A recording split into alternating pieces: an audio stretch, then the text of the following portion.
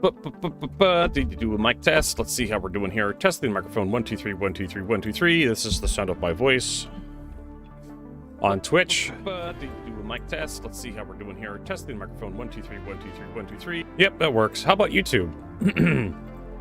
YouTube, we got a mic test. Hello.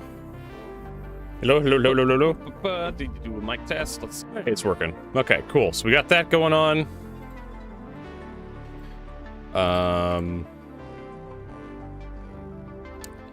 Cool. So we can like get our camera running. Boop,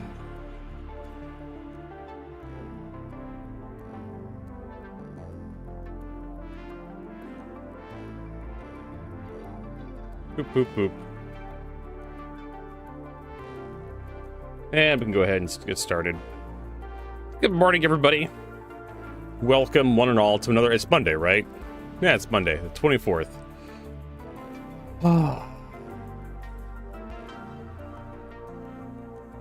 So, we have a variety stream today. We're going to do some date everything.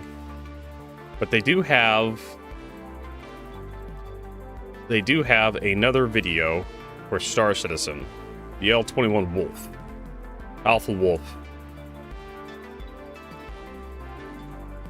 Another ship commercial. Uploaded 30 minutes ago. Which we can take a look at before we get into some data everything. Oh, here we go. So how long have you known you were going to do another Wolf? So during internal development of the Wolf, I think there was very divided opinions on the looks. Generally, we all thought it was cool, but we knew that the fin was going to be pretty divisive. The keel? Before we released, we'd already started plans for an alternative hull variant that kept the styling of the Wolf, but lost the fin. Did things in a different way. And that is the L-22 Hey, Kevin. Alpha Wolf.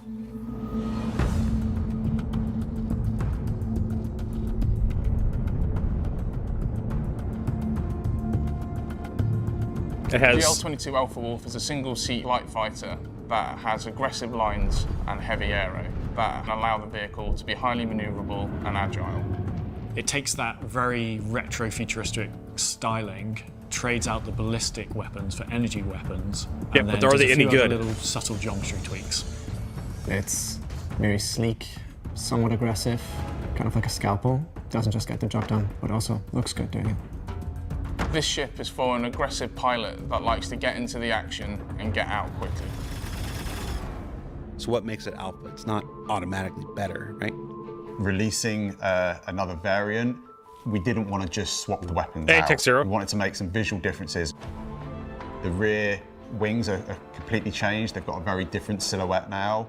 We have these long sweeping wings on the Wolf, whereas on the Alpha Wolf, there's some vertical side fins. I mean, you Rather than can, being Firefly. on the underside of the ship, they're now on the I'm sure exterior, some on of the them would love sides. to meet you.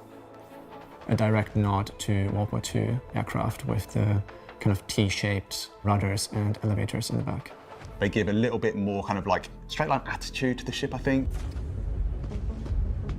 One of the things that split the customer base for Kruger was the fin on the base Wolf. The keel.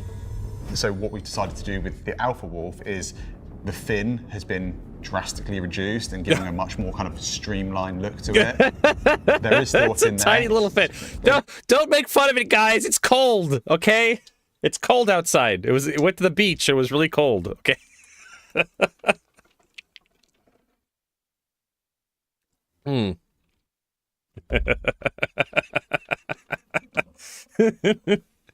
It's just it's a grower, not a shower. Very small, but I don't think I could let it out without one. You will see some slight handling differences to reflect the geometries of the ship.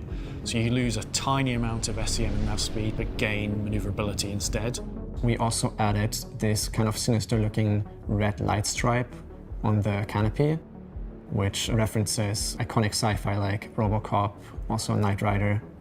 Yay, Knight Rider reference. Sinister high-tech vibe, and maybe even feels a little bit alive. The other big change we've made on the rear is we've got these kind of large power capacitors. From there, you can see these really bright orange cables that kind of dive into the ship, and then they kind of come back out, and you can see where they connect into the weapons when they're deployed as well. My favourite thing about the L-22 is the size 4 laser repeaters. With the energy weapons, this obviously means you are not limited in terms of firepower. You don't have that finite amount of ballistic ammo. You have energy weapons that recharge. No, you have So a it allows you mana to stay bar fight instead of longer. ammunition. They're still very elegant, they fold away, they just look very special in my opinion. It also comes with a slight variation in the missiles that provide a little bit more firepower. It trades out the size 1 missiles for size 2 missiles. We've managed to fit 3 of these in each wing. And another key differentiator is the fact that it has upgraded components by default. It's got slightly upgraded quantum drive in it as factory standard. And one of the nice things about the Alpha Wolf being a variant, I like Quantum drive in it. I like how we spent time and energy and manpower on when this cooler deploys, it rotates just a little bit, right? As factory standard. Why? and one of the nice things about the Alpha Wolf being a variant is it gets to use all of the base Wolf paints plus all of its new paints, and those new paints will be backwards compatible with the L21 as well. Okay. One of the things that sets Kruger apart from other manufacturers is they are sort of a closed loop for upgrades. They want you to upgrade from themselves and not look elsewhere. They make custom integrated weapons that give a much more interesting, dynamic experience, but they know you want more options. They know you don't just want the basic that comes with the actual ship. Kruger's more than happy to provide people with as many options as they want, as long as you stay with Kruger. So for that reason, we're introducing weapon kits for both versions of the Ah, Wolf. yes, weapon kits. Coming alongside the Alpha Wolf is a ballistic weapons kit that allows you to swap out the laser repeaters for the ballistic Gatlings, which is something that will be important in the upcoming tactical strike groups. Alternatively, if you love your L21 and its fin, you can get the new laser repeater and put that onto your L21. This really allows you to pick which visual style of wolf you like and then kit it out how you wish in terms of weapons. That means that every time Kruger releases something new, it's not just new Kruger owners that will get excited, it's our old Kruger owners as well. And I think this is something we'll see going forward with future Kruger ships. Interesting. So you're going on the record right now, there's more Kruger ships coming. Yes. What you need to ask yourself is, which one do you like better? Or I which thought- one you feel like I thought they were gonna like make the L21 Wolf like ballistic only, and then the L22 was gonna be like energy only. But it's like, nah, you could just put the ballistic weapons on the other one, and you could put the energy weapons on the other one. And it's just like they show off like this really cool capacitor pack that the L22 has, and it's like it's for energy weapons. And this is like, well, you could put ballistics weapons on there if you want to. Oh, you could put the energy weapons on the other ship, and you won't be penalized at all. But it looks like you should be. I don't know, whatever. flying today. Some days you might want to fly close to the water and skim it. Other days you might want to feel a bit more Robocop. Both of them are beautiful ships, and I think a lot of people will want to own both. I was really happy with the L21. I think the L22, it stands alone. I think it's a great looking ship. I think it's a great functioning ship. Very happy. The team did an amazing job kind of bringing the concept to life. I hope you feel like you have something powerful in your hands. I hope when you see the weapons extend, you realize that this ship packs a punch. If I'm gonna get one, I'm probably gonna get the L22 in-game with in-game credits, because that keel was so dumb. It's just the dumbest goddamn thing ever. All right, so actually, we're gonna date everything now. Actually, do they have a patch due today or a hotfix or some shit? I see testing chat. We're aiming to have a 4.5 P2 build ready for Evocati as early as Tuesday. Further 4.4 hotfixes are continuing to be looked at in multiple issues. So 4.5, they're actually making good work, good progress. So 4.5 is due middle of next month, I would imagine. So they're already hitting Evocati with 4.5, which would put it around Christmas time. So, I mean, I hope it works out. That is the the cutest little fin on the L22. All right, let's go date some stuff. Firefly, I hope you're here to watch this. I'm doing it for you, baby.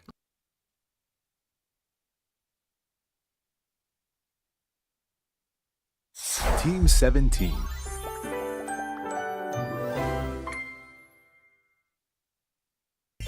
Sassy Chat Games. Can we date the logo?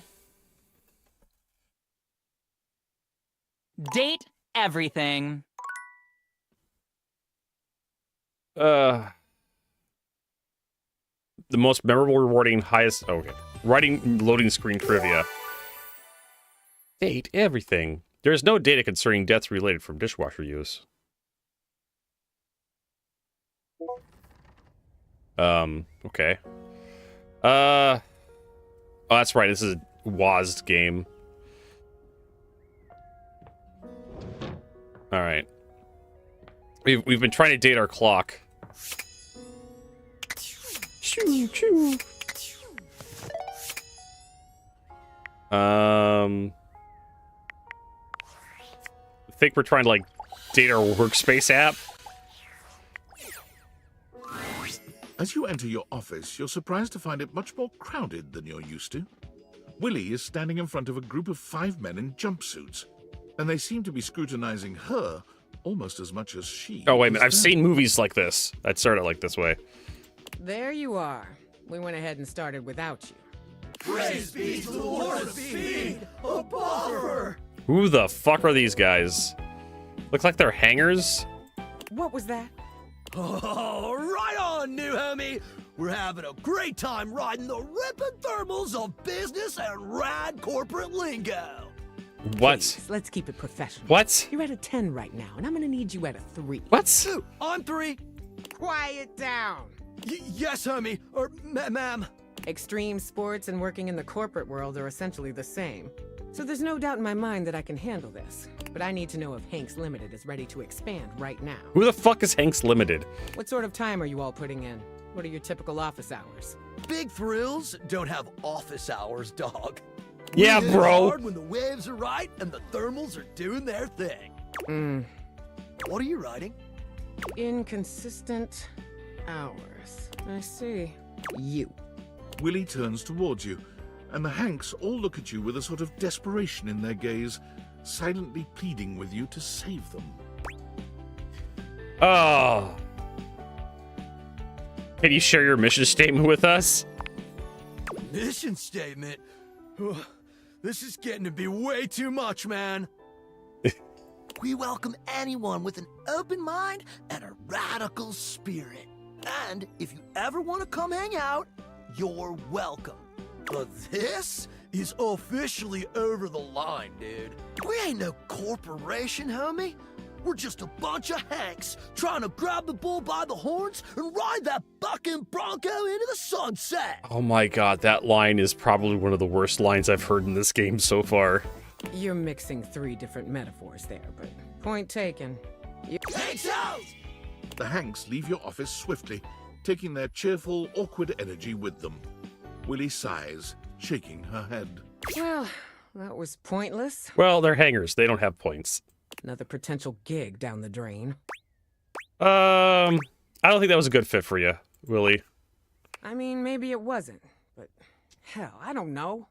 Don't you ever wonder about the jobs you could have had? The person you could have been if you didn't throw it all down the drain time after time. All my life, I've wondered about my potential. What I could have achieved if I ever stuck with something. Watching my peers go from having a job to having a career.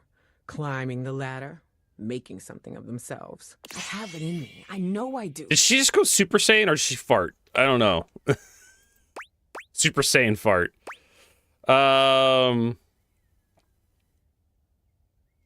We'll find something for you, Willie. And you too. Don't think you're getting out of this, but I appreciate it. All right, extreme sports was not a fit. I can see that now. But that doesn't mean we can't explore the athletic space.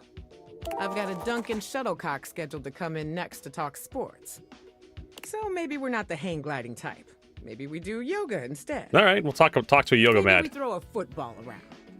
Startups pivot all the time, right? Yeah. You just have to be agile, flexible. Oh yeah. Harder, better, faster. Yeah.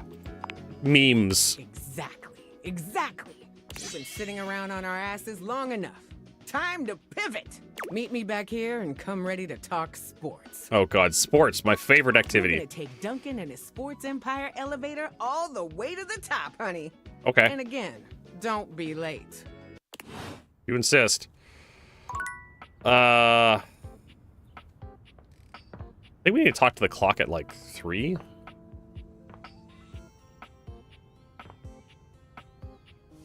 Fuck, I don't know what to talk to. Let's talk to the hangers, I guess. The Hanks. 5 handsome himbos in colourful jumpsuits Himbos. are flexing and chatting animatedly amongst themselves.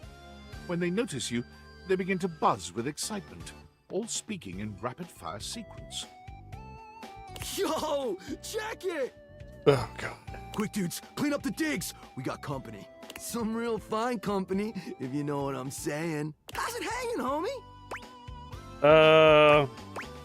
The world is a bleak, unforgiving hellscape. Well, all good, fam. Word. Oh, that's it? I have to click again? Oh, that's facts, amigo. Well, what are you waiting for? Slide on in here and take a load off. And, anything else you want to take off? Will you shut the fuck up, number 3? Welcome to the Extremist Dojo in the Pad. The perfect place to sit back, chillax, and recharge your bats. Oh, yeah. Are you flirting with me? Yes. Yes, dumbass, they are flirting with you. Doesn't seem that extreme in here. That is where you may find yourself mistaken, my friend. Hey, Elitons. Everything we do is extreme. No one is more hardcore than us. Right now, you're hanging with the wildest, dopest, gnarliest squad of bussin' athletes around, homie. The Hanks! Oh my god. Wait, you're all named Hank? Yeah. The Hanks. Hanks! Okay. How do I tell you apart? My character's a moron. An absolute moron. How do I tell you? Well, they're all wearing different fucking colors, dipshit. Numbers are kick-ass! The Hanks all stand in formation, each of them striking a unique pose as they introduce themselves. You get the distinct feeling... They're like the Power Rangers. Yes. I'm Hank number 1. I'm Hank number 2. I'm Hank number 3. I'm Hank number 4. And I'm Hank number 5. We're the Hanks! Brought to you by Red Bull.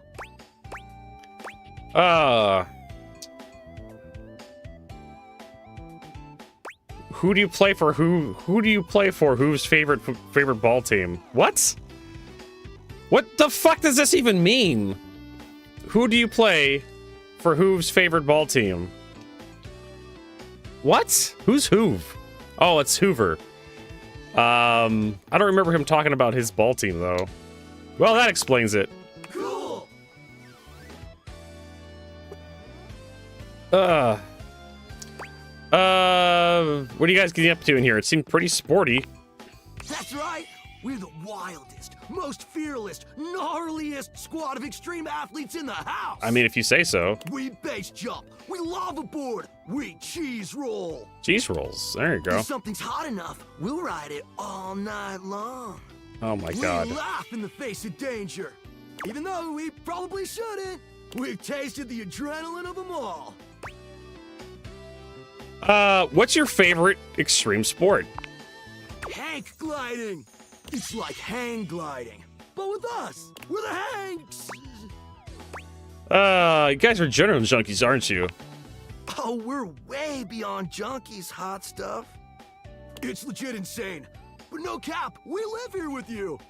That concerns me. We're Casa roomies, amigo. What the fuck does Casa mean?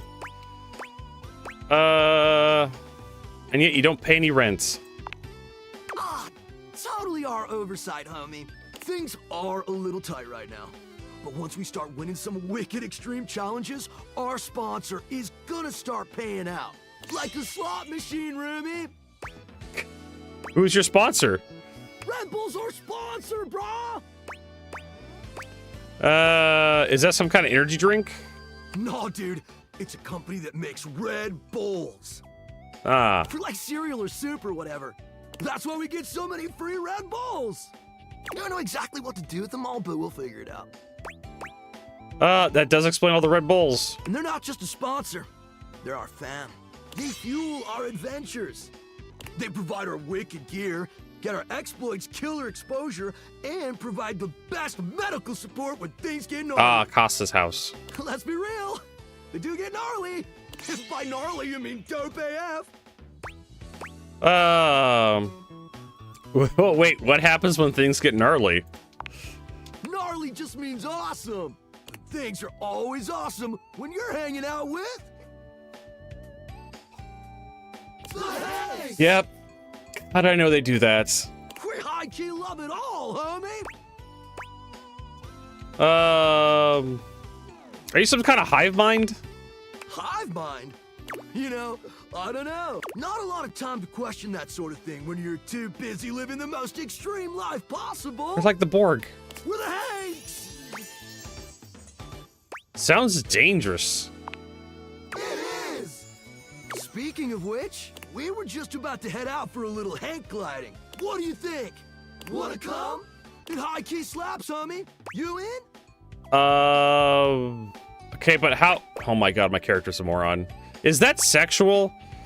Okay, but how high key does it slap? It's goated, brah! Oh my god, this dialogue is killing me.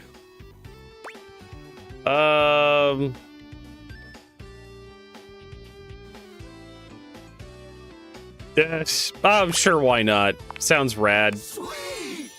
You're one adventurous spirit. We love it. Epic.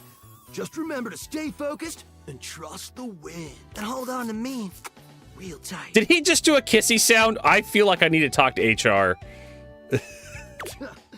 Follow our lead and we'll be shredding thermals in no time. Get ready to soar, house homie. Thanks. Away!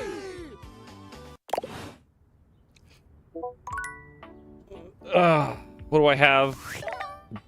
Discord. Sam. Well, well, well. If it isn't the Casa Casanova. Do you see what I did there? Yeah. That's wordplay, baby. Yeah. Don't break your arm patting your own back. Oh, someone's feeling spicy. Dating your furniture really got you confident, huh? You're out here dating all these appliances and shit. But, like, why? Not why are you dating them, like, why is this happening now? To you. I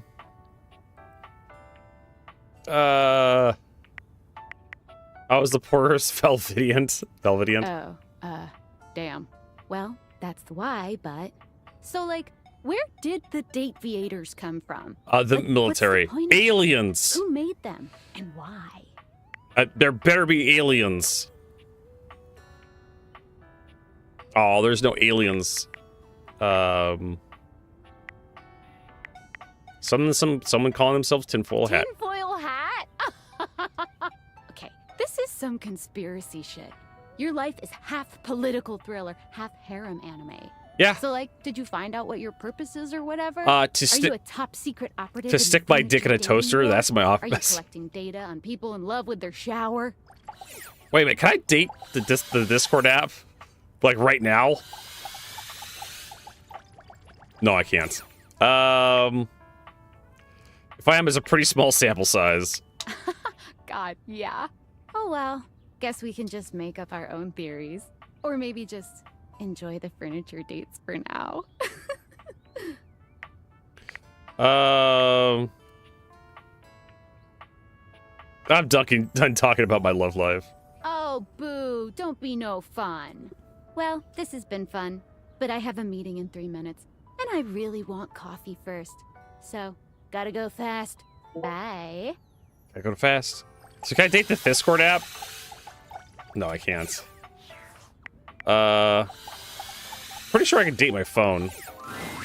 And this is the final look. What y'all think? Follow the link in my bio for a full list of all the pieces. Totally forgot about her. She holds up a finger, pausing for a moment. Ooh, sorry, 1 sec. I just need to upload this real quick. There, done. Any longer and I would have missed my upload window. You know how the algorithm on Facebook is. If you don't post every day, you completely lose your viewership. Yep. Woo, it's a grind, but my fans are worth it. Facebook, some kind of app or? Only the most popular social media app of all time. It's like InstaFan, Sitter, and Knick-Knack all in one. Only better. No, like literally. Facebook bought them all out and combined the best parts of them into the social media platform to end all social media platforms. But it's pretty exclusive, invite only, and I don't think humans are allowed. No, humans allowed, okay. What? Why not? No offense, but humans don't have the best track record. I mean, y'all invented things like taxes and littering, ooh, and small talk. Small talk? Again, y'all made phones too, so it's not like you're all bad. I guess, since you don't have a placebook, I could share my feed with you. Fill you in on all the tea so you're not missing out. All right.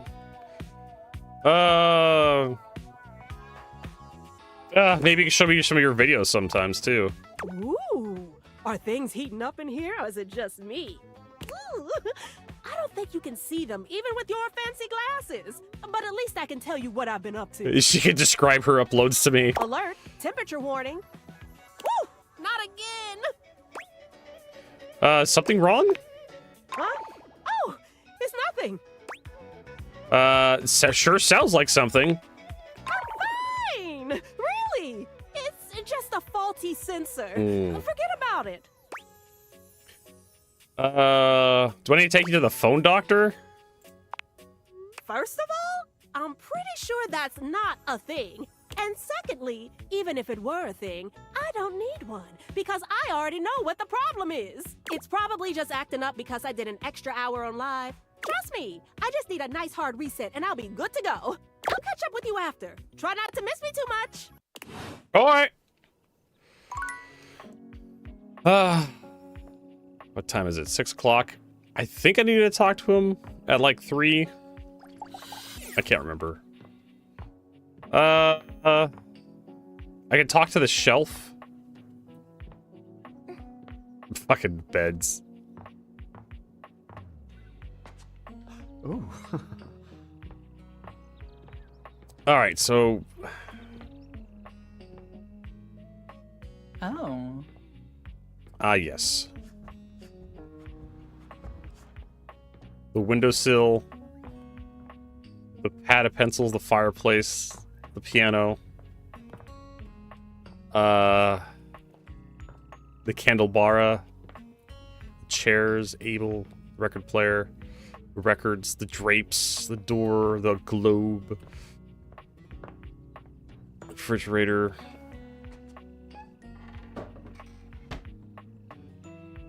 The oven mitts. How to cook. It's the salt and pepper shakers even. Hey, was this always open? I can't remember if it was or not. Alright, so who do we have? Rumors. Duncan Shuttlecock. Told you about ask Captain Jacques about his time on the high seas, then laughed about it himself. Undercover. Shy Guy came by talking about how he's been bullied by Lux. If you want water. Where Fred said you need to go spend some time with River to get her to warm up. Has to be like something to do with like River. Has something to do with like the water supply, right? Candelabra podcast. Titus is very dramatic. Room with a view. Kurt and Rod mentioned that Gwendolyn is sometimes gets all fogged up. Celia. Shy Guy came by and talked about how he's being bullied by Lux. Has to be like the comforter or something, right?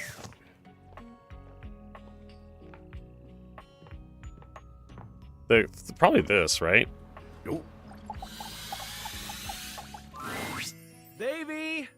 There you go. Davy! Come on, Davy. What'd you get off to now? Davy? I hope he's all right. What's going on? Pay attention to me, the dateable human. Oh, hey. I'm sorry, I didn't even see you. I hope you haven't been here too long. I'm Mateo. Mateo Manta. Oh, Blanket. Blanket. He looks comfy, though. What we got? I've just been so focused on finding Davy. Who the fuck is Davy? This is the second time he's wandered off this week. I'm starting to get really worried. Okay. Who's Davy? Davy's one of my rescues, a young knit bull that I found trapped in the office a few months ago. You wouldn't happen to have seen him around, would you? What does he look like? He's about an inch tall, hand-dyed, fingering weight, even though he acts like he's worsted, and it's always getting him into trouble. I just keep thinking about him all tangled up somewhere again, trapped and alone. Especially this time of year. Nice warm blanket. No telling how long he'd been there. He was so frayed, I wasn't sure if I'd be able to put him back together. But he made it okay, right? Yeah, he did. He's a real trooper. After a few weeks, he bounced right back and was running around with the rest of the tassel hounds. He keeps going missing? Yeah, it's become a pretty regular thing with him. He gets on great with the other tassel hounds, and he seems pretty trusting despite what he's been through. But for some reason, he just wanders off whenever you're not looking. It's almost like he waits until I've got my threads full with something else, and then he disappears for a few days. A small creature that looks rather like a black cat rubs up against Mateo's leg, meowing for his attention. Oh, look at that. It's like HDMI cables and whatnot. Speaking of handfuls... Someone's voice. Aw, don't worry, Sprite. It's not your fault Davy ran off, I promise. He'll be back soon, okay? He bends down to pick up the small creature. Feisty. Yeah, she's got a big personality.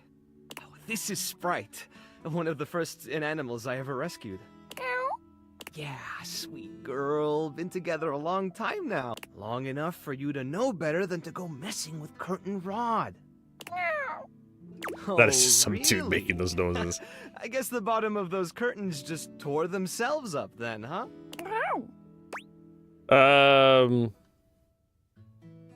Yeah, keep playing this. We're definitely not buying it. She'll get you every time. I mean, who can stay mad at that little face? This is why I don't have any pets. What do you mean? Because I could never say no to them. They get away with everything. Yeah, and trust me, they know it. Well, I'll be hearing about it from Curtain Rod later once they notice the bottom of the curtains are ripped, I'm sure. Honestly, I think she's just acting out because she's upset about Davy. Who? The tassel hound? I was really hoping I'd be able to find him before it got too late. There's still a few more places I haven't checked, but I need to get back to the rescue.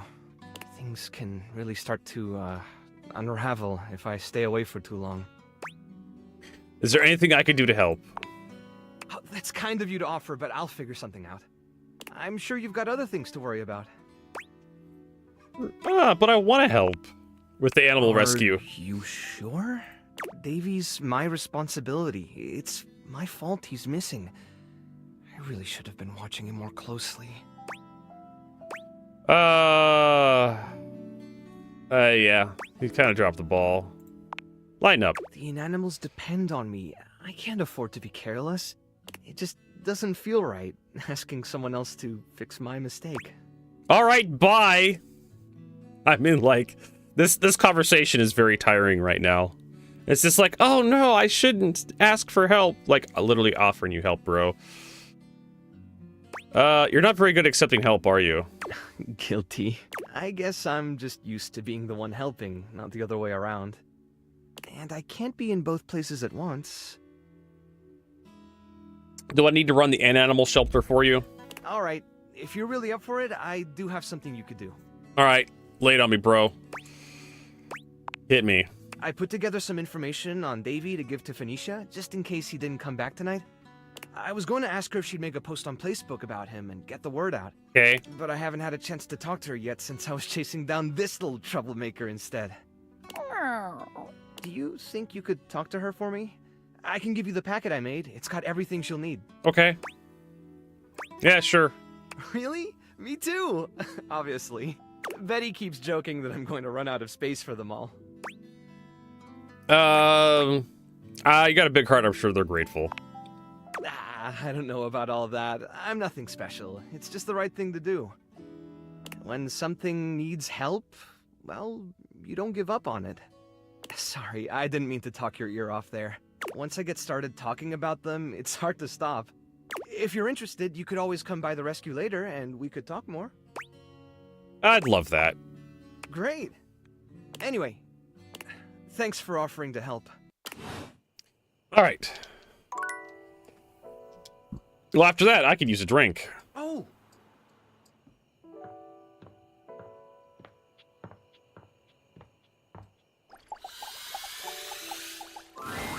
Welcome back. You don't like bringing new customers? Not exactly. Who knew threatening people would just drive them even further away? That's right, we told her to certainly threaten people. didn't. I have no shame in admitting that. I feel like I probably should have some, though. But let's not talk about that. Bringing down the mood won't help bring in people either. Anyway, what can I get you? Give me a cocktail. Excellent. So, what'll it be? What is a mojito? Ooh, so minty and fresh. It's kind of like brushing your teeth at the bar. That sounded more appealing in my head. Coming right up. Beverly hands you your drink. Thanks, Bev. No problem. It's not like I have anyone else to tend to right now. It is painfully obvious that I am no wordsmith. So maybe my ads need to be more visual. We need something that makes the others feel like they have to come inside. Phrasing on that sentence. What could it be? You told them to threaten their lives, loved ones too, if you have to. A cute mascot? I'm the mascot. And I'm cute. There you go. I'm the cute mascot, right? No. We need something else. We need an otter. Yeah. What could it be? We're not like the otter bars. How about a signature drink? Oh. If this were a cartoon, I'd have a light bulb over my head right now. Hey, Pouty Jinx, welcome. A signature drink. Right now we're talking to the bar, or our wet bar. Yes. Oh my gosh. Again, it's so obvious. I need a drink that is so superbly amazing, enticing, and can only be found here.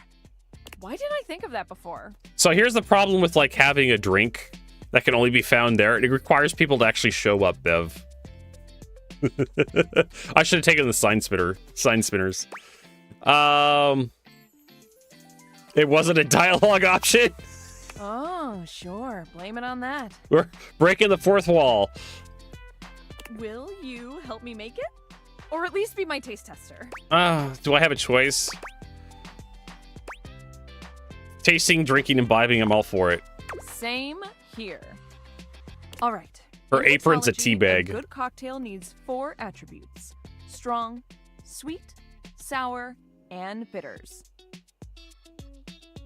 I don't know about how sweet and sour and bitters work together. In theory, as long as we have at least these 4 things, we can mix and match all sorts of flavors to create a truly unique cocktail. Okay.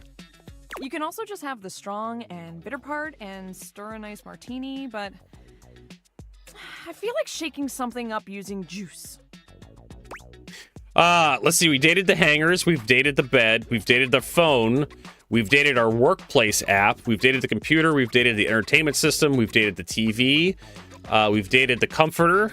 On our chair, we've dated the table, whose name is Abel. We've dated the washing machine. We've dated the dryer. We've dated the hot water heater. We've dated the toilet. Yes, the toilet. That was interesting. We dated the dust bunny.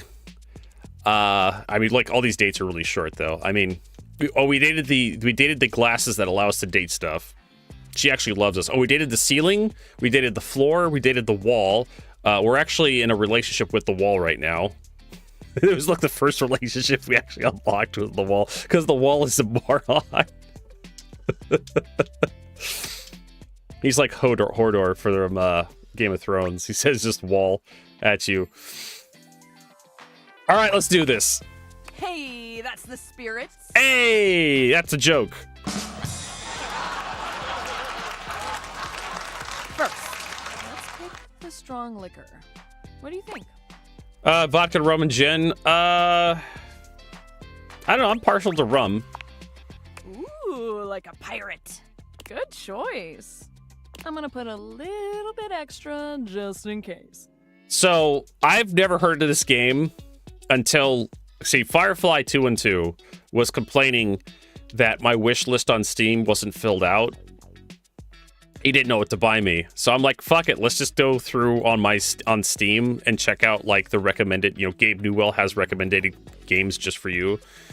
And we're going through the discovery queue on Steam, and the trailer for this thing pops up, and I'm just like, we're watching it, and it's just, Firefly just bought it for me after watching the trailer for a few minutes, and I'm just like, oh my god, now I have to play this thing. For some reason, they like really goofy dating simulators, my chat. I was really surprised the number of longtime chatters I've had in my channel that showed up to watch me play this and like, Vertigo, I bought this thing, I love it! I had no idea this thing was so popular. Let's see, we did a Hatful Boyfriend like a year ago because everybody wanted to watch me play that thing. That was like a pigeon dating simulator. It was, in reality, it's a bird cafe in Japan got some programmers together from like a local high school or something to make a dating sim to advertise their cafe. But it's you date pigeons, and it's bizarre. There's also a KFC dating simulator too, Date the Colonel, which was actually published and developed by KFC. Yes, KF's Kentucky Fried Chicken. It is a trip to watch the trailer for it.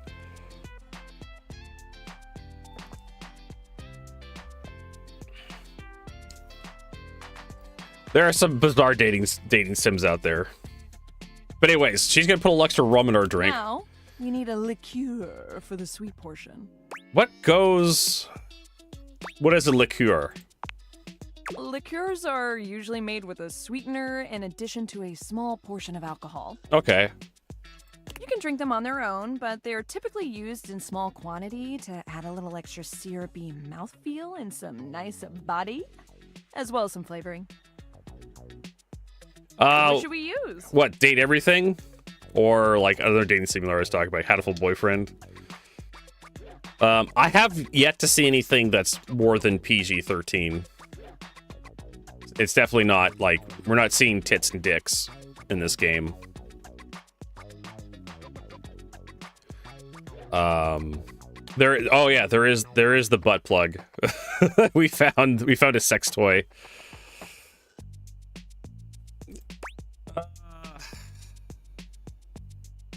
Berry liqueur, simple syrup, orange liqueur. I don't know, orange and rum? Sure, orange and rum, why not? The most commonly used liqueur, from the Cosmo to the Sidecar. This is coming along great. All right, now we need our something sour. I mean, you can do orange juice with orange liqueur, why not? Not as sour as the rest, but you can put a whole lot of OJ in something if it needs to taste less boozy. Almost done. Now we need bitters. What are bitters?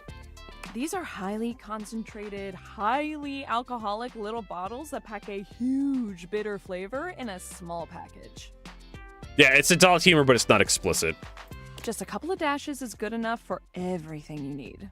They were first made as medicine, and let me tell you, if you drink them by themselves, you do feel a little better.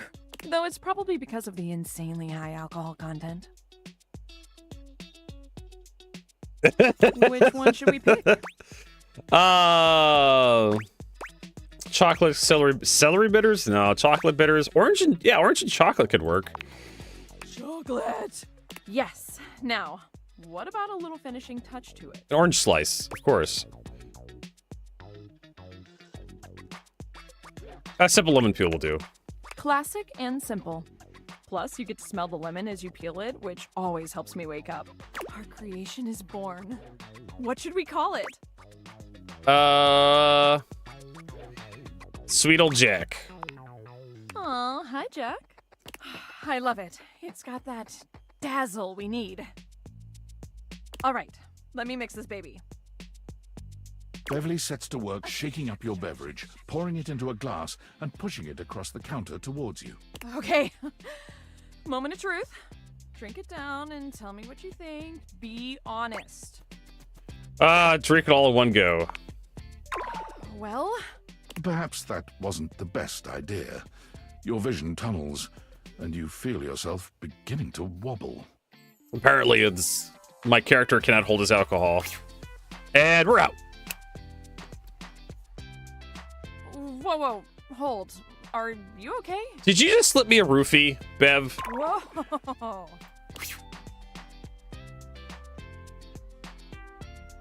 You're not sure how long you've been out, but you wake up to Beverly looking down at you with deep concern. She helps you to your feet. Hey, buddy. How do you feel? Ooh, I guess I put a bit too much liquor. Way too much. I'm sorry. I was just so nervous about you not liking it. So you drugged me instead. Because, I mean, if this doesn't work, I might as well call it quits for real this time. I figured if it gets people so drunk they couldn't tell the difference between good and bad, it would work out. Waiting for Jared to do an actual disco ball? What is that supposed to mean? So, you think I'm stupid, huh? She laughs bitterly. I think I'm stupid. A big stupid failure. Oh, Bev, you tried your Beverly best. Covers her face with her hands. You are all those things. Oh my god. Like, man, you just trying to torpedo this relationship? You're not big, you're not dumb, Beverly. I truly am, though. I am all the bad things and more.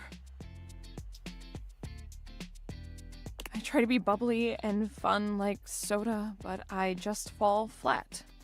Like flat soda.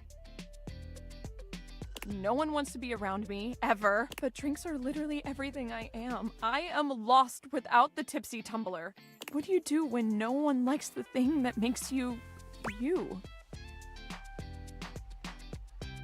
That's because, yeah, you find the ones who do like you. Beverly sniffles, rubbing at her eyes. You really think there's anyone out there that would like a watered-down floozy like me? Oh, Bev. I mean, I do. Only one way to find out. Keep trying. I mean, I like you, Bev. Oh, why am I turning red? I'm not the one who drank that monstrosity. Okay. I'm gonna spend some more time tinkering with this specialty cocktail thing. It's not gonna mix itself, after all. In the meantime, do you think you could do some word-of-mouth advertising for me? Sure. I'm sorry to ask, but you're kind of the only mouth that can help me. Please. This really, really might be my last shot. Hey, last shot. That's a drinking pun. All right, so we're done for today. Now we need to go up to bed. I like how the when you take the glasses on and off, it's literally just someone making the sound with their voice. It's cute. Oh yeah, we dated the door too. Let's not forget about that. I know, right? A bar with one customer. Sounds like a great... Oh yeah, we dated the curtains and the drape. All right, so I guess this is a great time to introduce Pouty Jinx to Little Pisser, the fucking toilet.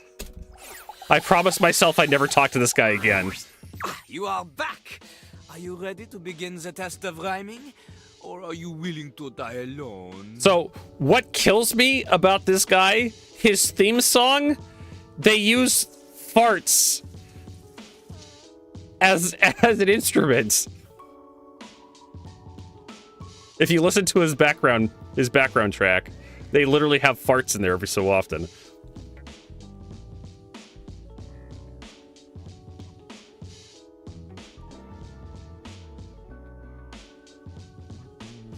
There, yeah.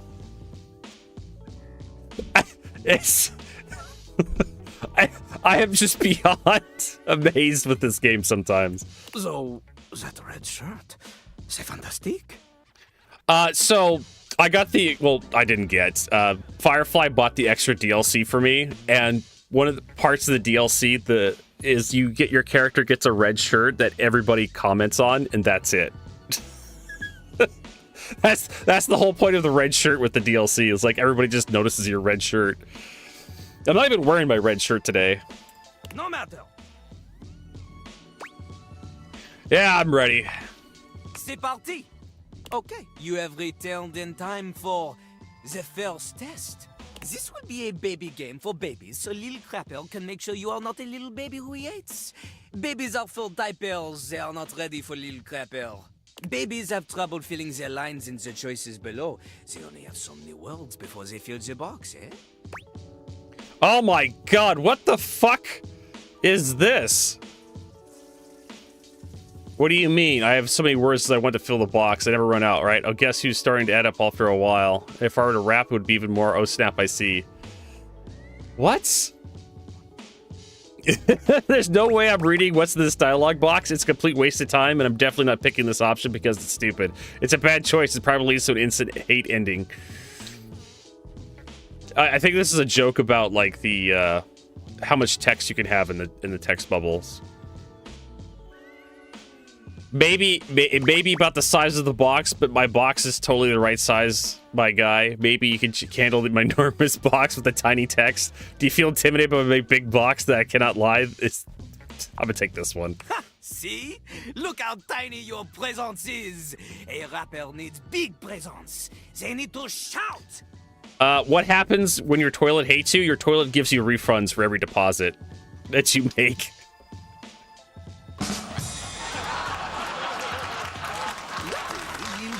As an assistant for someone with a little baby voice like you. All right. This is Ballcock. Oh my god.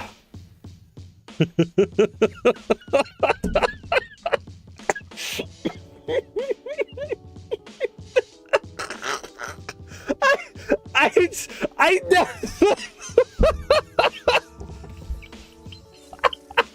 I was not ready. I was not ready for this. Holy shit, game. Jean-Loup holds a strangely mic-shaped object in his hands. It's round and black and almost balloon-like. You're sure you've seen it before, but where? It's the floater in the back of the toilets, in the overflow bowl for the toilets. It allows the toilet to know when to turn off the water. When you flush a toilet, you have a flapper that opens that drains all the water from the reservoir into the bowl that flushes the toilet.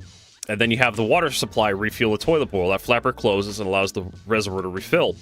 This thing turns the water off so it doesn't overflow the reservoir. I'm not even a plumber and I know that. What did you say? You know, the part of the toilet in the cistern. It is like a floating ball. That is the literal name of it. Look at little Crapper's mighty hand. Watch him stroke his own ball cock as he sings. Motherfucker! Put it near your mouth and witness. No! No, I don't! I'm not doing that! I'm not doing that. You have a big heart and tiny mouth. Ballcock has a big mouth and no heart. He is ruthless. Together, you will show little Crappers that you can be a match for him. This is going so fast. This is going so fast. Here is how the test goes. First, we pick a name to rhyme with. One syllable, easy. Lil Crapper, he picks for you Jacques. Okay. Okay. Lil Crapper will say the first part of a sentence. You will finish the sentence. The word you choose, she must rhyme, and she must make sense. Example. Yo, I know a lad, and his name is... This is the part where you say Jacques. Jack. Jack. Okay, good. You are not stupid. We go. Remember, only the best can kick it with the crapper. This is easy baby hours. Training pants stuff. You cannot keep up here? Pfft, you get out of his face. Win again. Yo. I know a guy and his name is... Jack. Jack. Never in front, always in the... Back. Back. Keeps his stuff in a burlap. Sack. Sack. There we He's go. all alone in a tiny... Shack. Shack. In a fight, he'll give you a... A plaque, a smack, a whack. Quack. Woo! Okay. You have rhymed one word with 4 other words. This is very impressive. I'm feeling like I'm being condescending.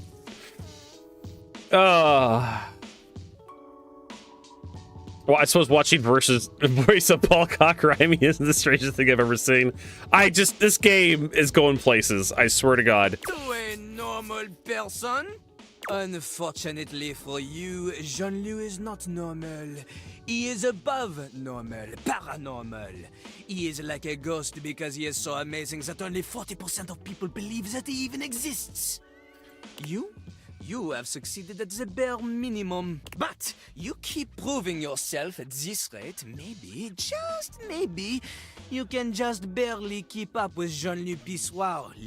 That's his full name, Jean-Luc Pissoir. Someone will want to date you. He calls himself Little Crapper, too. He likes crapping, which is like amazing. I can't remember what the fuck it stands for. It's like some sort of new version of rapping he made up.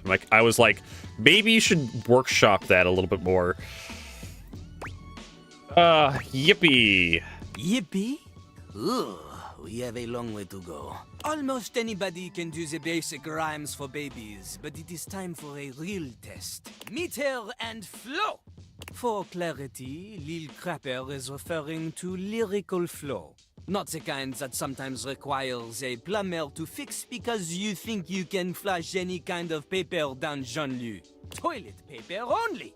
He does not want your wet wipes, those are for the garbage can. Pah! If you need something more to wipe the buns, install a bidet. Anyway, this test will be checking if you understand flow, syllable count, things Literal that are toilet humor. basic to a genius like Lil Crapper. But for someone like you, who knows? Are you ready? Sure. You are not. All right. There is much more to cover, and you look like you need a break. Jean-Luc understands this. He is familiar with small, refreshing breaks and not overstaying his welcome. Return again for more crapping. No, it's cool rapping. that's right. That's what crapping is. Cool rapping. Oh my God. Yeah. So that's Pouty Jinx is the toilet, dating the toilet. There's also a cat clock, but we gotta do another date before we can go visit the cat. Oh, we can also do this is part of the DLC as well. Mikey is once again occupied with his phone. We have a literal loot box. Very happy with whoever is on the other end. I told you, Stacy, I can't come home tonight. They have me staying late. You'll have to arrange for someone. Yes, we use the shared calendar, remember? I told you to write down the password. Come on, Stace, we can't... Mikey removes the phone from his ear, looking down at it with a blank expression. It appears the other caller, when he sees you standing there, he immediately begins pressing buttons on his phone, Whoops! Sorry, I had to fiddle with some buttons and knobs before your gotcha was ready. What would you like to do? Was that your wife on the phone? Yeah, ex-wife. Oh. Stacy. You keep. Oh my god. Does it mean you're looking for love? Maybe. But first, I have to make sure that my kids are taken care of. The way the settlement happened is we share them 50-50. But with work keeping me overtime, it's been hard. Stacy, she's a stapler? Star. Ah. She must be hot. Oh wow, wild, how cool. I thought so at first. She blew me away with her brightness. She's just distant. Wait, like a literal star? Like the sun? In more ways than one. I'm sorry to let my personal matters get in the way of our own relationship here. Let's pull it, baby! All right. Well, I think you have more dimensions than you give yourself credit for, Mikey. I'm just a simple guy. Trying to sell me microtransactions. I make people happy with some delayed variable rewards and give them something to aspire towards. DVR. Why do I know that acronym from something else? I feel like that should be something else. I really do.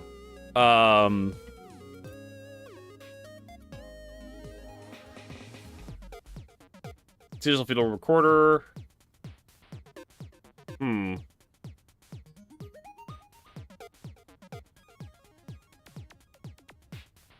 Yeah. Huh. Maybe that's where I know it from. Thanks. You still want to play? Sure. That's the spirit. Yippee! What would you like to do? Let's go to the bundle merchant. Explain what this is. Pull for armor. Ooh, would you like to exchange money for brundles? Absolutely. Let's get you over to the brundle exchange. Oi, hello. I'm the Brundle merchant. Would you like to exchange cash for brundles? How much money do I have? My mother always told me never to soils you have. Would you like to exchange cash? Yes, for I have 55 How monies. much? It's 10 money for 6 brundles. 50 money for 30 brundles, please. Mikey hands you your brundles. They shine appealingly in your hands. Cool. 30 golden brundles for you. Take care not to sneeze or they'll go flying. Would you like to exchange cash for brundles? No. All right. What would you like to do? Pull for some armor. I'll take those. Pull me, baby! 1, 2, 3. You got the common boots of true presence. Yeah, we get those a lot. With this, all of your spec stats have increased by, if you collect 100 Yes. common boots of true presence, you All right, I'm on the quest. Good luck. What would you like to do? Let's pull. I'll take. Pull me. 1, 2, 3. You got the. Yeah. If you collect 100 common boots of true good luck. What would you like to do? Let's keep pulling. I'll take those. Pull me. 1, 2, 3. You got the. With this. I think we're missing all the of your gloves. If you collect 100 common boots of true good. What would you like to do? I'll take. 1, 2, 3. You've got the epic gauntlets of. Hey, I Sparta. think we're done with our armor pulls.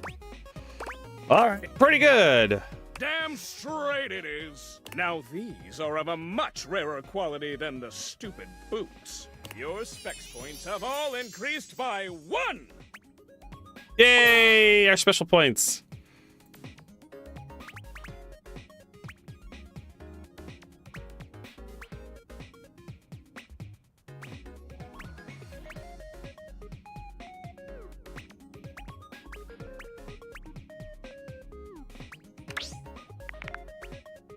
Oh, that's right. We have to go through this like 5 times.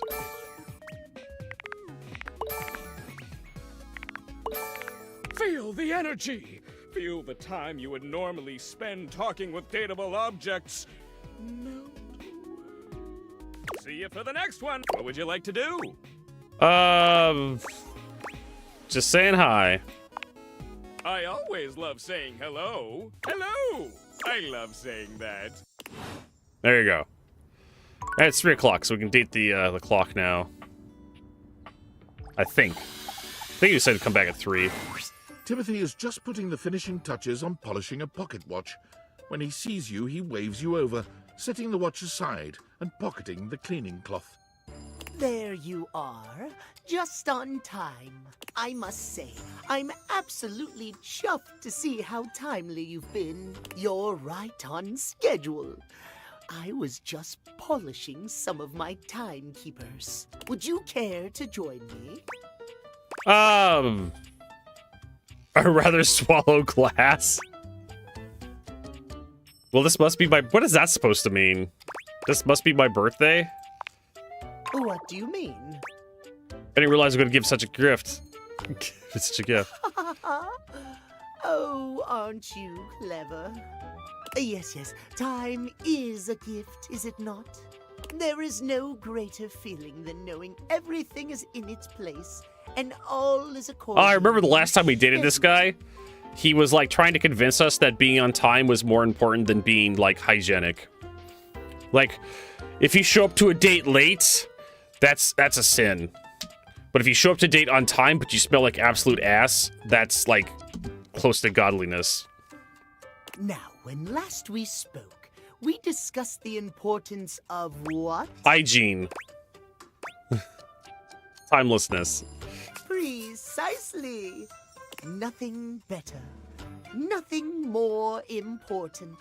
The biggest lesson here is that time, above all else, is the first thing you must consider when it comes to love. Really?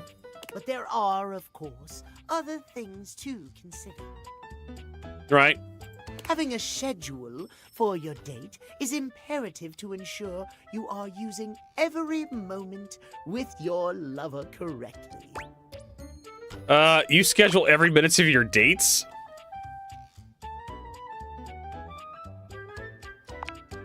Exactly.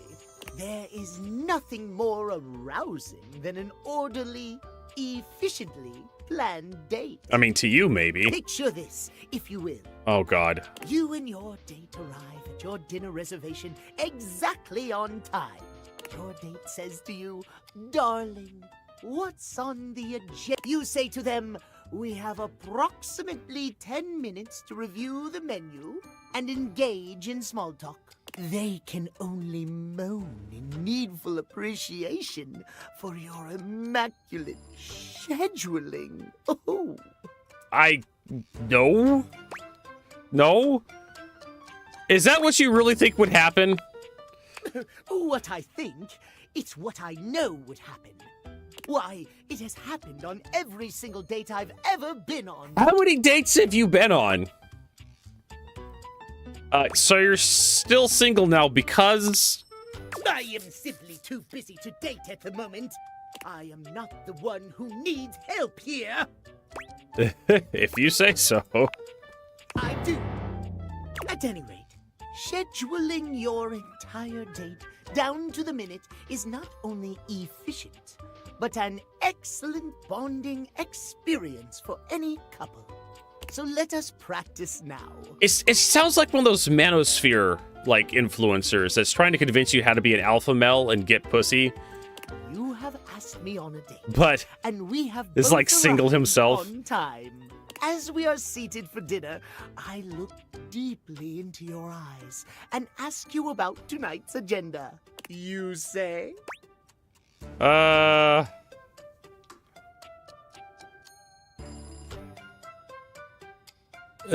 Read off of meticulously planned timetables for receiving increments of 10 minutes. It sounds like I have a job at that rate. Meow. I have never been so attracted to another. Excellent. Truly excellent. Surprise! Our date has gone swimmingly, and I have invited you to another activity. But your schedule has not accounted for this unexpected excursion. Horror of horrors! What do you do? I leave?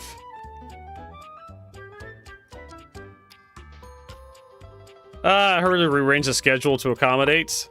Well, I suppose that could work, but it is certainly not something I personally could accommodate. Terrible things happen when the schedule is not respected. It sounds like you like the schedule more than whoever you're with. Our time for this conversation is beginning to dwindle. Before I bid you leave me once more, tell me what you have learned. That you're single? Last time we learned the value of timeliness. Today we learn the value of Scheduling? precisely scheduling. I would so love to talk to you at length about crafting a proper schedule, but I'm afraid my time runs short. All right. If you wish to continue our talks, return to me at 9 p.m. As ever, no sooner, no later. Farewell. Whoosh. I know we can't date him again because the game just won't let us. All right. Yes, if you walk into stuff, it moans at you.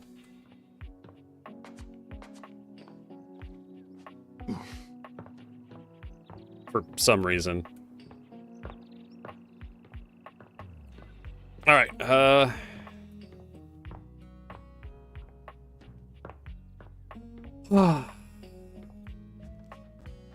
Were we gonna like upgrade our computer or something? I vaguely remember we were gonna do something with that.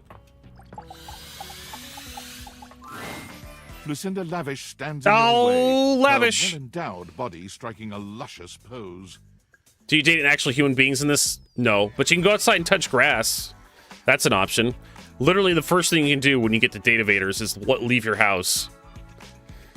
And it's actually a happy ending, too. Tell me your desires. How else are you supposed to be the best? Oh, there. Lucinda Laudable will give you the tour. What does laudable mean? Are you saying my name is a stretch? That people won't get it? Okay. Laudable means deserving of praise, which is exactly what I am. Okay. Praise be for the Emperor! Thank you. I am by far the best looking dateable, and it's not even a competition. They spent the most time on me, on this fantastic body, on my incomparable composition. All right.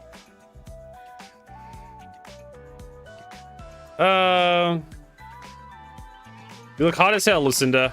Lucinda Laudable. Let's take a look at a typical dateable. Whoever the fuck this is, he only stands there like that the whole time. that's what, the door guy. I can't remember his Whereas name. I can do all sorts of things with my arms and legs, you see. Hey, that's my friend Dorian.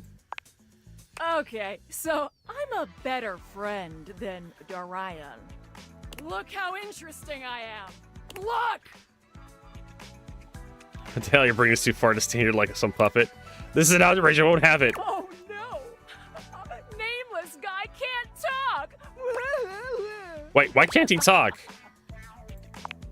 Well, there's a very simple explanation. We couldn't pay the guy to voice the DLC stuff? I'll have you know, I was recorded dead last because I required the most amount of work. It took a team of 20 to make me so irresistible. This poor dude can't talk because his lines in my script weren't even written when he was recorded.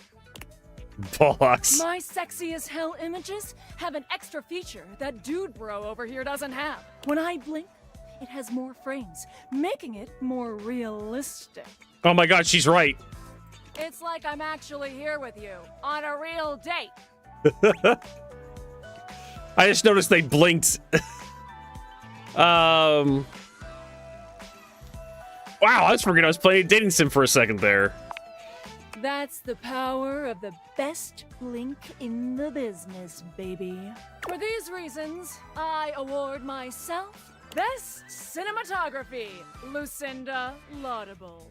Oh, thank you. Thank you. Thank you so much. Oh, good. Bye. So, what do you think? I think I have to see some other sides to you. Why? Because this side is annoying? Hey, you said it, not me. Well, then maybe pick different next time. Alright, so do I actually get to date my computer now? Jesus Christ. Limbo Lewis, thanks for that you raid. came back? That is somewhat unexpected. Alright, what are we doing here? I wasn't sure you actually would return. Well, you're my computer. Considering yesterday's symmetrical interfacing was more incongruous than I had hoped for. Why are you mad at me? And thanks for that follow, Limbo Lewis. Welcome. Welcome, Room Harpy. Not that Zinna. Limbo Lewis. Demoness Lilette. Is that how you pronounce it? I'm assuming you were doing some. Let me get a shout out here. Assuming you were doing date everything. Rune Harpy, thanks for that follow. Da, da, da, da. There we go. Yep. Date everything. I knew it.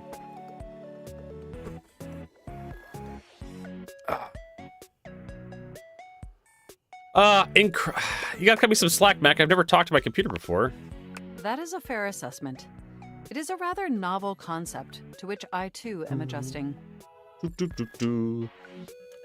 It reminds me of when you switched primary internet browsers. What a delightfully humorous kerfuffle. I remember when I was trying to watch videos on Amazon Prime and it didn't like Firefox, so I had to use Microsoft Silverlight. No, it's Microsoft Silverlight, and I had to use Microsoft Edge or something.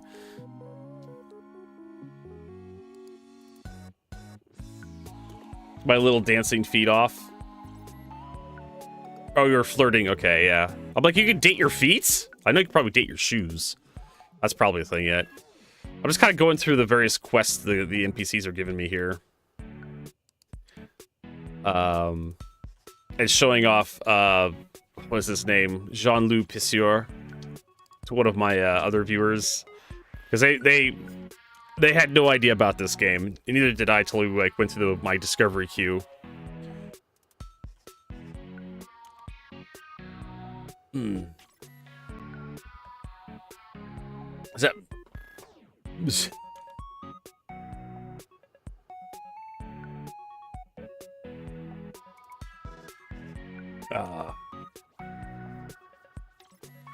Perhaps we should both endeavor to be more understanding of each other. I don't even remember our last date, but I thought our last date actually went rather well. You're my computer, dude. I own you. I'd like that. Regardless, I'm so glad you came back today. Now we can finally update my operating system. Yeah, let's do that. You have no idea how excited I am.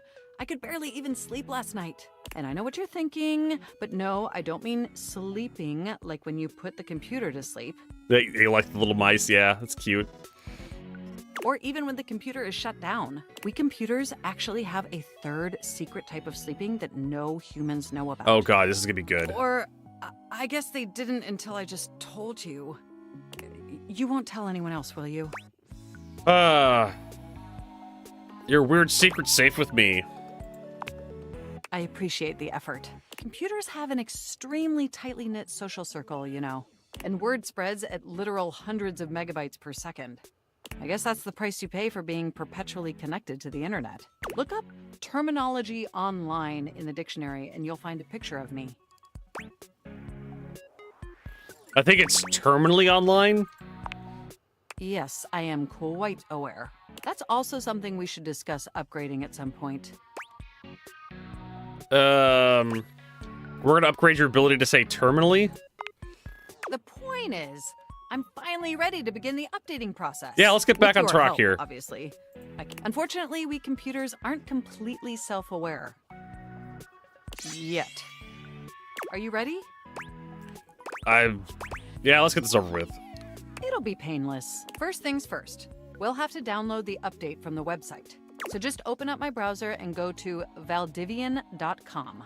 You follow Mac's direction to the letter, typing and clicking just as they instruct you. Yes, that's it. That feels nice. Now click on the Operating System Update tab. You'll want to find the newest version. Trenton. All Valdivian OS iterations are named after the most scenic cities of New Jersey. Okay. Really? New Jersey. The scenic cities of New Jersey. All right. Jersey rules. Okay. That's a terrible idea. Perhaps, but it's much better than the operating system nomenclature from the 90s. What was that? Organs found in reptiles, like thoracic sacs OS or pineal gland OS. Anyway, now just double-click the download icon and... Mac pauses, a slight shudder running through them. Ooh. Oh! Are you okay? They look away from you, blushing profusely. I'm so sorry. I didn't mean to make those noises. Like I said, it's just that when you double-click, it makes my CPU run so... hot. It's incredibly embarrassing. Okay, I guess we've all been there. Thank you. You're always so understanding. You know, I really can't believe we're finally doing this. I've dreamt about this day for such a long time. And now that it's here, I can barely contain myself. Are you as excited as I am? No. Should I be? I think so. Upgrading my operating system from Newark to Trenton isn't just some minor superficial tweaks. It's going to completely transform every aspect of me. My CPU is going to run so much smoother and so much faster. And my new user interface is going to be so sleek and gorgeous and youthful. It's going to be a transformation that Beverly Hills' greatest plastic surgeons only wish they could achieve. Okay. Does that pique your interest? No. Lay off the plastic surgeons. Yeah, it's very cool. I thought you'd say that. But back to the task at hand. Okay, now that we've downloaded the software, we'll have to install it. So if you just... Oh, shoot! What's wrong? I'm afraid it's an odious impediment. The software update takes up an inordinate amount of space on my hard drive. Terabytes more space than is currently available. Oh, no. The only way out of this predicament is for you to somehow delete a massive amount of data. So I have to get rid of my porn? Oh, that sucks. Sigh loudly. And after analyzing every byte on my hard drive, it appears the only... Oh, it's my data fanfics! is your fanfic. I'm afraid you'll have to delete a substantial portion of it to install the update. Can I just... That's the only reason my dad is proud of me. My dad reads my fanfic. my Sonic the Hedgehog fanfiction. Oh no, what an unforeseeable twist. I understand your trepidation, but just think of what you'll be gaining. Just imagine how smart and clever and gorgeous I'll be once I'm fully updated. If you thought I was sexy running Newark, me running Trenton is gonna blow your... So what do you say? Can we delete those files?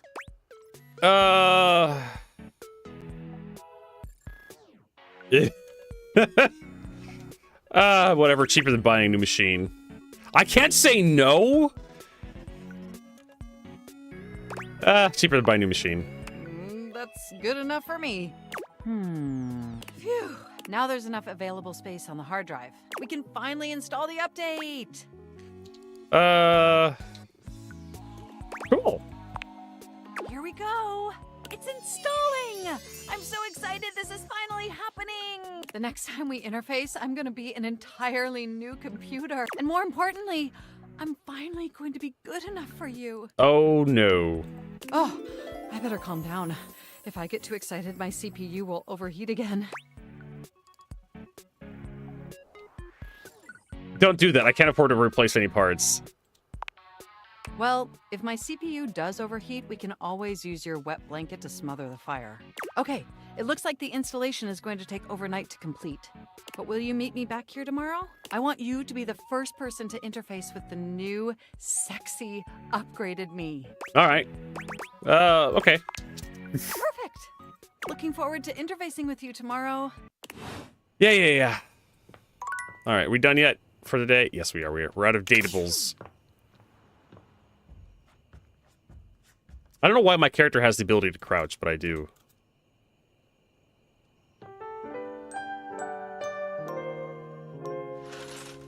Ah. All right, down we go to see our new computer's interface.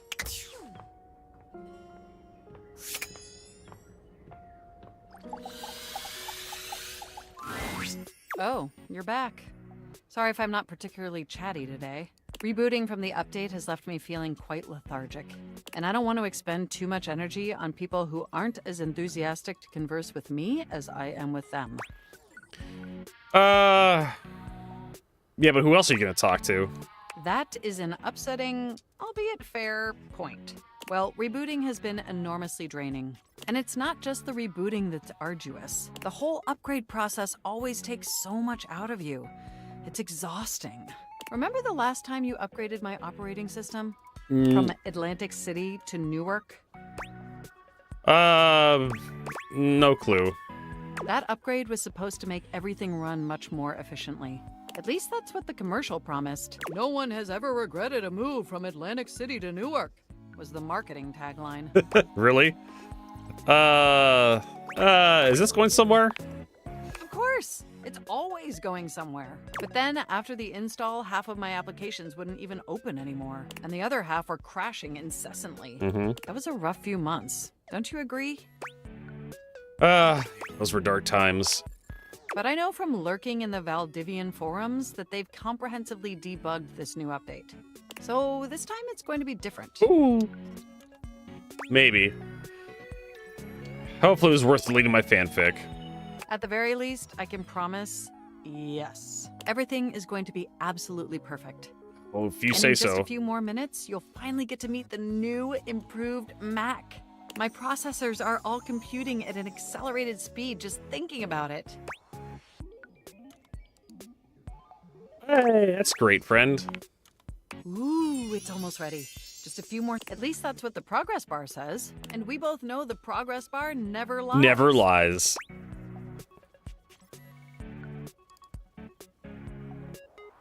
Ah, you're so funny. Oh, I get it. By the way, have you given any thought to what you want to do together? You know, after you meet the new, upgraded me? Well, I guess rewrite my fanfics. Oktoberfest or something? Well, I was thinking we could visit some very naughty websites together. Maybe we could spend some time writing some documents? Replace some of that fanfic of yours with some steamy new stories? Yeah, that's what I was thinking. Of the NSFW variety, of course. Don't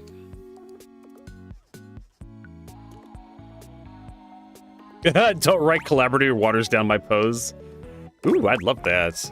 Oh, I bet that you would. I bet that makes your processors positively overheat. Oh my gosh, it's done! It's finally Mac is so installed. easy. Huzzah! Hooray! Mac looks at you with vulnerability in their green eyes. They truly look like a new computer. They were beautiful before, but they truly shine now. Well, what do you think of the new me? Wait a Be minute. honest. Did the eyes... Did your eyes change color? I think that was it. Spread was pretty nice too. You can try to downplay it all you want, but it won't affect my enthusiasm. I mean, I knew it'd be impressive, but this is really impressive, if you know what I mean. It's exactly the same. Seriously? It's more than just exactly the same. Internally, I'm processing information so much faster and so much more efficiently. It's like my mind has achieved a level of enlightenment far beyond what I could even imagine previously. Here, ask me a question. Any question. Yeah, what's the meaning of life? You won't believe it, but it's love. And I can now see that you were indeed wearing a fantastic red shirt this whole time. There's the fucking shirt. Moving on to my appearance. Wow. There's the this shirt. Operating system is sleek, exquisite, and downright sexy. Let's be honest. This is a user interface that is just begging to be interfaced by as many users as possible. Am I right? Wait, what does that mean? Oh, I'm so sorry. I certainly didn't mean to hurt your feelings. I was just thinking that maybe, in order to fully commit to each other, it'd be healthy for our ultimate emotional connection if we spent some time seeing others. Don't you agree? Oh, she's, I mean, if you say so. Listen, I don't want to hurt your feelings or anything. Through the experience of being intimate with others, ultimately, I think we'd learn more about what we truly need in a partner. And armed with that insight, we could return to this relationship with the tools and experience necessary to ensure She's an breaking up with optimal me. romantic outcome.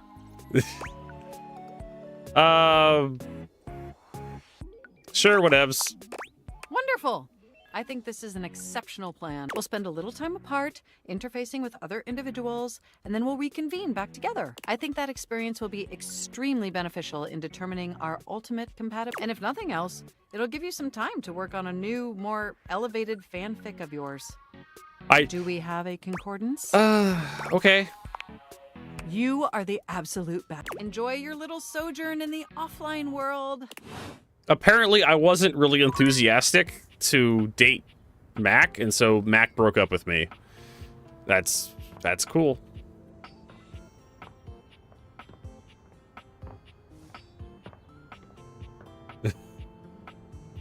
I know only Apple would have the balls for that. Also, there's the ship. Where's the cork? Wait a minute, is it the ship or the cork? I don't know, I can't tell. A petite pirate glares at you. There's so much to take in here. But you don't dare to get a good look in when he looks like he's contemplating running you through. Oh my god. Captain Jack Pirate. He's got, what the fuck is this on his shoulder? It's got a fucking eye patch too, little parrot. It's like it's got a thimble taped to a bottle cap, some buttons on his coat, and he's got like a screw for like a peg leg. Got one of those little plastic swords you put in your drinks, I guess. Taking in his art design here. Oh, look, it's you. Come to make fun, have you? Yes, I have. Yep, that's my plan. Well, go ahead, you scallywag. You think I haven't heard it? Do you legitimately imagine anything that cascaded out of that Brobdingnagian mouth of yours could shock me? Do you honestly believe I could be shocked? Brobdingnagian? What? You see, I told you, I cannot be shocked. Of course you've not heard a word as long and treacherously spelled as Brobdingnagian. This does not shock me. It disappoints me. I am... Sales above, I am the word. I mean, you invented a word. Why didn't you just invent a new one right now? Smarts. Lacrimose. Oh, hey, look at that. Woeful? Woeful.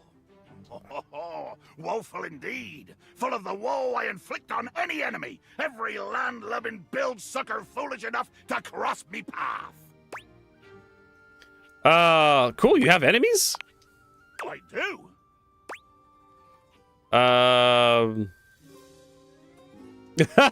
Because he's a bottle in a ship, he's keep angered bottled up. We want to talk about it? It's dangerous to keep that angered bottled up.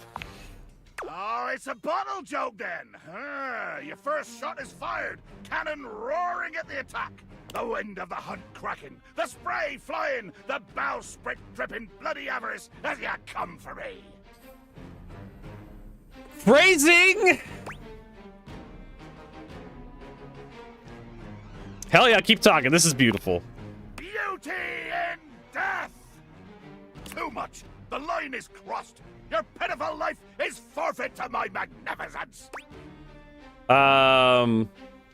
What does that mean exactly? It means you'll be destroyed. You're gonna kill me? Dear sweet Davy Founds! if you insist on reducing everything to its simplest expression... Yes, I am going to kill you. Hang on, what did I do? Oh, you require an accounting? You insulted and demeaned me. You passed judgment on an existence you could not possibly understand or hope to equal. You belittled me! Oh man, what a drama queen. I am no queen. I am no king. I am purely... Scourge. I am without confines. The way the sea is without confines of a bank. Or a riverbed. But they have shores. Endless. And all-encompassing. In its... merciless endlessness. I mean, you literally could find in a bottle. Bear witness to your undoing. I'm bearing. Can you not feel it? Do you beg for quarter? For mercy from the most murderous, blood-eyed cudger to plow the fathomless flood? I thought you were gonna kill me. You're just talking to me. I am killing you, right now! I'm tearing you limb from limb and dangling your bits from the rigging to tempt the crows. You take a moment to inspect yourself. Your limbs and bits all appear to be just where you left them. Seems like you're talking a lot about not doing anything. Oh, I am. I'm filleting your sorry rind. In my mind. A speculative stabbing. Damn your hide, speculative! It's as real as the snap of sail in the wind, the squish of flesh and bone as it makes way for my blade. That was actually kind of poetic. Ugh. Poetry. Never could stomach this stuff. But you speak so beautifully. Hold fast there. I do not speak beautifully. I am the fearsome Captain Jack Sparrow. I am the plague. Oh, Jack Sparrow! Jack Sparrow! Oh, I get it now. It took me a little too long. Oh, his name. Jack Sparrow. Jack Sparrow. I'm fucking dense. I deal in death, spectacle, and warning. I spout the macabre. I vomit forth danger and horror. There is nothing beautiful in my world, least of all my damn self! Yeah, maybe beautiful was the wrong word. Jacques makes a strange noise, almost akin to a growl. He looks positively put out. Damn. The hell is that noise? Oh, nothing. I was hoping you would argue with me and I could try and kill you again. It makes me growl when people are conciliatory. Conciliatory? You don't like it when people are nice to you? No! Haven't you been paying attention? I want conflict. One more first step out of you, and I swear to Davy Phones I'll swing you from the yardarm. The yardarm? That toothpick up there? Are ye disrespecting my ship? This isn't a ship, it's a paperweight. Ah, and now we are in new waters. The violence has a different flavor here. The flavor of true hatred and destruction. So he just likes to be insulted? Think of eating a hot coal, burning from the inside out, as it sticks and stalls in ye trembling throat. All the waters in all the seas could not quench this fire. Nobody disrespects the San Bartolomeo. I don't have enough smarts. I do, and I'll continue to do so. Jacques pulls the pink cocktail sword from his waist, aiming it directly at your throat. He's been angry, but this is a new level of intensity. Flee before me, scum! I hate you, and not in a good way! Alright, cool. I thought he wanted to be insulted. Nope.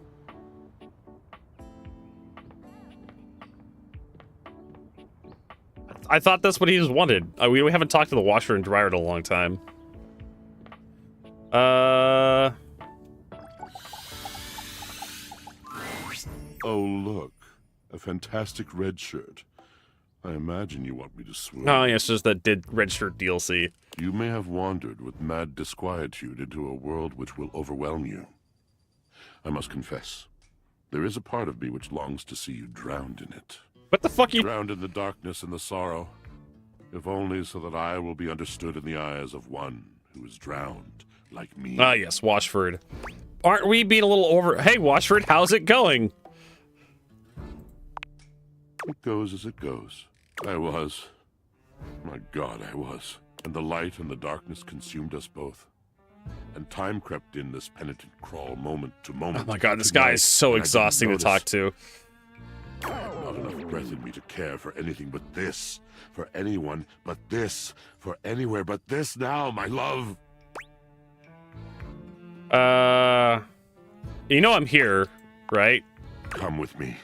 Phrasing! Come before me, with a look so piteous as if we had been loosed out of hell to revel in horrors. You know only a heap of broken images. A casual forgetting of even the shallow breath you're shackled to. You are a poor marionetted hanged man, dripping from his cobweb strings. Come with me. Come into that deep water. Phrasing! Give you lustful abandon under a salted rage of stars. Was Drysdale into this stuff? You fool. No. That was unkind. You do not know him. You do not truly know me either. Pleasure, ecstasy. Was he into this stuff? We exalted in each other in a way you could not possibly imagine. I'm happy for you guys. It just seems a little unrealistic. Unrealistic. A tragic lack of vision. You're not to blame. How could you understand that kind of love? I could tell you a story to help you understand, if you'd like. Oh my God, please, I don't think I'm up for another story. Fair enough. Love cannot be forced. I should know. Look, I don't mean to bum you out, but I'm just trying to be honest with you. Of course, I see. And I am grateful. It is the act of a pure heart, to be honest. My sadness is not your fault. I am remembering my friend. Another love that has slipped through my filters.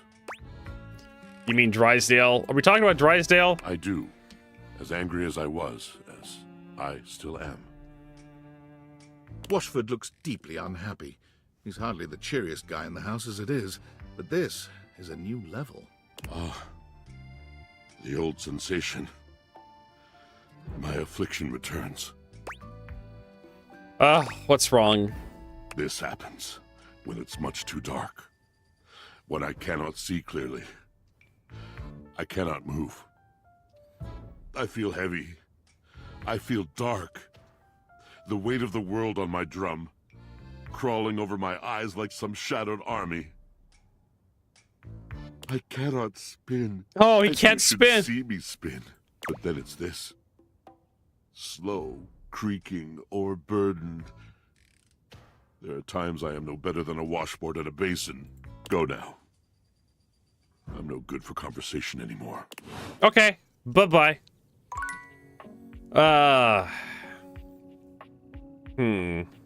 Were we supposed to talk to the stupid cat again? About this time? It was like, I can't remember what time he told me to show up, like 9 or something? It's 6, so I think we have to do one more date. Dun, dun, dun, dun, dun. Wait, I could date the knob?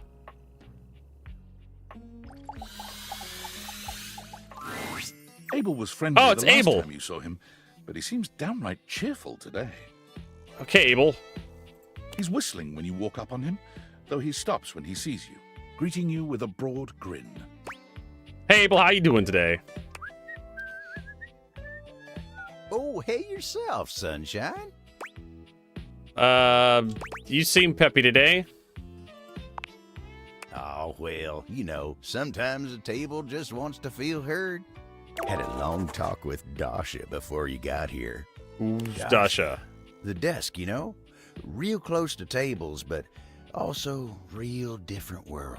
Going over the finer points of lifting, supporting, and, just the good old basics. It just feels nice to be understood, you know? Mm-hmm.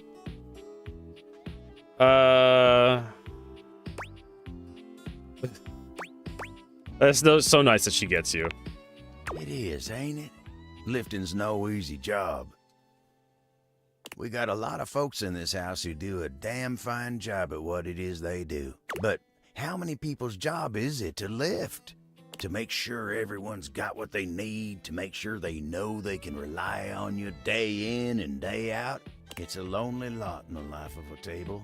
But I knew what the job was when I signed up. Did you sign up for it? I feel like you were assigned to it, right? Semantics, pal, semantics. I know who I am and what I do. But sometimes you just wish someone knew exactly what in tarnation you're even thinking about without having to explain yourself. That's Dasha. Aw. Maybe we should talk to her more often then. You think so? She has a real positive effect on you. Oh, well, shucks. I don't know. I'd hate to bother her. She's got a lot of lifting to do herself. I can't be distracting her from her very important job now. I'll consider it. Yeah, consider it. Anyway, I can't take up much more of your time today talking about myself. Just remember what I said before, okay? I'm here if you need me. I'll remember that. I will. You take care now. Cool. Like, that was certainly a conversation. All right, now we get to talk to the clock. I think he said 9.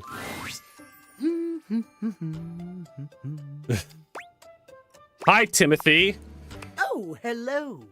Goodness me, but it's quite late, isn't it? I hadn't expected to see you in the dark. I couldn't sleep. Nor could I, nor... And since I could not, I thought I'd put my insomnia to good use. Polishing the pride and joy of my collection. Mm-hmm. Timothy gestures expansively to a collection of pocket watches in front of you both. I know I promised to help you with your love life. But if you'll help me care for my collection, I think it will achieve both of our aims. You want me to help polishing you off? Timothy, you want me to help clean them? If you don't mind. I guess it would help me relax. Oh, indeed it will. There is nothing more relaxing, trust me. And perhaps a little more sometime. You take a seat by Timothy. He hands you a soft cloth. Yes. We're gonna polish. Just like this. Draw the cloth across the watch face. To maintain a pocket watch, one need only use a microfiber cloth.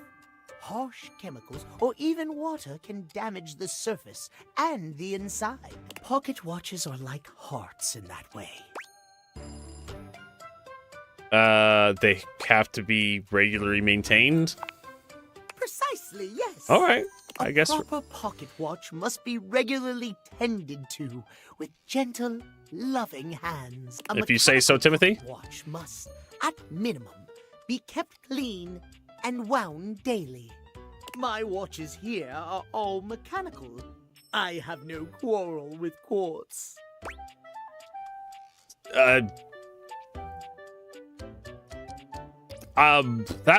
wasn't funny.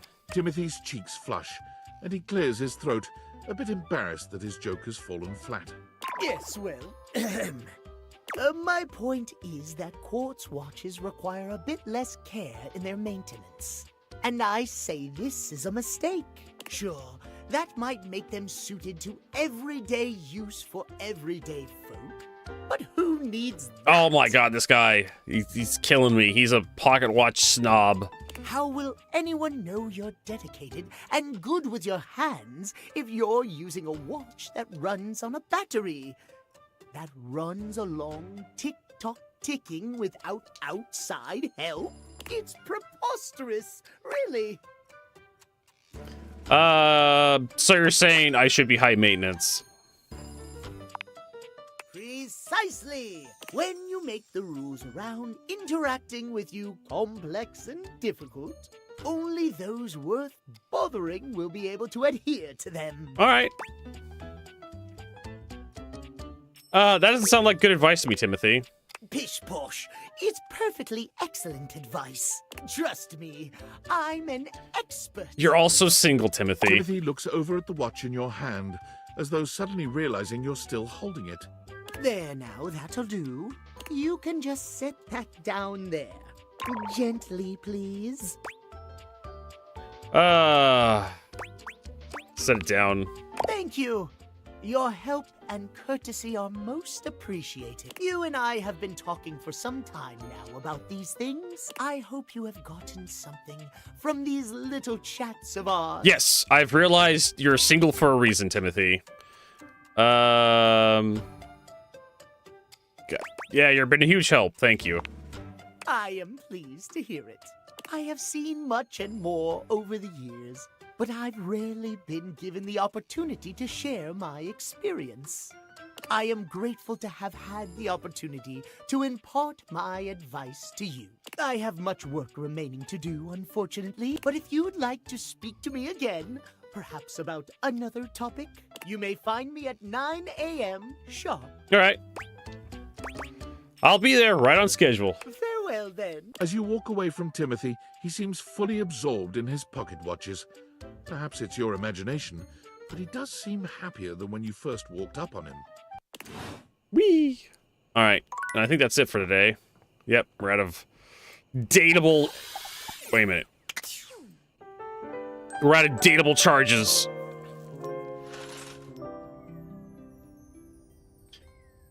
All right, so we get to talk to Timothy first thing in the morning. Oh, I like how the, There you are, my friend. we actually had the heart beams are in the mirror. What are you up to, Hank? You're just in time to help me with the household schedule. Nobody seems interested in having one, believe it or not. It is quite thankless work, but it must be done nevertheless. I mean, I guess it's kind of you to put in the time anyways. Kind of you to notice, old bean. Old bean. At least someone understands the importance of keeping a schedule in this house. But speaking of understanding, I must thank you from the bottom of my clockwork heart. For being a friend? Yes, and so much more. I thought perhaps no one would ever understand my various idiosyncrasies. I have dedicated my life to time and timekeeping, not only because of the beauty and order, but because of the safety in it. Mhm. But it is a lonely life, as you can surely well imagine. But you have listened to me. You have understood and affirmed the value in my extreme devotion to time. I have begun to realize of late, perhaps I truly can have it all. Friendship and a slavish devotion to mapping out every hour of the day, down to the last second. You totally can, yeah. I am delighted to hear you agree. Perhaps you can help me present the schedule to our colleagues around the house. They'd surely be more receptive to someone as charming as yourself. Am I charming? Why not, Timothy? Capital, just capital. I'd like to run some things by you. As Timothy rattles off suggestion after suggestion, it's clear he's more interested in simply being heard than in asking your opinion. Still, the cat clock looks so happy, you begin to feel it too. There's something charming about his obsession with scheduling, even if you can't appreciate it the same way he does. You know that if you ever need help planning anything, Timothy is your clock. Yay! We got a friendship with Timothy. And what? I think we got some smarts. I think, if I'm reading this correctly. Yeah.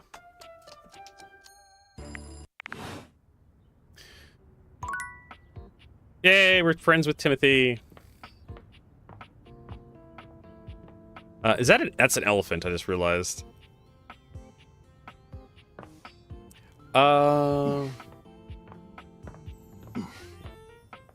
I don't know what else we got.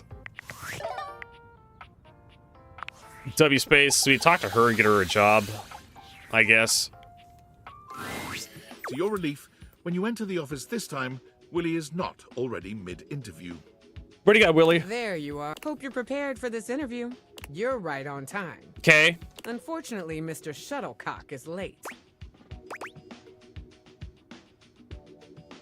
Is this when you told us to meet?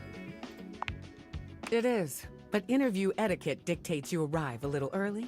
Makes a good impression after. The sound of air horns shatters the very thoughts in your mind. Before you can speak, someone is bursting into the room, bringing an atmosphere of chaos that overwhelms you both. Now entering the stadium, the hometown hero, everyone's pal, your and my favorite, number 17, Mr. Duncan Dunk Shuttlecock! Oh my god. You're late. I am? Oh shit, my bad, y'all. I thought you said it'd come about now. You're a minute late, and your little intro cost us more valuable time. So if you don't mind. Yes, ma'am. Yeah, sorry, ma'am. Forget about it. Just tell us about yourself. Give us the Shuttlecock Sports elevator pitch. Elevator pitch? You mean like, Dunk very slowly mimes throwing a baseball, looking at you and Willie for confirmation that this is what you're asking of him. Shit, wait, elevator pitch. Elevator pitch. My bad. He does the same thing, but this time he begins slowly crouching down, as if he were riding in an elevator. I don't think he's ever ridden an elevator in his life. Willie doesn't even say anything this time. She just stares at him in a disbelieving silence. Dunk looks back and forth between the two of you, but when he finds no clues in your stunned expressions, he simply hands you a cleat. Elevator pitch. Oh, for God's sake, just sum yourself up for us very quickly. Oh, yeah, okay, I can do that. Okay. I don't think this is going to work out. Dunk flexes hard, his muscles bulging. His physique is impressive on its own, but he's really laying it on thick here. There are muscles in places you didn't realize muscles could be. He's truly in excellent shape. Go on. This is it right here, baby. What is? You're flexing? This is Dunk Shuttlecock. All this hard muscle is the Dunk Shuttlecock experience. It's like, give me an elevator pitch. What are you about? And he just flexes in response to that. Did I give you the impression I invited you to speed dating? I'm asking you to sell me on your lifestyle. Is that not what I'm doing? No! You are not the product. Please, in 10 words or less, sum up why we should invest in the Shuttlecock experience. Shuttlecock experience. That's kind of funny. Oh, okay, I got you. All right. Dunk frowns, moving his lips without making any sound, counting silently on his fingers. Me? Like sports? Sports feel good. He beams at the two of you, deeply pleased he managed to solve Willie's riddle. Incredible. Thanks very much, Mr. Shuttlecock. We'll be in touch in the days to come. Cool. You have a nice day now. Willie puts her head in her hands, sighing long and loud. What the hell was that? What was that? That was the Shuttlecock experience. That's what you wanted, Willie. The Duncan Shuttlecock experience, I believe. Yeah, I got that. Oh, good shit. It must be real fucking nice knowing just who you are and where you're going at all times. I mean, a simple man with a simple life. Who can ask for more? I'd love to be wandering around just shouting, "Willie, work!" and knowing that was all I needed to make it. A guy like that probably got carried through existence on the strength of his athletic ability and star athlete status. I mean, hey, if you got it, why not, right? I bet he came into this world with a football in one hand and a plan to get drafted to the big leagues in the other. Hey, star athletes have to work hard too. Oh, please, don't start with that. I'm not trying to hear that right now. I mean, I understand, Willie, but I mean, like, I have no idea what I'm doing here. I mean, the guy lives a simple life, but he's a good athlete. You gotta give him that. Just not a good fit for you, Willie. I know you're frustrated about the job interview not going out the way you thought. It wasn't a good fit. Willie's gaze falls upon a paper in front of her. She scans over it briefly and then sighs. I've got other interviews lined up around here. I'm wondering if it's all a waste of time. You gotta keep going, Willie. I want this to be work, but it's not. I mean, hell, look at this. Coffee with Jean-Loup? Oh, that's probably not gonna work out either. Oh dear. What, am I gonna start a rap career at my age? And then this, lunch with Scandelabra? Excuse me? Candelabra. Total freak, but knows everything about everyone. I mean, I figure maybe he had his, well, candelabras don't have ears. His candle holes to the ground? Yeah. God, I'm really scraping the bottom of the barrel here. I have to try.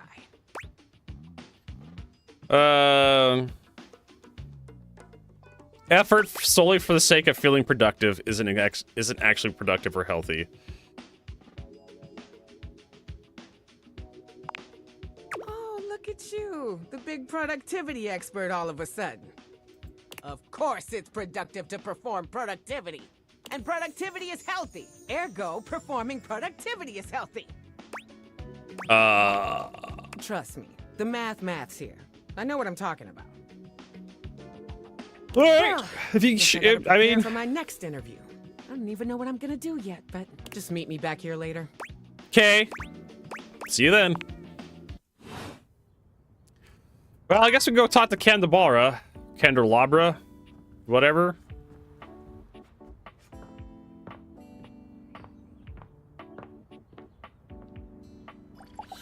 This fucker. An 18th century dandy strikes a dramatic pose before you. Oh dear. Turning this way and that as though modeling in his own imaginary spotlight. He seems quite impressed with himself. Yes, yes, it's me. It's me. This guy. Oh, this is gonna be interesting. I can tell already. The only candelabra.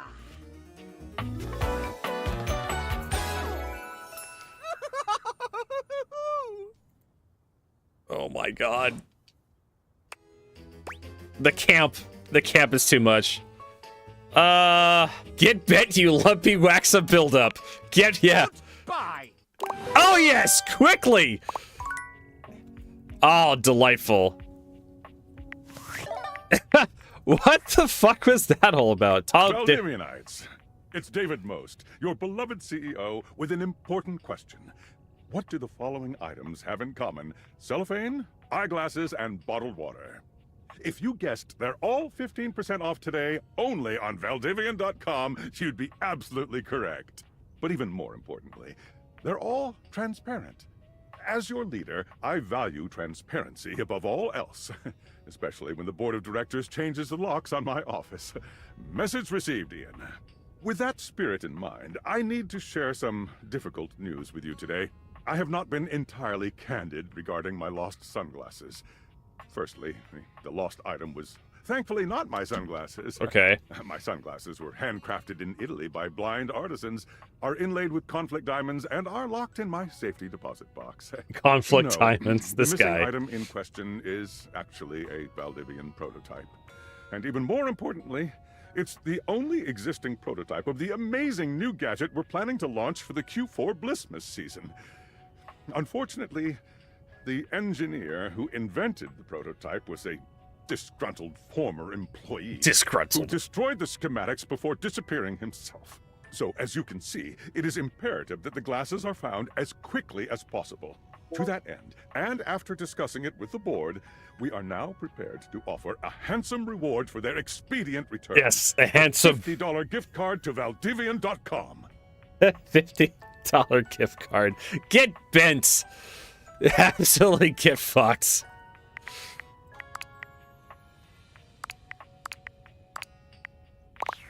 A $50 discount. All right, so what was it? We have Wallace. Stella doesn't like me. Dorian's just a friend. Timothy likes me.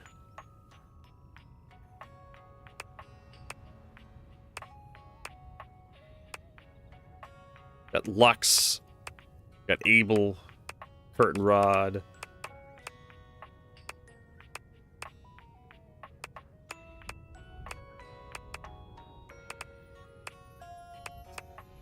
Got Sinclair, the schizophrenic sink.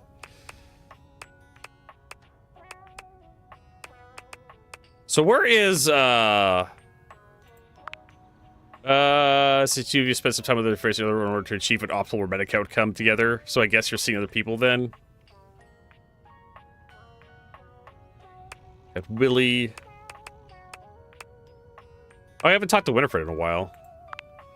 Approach with caution.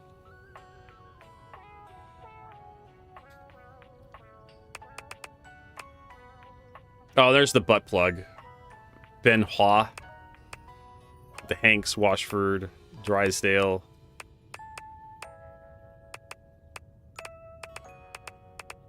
Got Nightmare, Reggie. Cinda Lavish.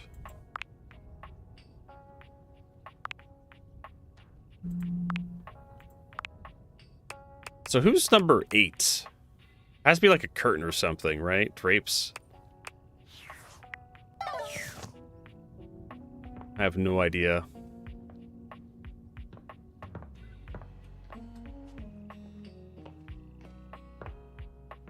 I mean, technically, curtain rod would be all the curtains and rods in the house, right?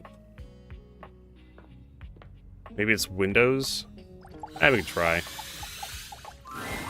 The figure who stands before here you we go. has the casual, confident air of someone who knows just what she's about. Her short hair glows with the colors of sunrise, and her blue eyes drink you in without a trace of shame or embarrassment. She evaluates you with a hand on one hip, her draped clothing subtly highlighting curves you'd never have expected from your rigid, structured window. Well, hi there. I'm Wendolyn. Wendolyn! Oh. Hi, Wendolyn. And you? Well, you're quite the looker, aren't you? Well, I mean, you are transparent. I really don't know what I look like. The mirrors don't work in this game. Oh, I sure am. Definitely. Rawr. You're the one looking out at me all the time. Look, I don't mean to be so forward, but I found I'm happiest when I'm transparent about what I want and what I'm looking for. Oh my god. Transparency joke. And unlike most everyone here, I've been ogled by humans for centuries. I have had enough attention on me, thank you very much. Alright, I'll look away if you want. Well, not too much, okay? I'd still like to know I'm providing some kind of comfort. Anywho, if I'm having to do one of these introductions, I might as well get this out of the way first. I'm only looking for one thing in a relationship right now. Oh god, what sort of window pun are we gonna come up with here? Do you want to be framed for murder or something? Friendship? You know it. Okay. That said, I can't say I'm looking for anything too serious right now.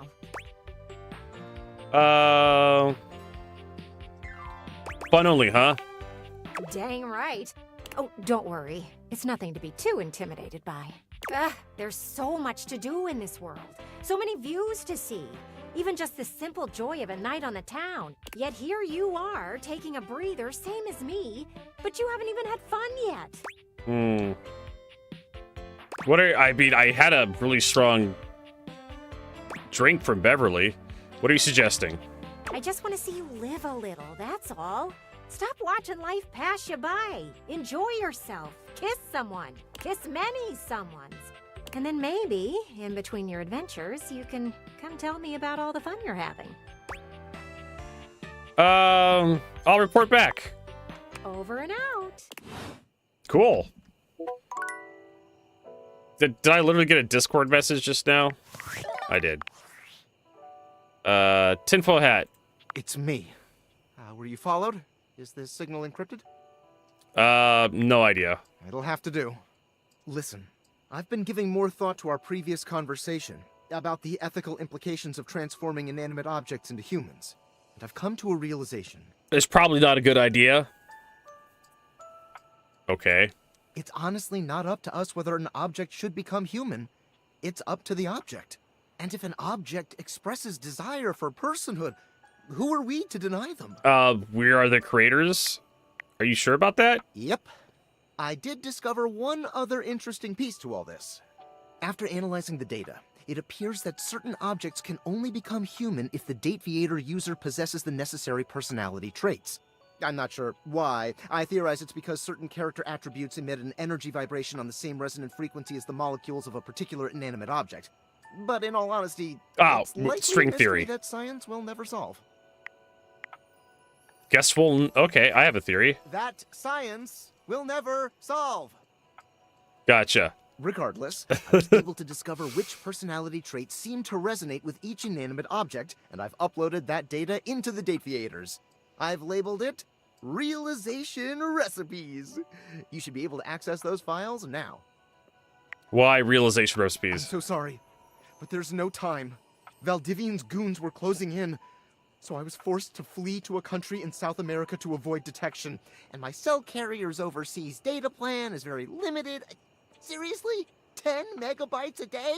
I can barely send a GIF. What a joke. Remember, check the Dateviators for the realization recipes. Okay. Okay, so now we have the ability to get the end game, I guess. Where is it? Data decks.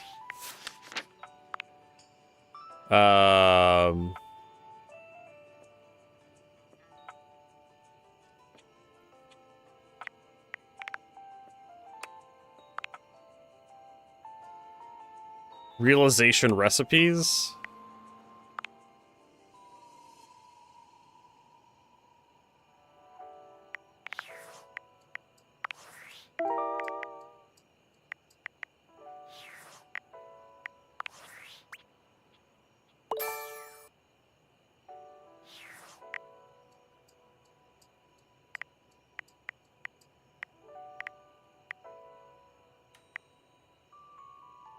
What?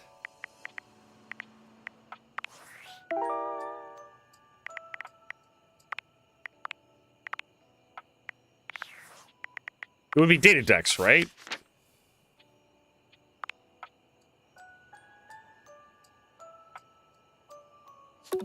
Oh, so that's where it is. So you have to hit these minimum to get Skylar to become real.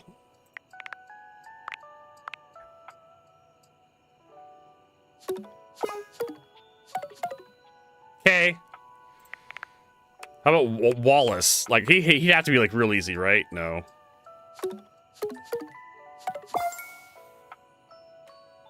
I figured Wallace would be really easy.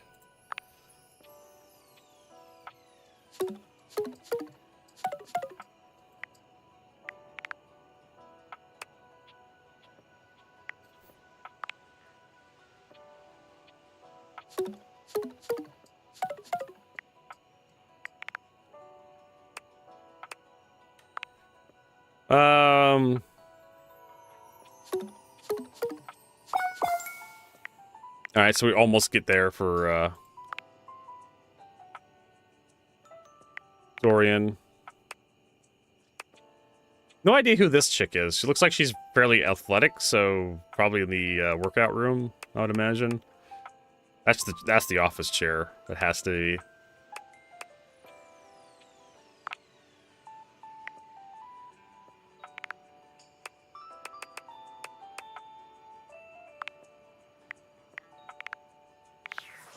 All right.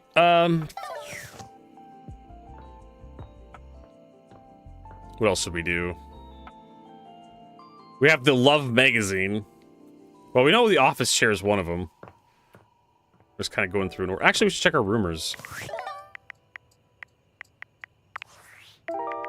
Bureau of My Goddess. Abel tells Dash at the desk. Closed table, also built different. Duncan Shuttlecock. River. Who the fuck is River, quite honestly? I mean, it would have to be like the input. Right?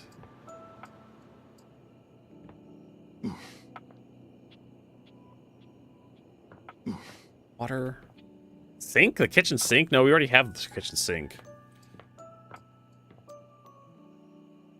The shower? I mean, it could be the shower.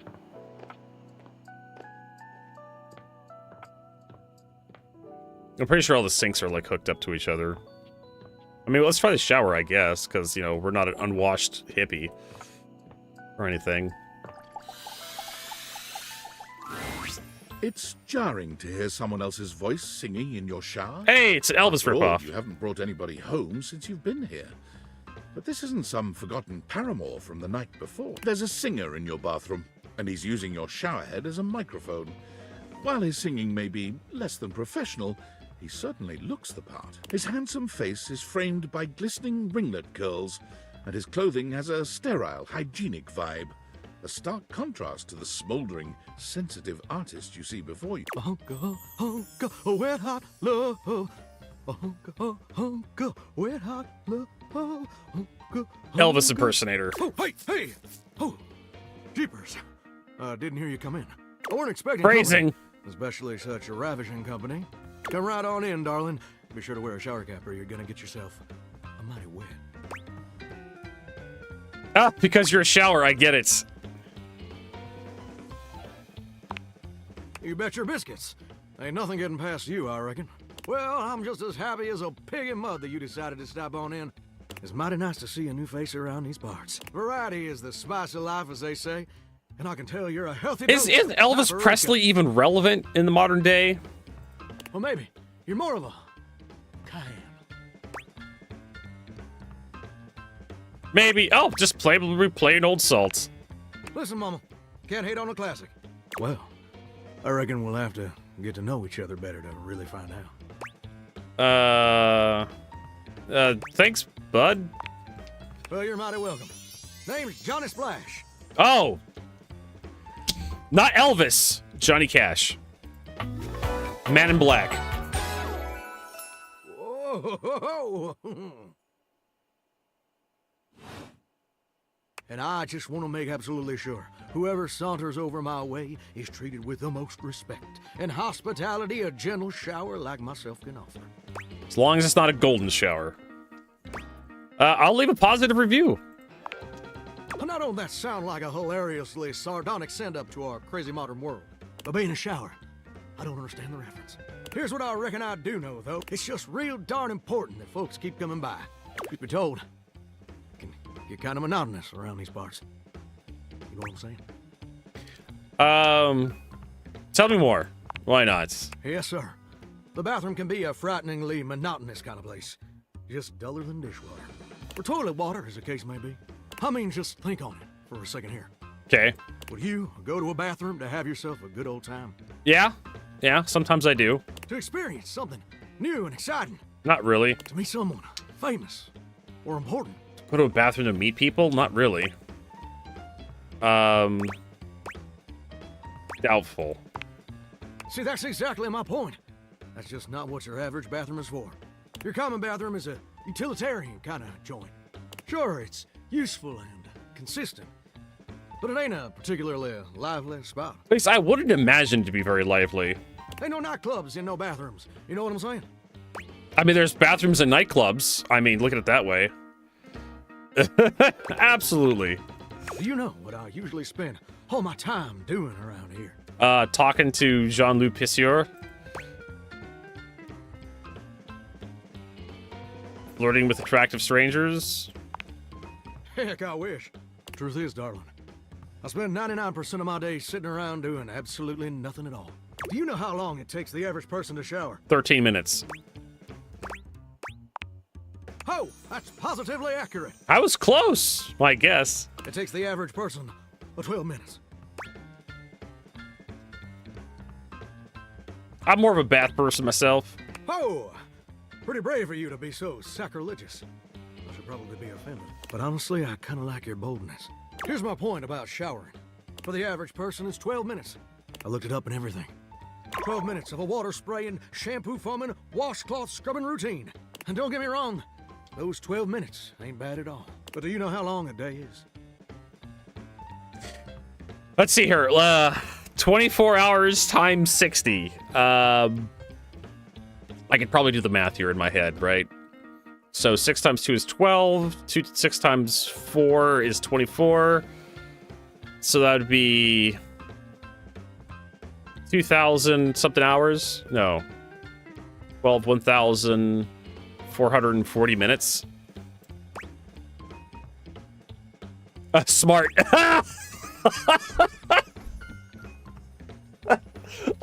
The smart option, it's only like 5 smarts. It's almost certainly 24 hours. Whoa. Hey, I'm not so sure about that. 24 hours or a day. According to my studies, it's 1,440 minutes. Hey, I was right. 1,440 minutes. Which means my job is quite literally just 1% of my day.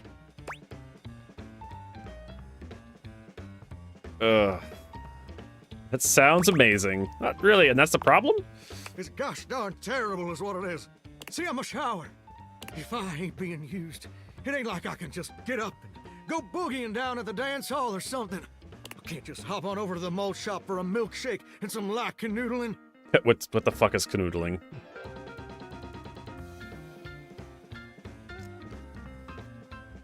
Alright, get the dictionary out. What the fuck is canoodling? I have to look this up. CA, contagious. Which I'm not. Bratwurst, Bruise Bowl. Canoodling. Calcium. Kalash, we know, we're a little bit further. Call forwarding. Chamber, close. Here we go.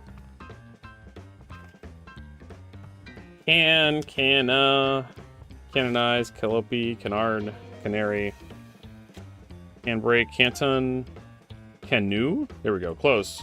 Canoness, Canonize, Canoodle. Here we go. This is actually in my dictionary. The office of canon, also the endowment of financially, supports a canon. No, it's canonry, canoodle. Donkey, fool, foolish, lover, pet, or fondle. It's heavy petting, folks. No. No, I'm just here. Perpetually stuck in this humdrum, go-nowhere existence. Do you know how that makes me feel? Sad? You're gosh darn right. Sorry for swearing, Mama. It makes me feel unfulfilled, listless. You feel educated now, Vertigo? Yeah. Bored stiff, like a scarecrow in a cornfield. Bored stiff, like a scarecrow in a cornfield. Like I'm gonna be stuck here forever. And all my dreams ain't never gonna come true. Oh, let me guess. Dreams? What dreams? Let me guess. He has wet dreams. I have to ask. Gosh darn it. Did I go and say that out loud? Tell you your dreams, Johnny. Listen, I don't prefer to talk about that. There just ain't much reason to have your head up in the clouds when your pipes are firmly bolted to the drywall. Some people get to have dreams, but Johnny Splash gets to waste away listening to Leaky Faucet Strip. And that's all there is to it. Well, that's too bad. It's good chatting with you. Oh, what the heck? You done twisted my temperature knob. Now, I reckon I usually don't do this, but you got a trustworthy face. Plus, I'd be lying if I said I mean, wasn't just a little bit if you sweet. don't want to fucking talk about it, then I guess the conversation's over. And I'm just like, I was going to walk away. And he's like, no, hold on a second. I'll tell you about my dreams. So, I'll tell you my super secret dreams on one condition. Ugh, I don't have enough. What's the condition? Come back and visit me again tomorrow. Show me this ain't some meaningless fling for you. Come back around, and I'll share with you the secret I ain't never shared with anyone else before. Okay. I promise. Hope I'll see you then. Now you better mosey on out of here quick. Plumbers are coming soon to fix my water pressure issues. All right. There we go. Oh, and we're out of dateable.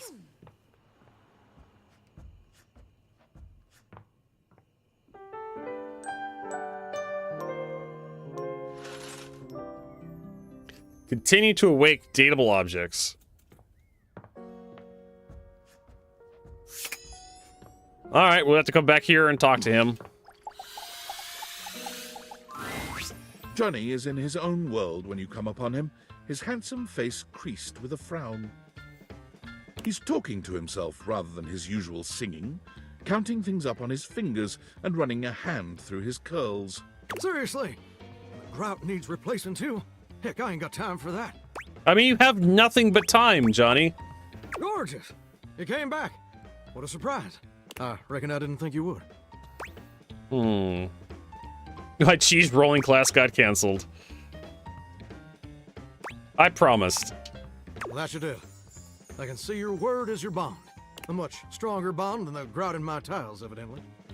Anyway, I'm just so glad to see that smiling face again. Oh my god. Makes me happy as a clam in butter sauce. Oh, is something you wanted to tell me, Johnny? That's right. I did make you that promise. Okay. But first, a question for you. You're not a big-time record producer, are you? No, I'm a McHoward Hughes. I'm a wealthy millionaire that's losing his fucking mind, dating his appliances. Ah, there's so many options. Locked out. No. I'll see. I'm just sorry you're not a big-time record producer, too. Then I'd be sweet on you, no question. What's with the producer fixation? Well, now, fixation seems a mite bit harsh. But that's a legitimate question. See, I was just asking whether you were a producer, because I was thinking about our conversation the other day. You were supposed to tell me about your dreams, dipshit. About dreams? No.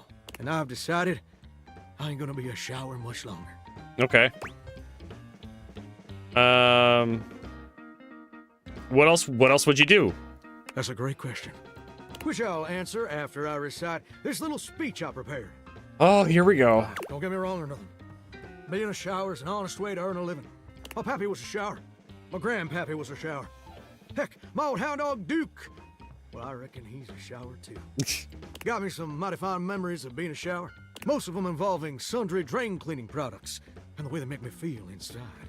But it just ain't my true calling, you understand? All right. Do you know what my real passion is, gorgeous? Cheese rolling. Something involve record producers? Very close. Ravishing and perceptive. I like that. My dream, the raison d'etre of my humble existence on this crazy spinning marble, is to be a professional singer. Oh no, didn't see that coming. What? I never told anyone that before. Kind of fucking obvious. Does it surprise you? No. I'm incapable of being surprised due to a genetic anomaly. I mean, not really. It's a pretty common aspiration. Well, sure, maybe aspiration is commonplace. But know what ain't commonplace? My passion and dedication. See, ever since I was a little baby spigot back in Nashville, rocking on my mama's knee, all I ever wanted on this great green earth was to be a superstar. Like my heroes. Elvis Parsley, Lady Wawa, and Chris Barron. Who the fuck's Chris Barron? And ever since then, I've practiced whenever I can. Watched every video tutorial there is. But there's just one problem. You're a shower? Yeah, who's Chris Barron? That ain't particularly important right now. What is important is my problem. It's mighty embarrassing. But my problem is, I'm just too gosh dang insecure. I want to share my love of music with the whole wide world. I want to be recognized for my talents. But every time I think about putting myself out there, I just fall to pieces. Like your valves in your spouts fall off? What happens exactly? Well, I suppose something a little like this. My palms get sweaty, my hands won't stop shaking. I'll be ready when my heart beats racing. Ooh, wow. That's actually pretty dang good. You don't have any waterproof paper on you by any chance, do you, gorgeous? Would Chris Barron let stage fright stop him? Huh. Never thought about it that way. I don't know who Chris Barron is, but we're going to use him right. to encourage our shower to become a singer and leave us. We'll have to, like, bathe in the toilet bowl or something. Duke sacrificed too much for me to throw away my dreams just because I'm a little afraid. Afraid of what? Afraid of failing? Heck, folks gotta deal with much scarier things than that all the time. Like spiders. And PFAs in the water supply. I'm sorry, what's in the water supply? Gorgeous, meeting you has truly been the kick in the pants I needed for a long old time. Insecurities, go kick rocks. It's time for Johnny Splash to make his big, splash. Daisy, do you have a plan? Oh, absolutely. It's time to finally get out of this humdrum shower life and go full steam ahead. First, let me just send a message to my boss and tell him I quit. And that his hairstyle can suck eggs. You're 34 now, Daryl. Time for an adult haircut. 34, Carol. Time for an adult haircut. What does a child's haircut look like? Who's your boss? Like the Pipes or something? Daryl, he's my boss. Where? How? Your lore is all over the place. Okay, that explains it. And set. Woo! I'm so dang nervous. Heck, my hands are all shaking, but it feels swell, you know. Though, that may just be the adrenaline talking. Either way, now it's done. It's time for step 2. Record my audition for American Maestro. Okay. Please don't be a reality TV show. Please don't be a reality TV show. It's America's #1 reality TV show. It's a reality TV show. I'm surprised you ain't never heard of it. Because I don't watch reality TV It's shows. been streaming on Valdivian Plus for like 100 seasons at this point. Which would make it, like, older than television at this, like, 100 seasons. TV conflicts with my troglodyte lifestyle. Yes! That is the HD Vertigo response! This modern computer world can be right overwhelming. What with all the satellites and keyed boards and whatnot. But you really gotta check out American Maestro. It's a singing competition series where the best future pop stars of America duke it out, vocally speaking, for the chance to be crowned America's Maestro. You're exposed to an audience of millions, and the winner receives a big old recording contract with Valdivian Records. They expose you to an audience of millions, so the police come and arrest you afterwards and make you wear pants. I mean, I'm exposed to an audience of dozens right now, and Twitch makes me wear pants. Limits my exposure. Fucking Twitch. Just think how many people I could expose myself to if I didn't have the ability to wear pants. Twitch is holding me back. It's always been my dream to compete, and hopefully, to win. Can I count on your help? Fine, sure, I'll watch your stupid show. Quitting your day job was rash, but now I feel somewhat responsible, so I guess I'll help. Amazing! I'm just so, gosh, dang excited. All right, I'm gonna go get rehearsing and get started on my application. Can you meet me back here tomorrow to record my audition? After all, you're my inspiration. I feel like I've been pouring cold water on this guy for the entire conversation, and the developers are like, you know what? He just loves you. I mean, it's a requirement for this conversation. This guy just comes out just loving you every time. But then I'm kind of like cold to the computer, and the computer are like, we need to see other people. I'm like, okay, that's fine by me. I'll see you when you see you.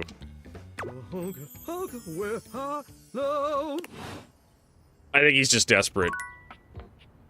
Can we date the soap? Yes. You're back. Oh no, it's this. The soap is it's Sinclair. More curiosity than anything, Sinclair. It all happened one rainy night on the north side of Perkleman City, the tough side. I'd stayed late at the office because I had extra work to do before the holidays. Stay later job as an insurance claims adjuster. Go on.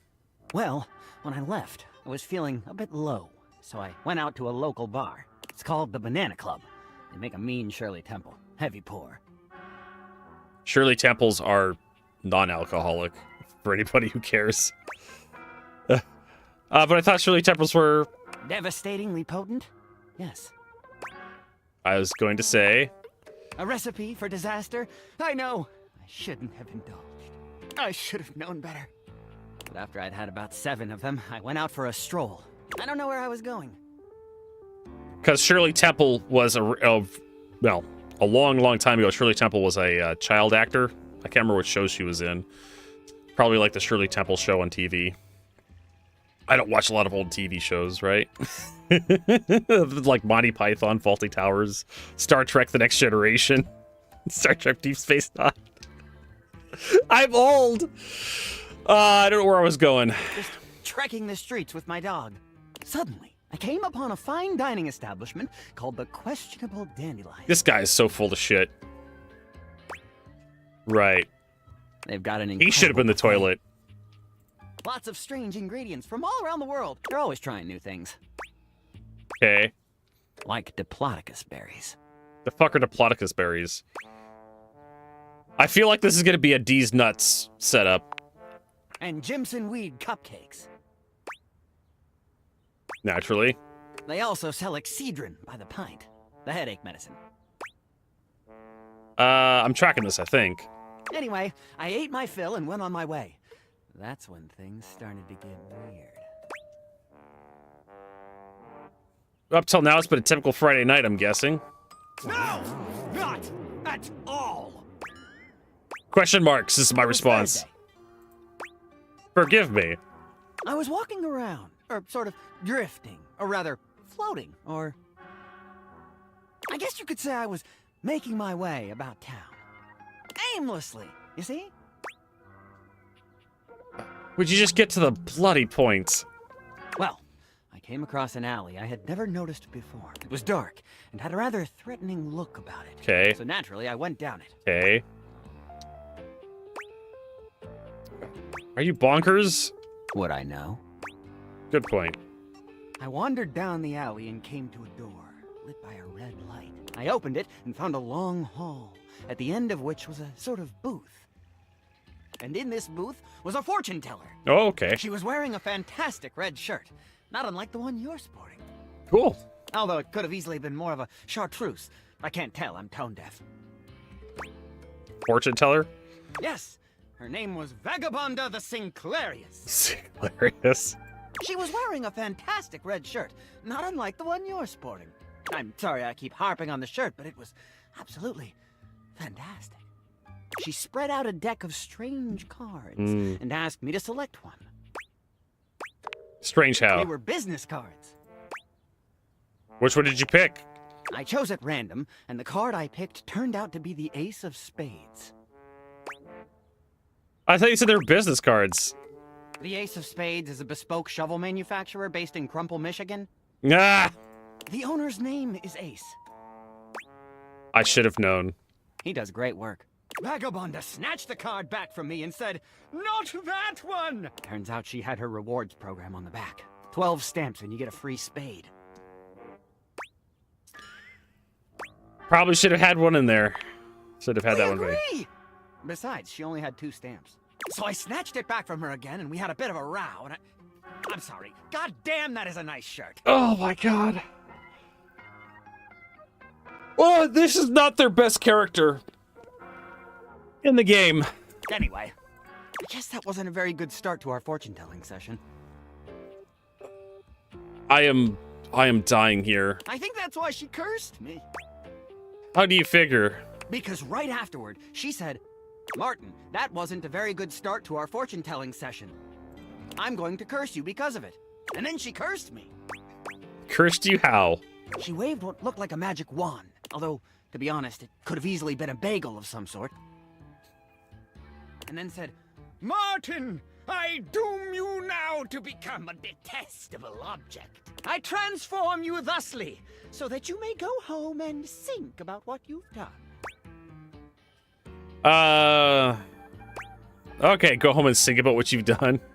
She wasn't above a bad pun. And then you became a sink. And then I became a sink. And then you became a sink. Now you find me as I am, trapped in this porcelain prison. All I want to do is return to my old life, to stroll the streets of Turkleman City once more. Have you thought about going back to the fortune teller and apologizing for your detestable behavior? Not a care in the world. Oh, how I long for it. Please, won't you help me? If Sudsy and I would be oh so grateful if you could get to the bottom of what's going on here and return us to our proper forms. Will you? Well, first of all, my name is Will.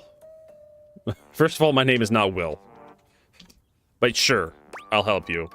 I'll do everything I can. To get you the fuck back to your life so you leave me. If you want to help to get to the bottom of all this, I might suggest you seek out someone who is in the business of solving unsolvable mysteries. Or just go see if Vagabonda the Sinclairius is willing to undo her curse for a free shovel. I think I know just the magnifying glass. He stands there silent and unmoving until you finally leave. Yeah, I don't quite like that guy. All right, let's go talk to the magnifying glass, I guess. We have something to do now. Hello again, suspect. Oh my god. I'm hard at work on my current case. I've been hoping for a breakthrough. Sometimes I get so wrapped up that I start seeing everyone through the lens of a mystery. Are you really a detective? I am. Maggie M. Glassbury at your service. Perhaps you've heard of me? Yeah, we met before. I've acquired a modest reputation as a result of some of my previous work. Where are the couple of best-known cases? Maggie puts her hands on her hips, positively radiating pride. Why, it was I who solved the mystery of the missing sock. I mean, okay. I was missing a sock? A brief interview with the Stackables and a chat with Dirk was all it took to sort that case out. The sock was in the depths of Harper's hamper. I'm glad someone got to the bottom of the hamper. I also cracked the caper of the self-generating dust rabbits. Really? Where do they come from? Static electricity. Okay. It causes particles to accumulate around pieces of hair. Okay. Your hair, to be exact. They form undisturbed, indead air pockets. That's why they hang out under the couch. Ah. Wait, I have a dog? When did I get a dog in this game? Unless this is sarcastic. My hair, you say? It matched the evidence, and I ruled out every other possibility. By the power of deductive reasoning, I determined that you were, in fact, the culprit.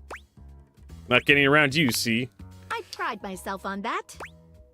What mystery are you trying to solve now? Lately, I've been taxing my lens to the utmost on a very interesting case. I'm trying to get to the bottom of a mysterious love letter. It was delivered to Dorian last night.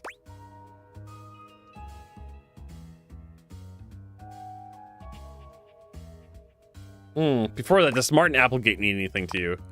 I don't know where you heard that, but I can't talk about it with you. At least, not yet. You're scratching the surface of something stranger than you can imagine. Maybe I'll feel differently later, after we've gotten to know one another a little better. I have to date her. All right, let's talk about, tell me about the Dorian letter. At approximately 2 a.m., an unknown suspect dropped off a letter for Dorian. Upon opening it, Dorian discovered that it carried clear romantic intent. That is to say, it was asking him out. All right. It described how his protective yet gentle presence had won over the writer's heart. If interested, he was to write back as soon as possible.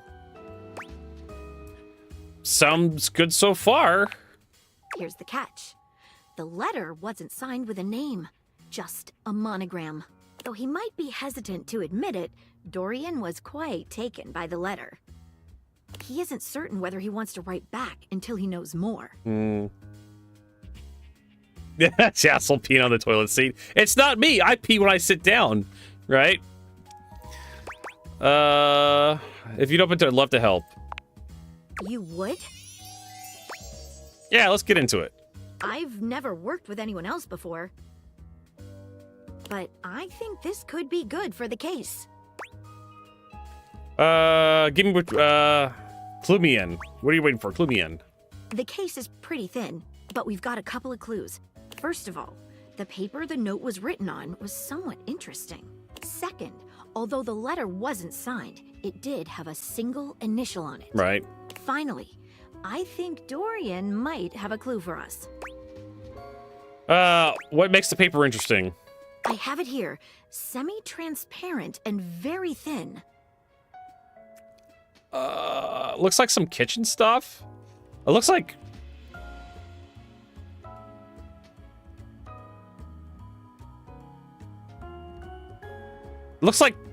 paper mats? It doesn't seem like ordinary paper at all. Dip a corner of it into water. She dips a corner of the paper into a small glass of water. Look at that. It dissolved. What else should we try with the paper? Let's taste it. Taste it? If you say so. She carefully dabs a corner of... How interesting. It's edible and tastes slightly starchy. Could be rice paper? What else should we try with the paper? Yeah. Cutting with scissors? She gives the paper a careful... Cuts just like normal. What else should we try with the paper? Burn a small piece? She focuses a magnifying glass on the paper. Yikes. It's definitely flammable. It's not, I don't think it's toilet Does paper. seem to burn slightly slower than normal. What else should we try with the paper? I think it's rice paper. What should we look at next? What's the initial on it? A stylized letter M. A first initial? Seems likely. What should we look at next? I guess we'll have a chat with Dorian. Hello there, you two. Hi, Dorian. Good to see you, Dorian. I've enlisted our friend here to help solve the case of the mystery letter. Splendid idea. Can you repeat what you said to me earlier? About the smell you noticed? Right.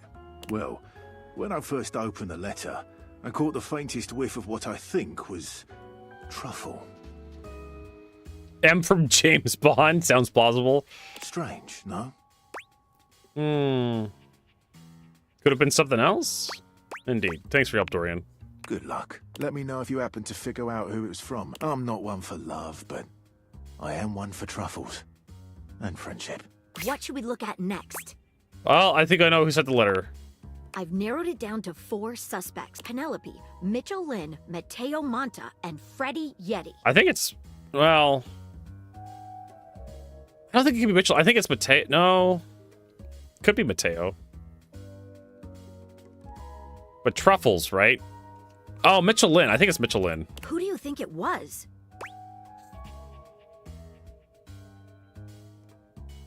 It was Michelin food. Wait a minute. I think you might just be right.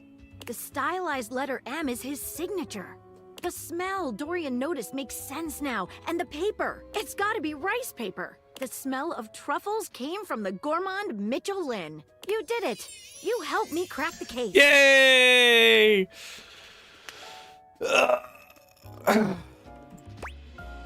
Least I can do, Maggie. I'm impressed. Now I'm even more excited for the next time we meet. Let me just go and let Dorian know that his secret admirer has been discovered. Hey, before I go, I was wondering, would you like to have a cup of tea with me sometime? As a date, I mean. You know, Maggie, I would love to. Maggie lets out a girlish squeal.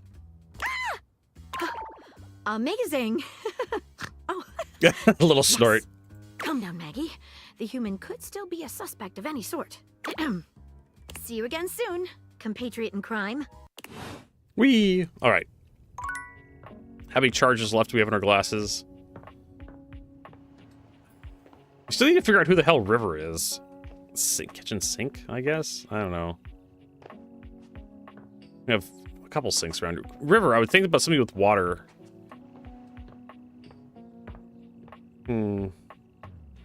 Wasn't the shower. Wait a minute, who? Didn't we need to talk to someone else? Datadex.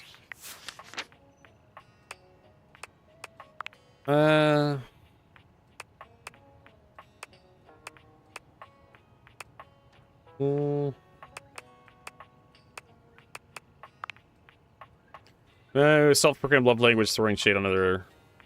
Nah.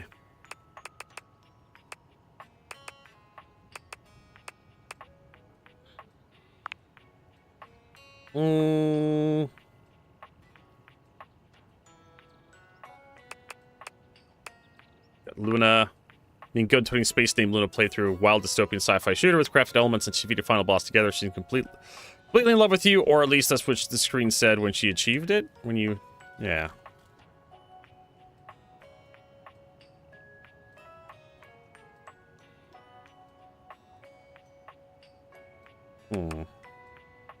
This guy.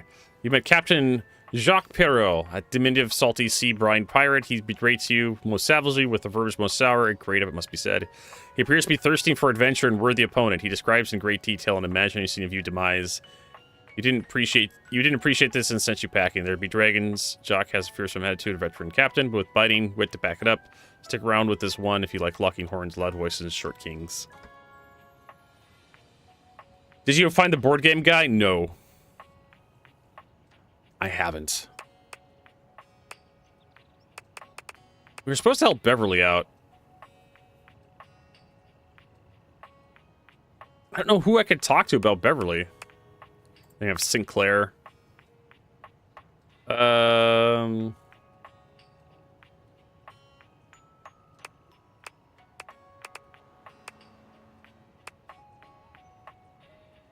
looks like Duke Nukem. We haven't talked to the toaster in a while. At the air fryer. You can tell who some of these are just by like their silhouettes. All right. So, anyways, rumors. What we got going on here? Dash to the desk. Apparel and peril. Maggie says she interviewed Dirk to find out case of the missing sock. The Mighty Pucks.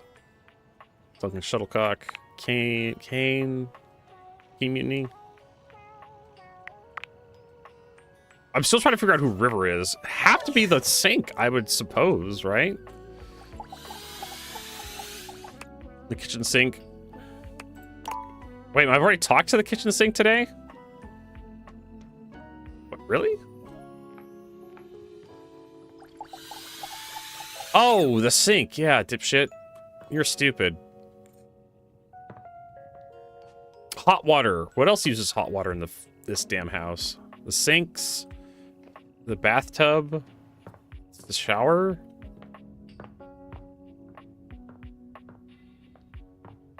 The hot water heater.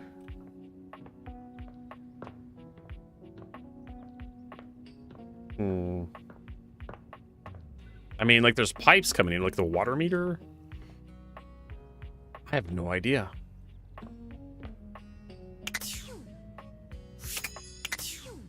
Have you used the sink without the glasses on? Oh! What, the water?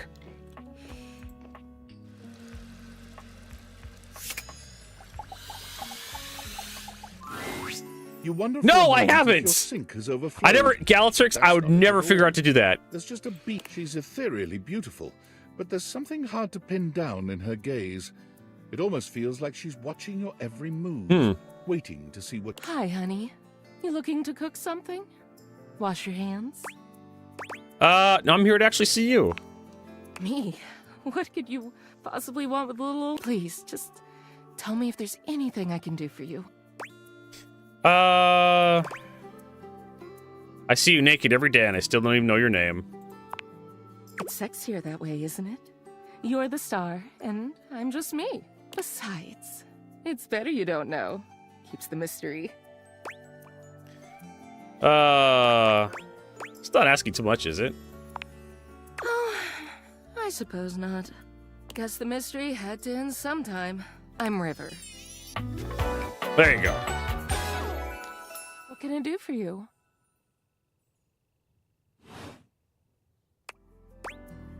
Just River, no last name?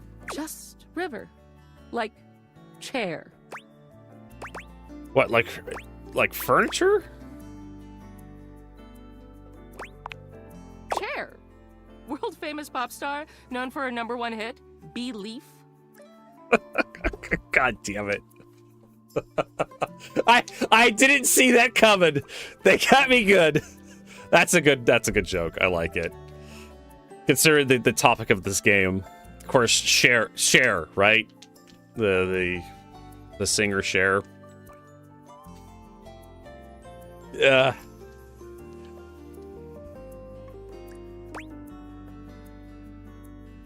Oh, that one. The one and only. You know, the best thing about Cher is she's always changing her look through the decades. She always knew just what we wanted to see and served it to us. I really admire that about her. You wish you could be someone else? It's never too late to reinvent yourself. I change states all day, every day. I know that better than anyone. I just wish I knew which one was best for me. I like the water because it's wet. Is there a version of me you like best? Water, steam, ice, some form in between? You're really putting me... Oh, of course there is. Of course? Oh, God. Don't tell me now. I'll just be thinking about it all the time. River wasn't exactly holding your gaze before, but she seems intensely uncomfortable now. She looks everywhere but at you. Look, I've been here way too long. If you don't need anything from me, I'm going to go. Please wait. She is gone. And... whoosh. All right.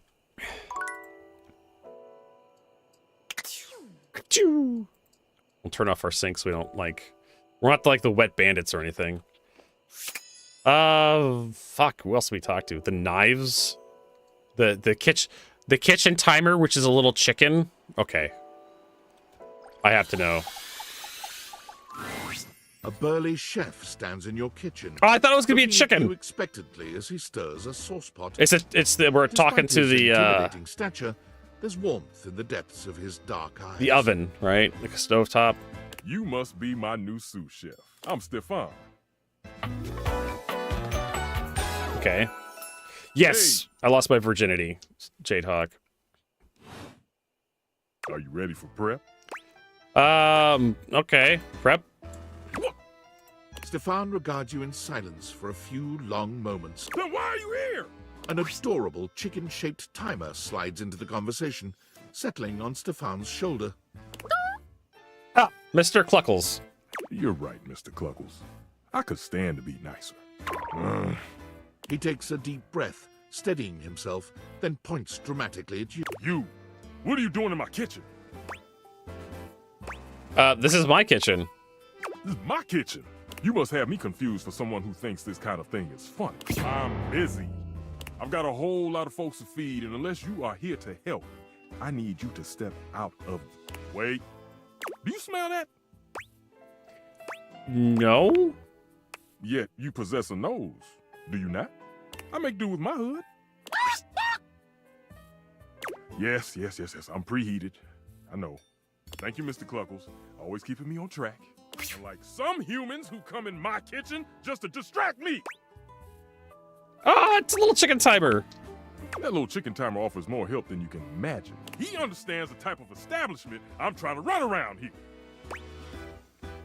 Are you okay, Mr. Only a Stefan? human who doesn't understand cooking would ask me that. Cooking is life. It's not just food. It's your soul. It's your soul food. Maybe one day you'll understand that. Until then, I'm wasting heat standing around here talking to you. I ever tell you how rude you are? Well, of course they do. And they didn't know a crate from a grape. So I couldn't give a damn about what they say. Then I'll leave. Go on, shoot. Okay, Mr. Cluckles. All prep should be done in 7.5 minutes. Start the timer. And go! All right. So there we go. And we're done with our dates for the day.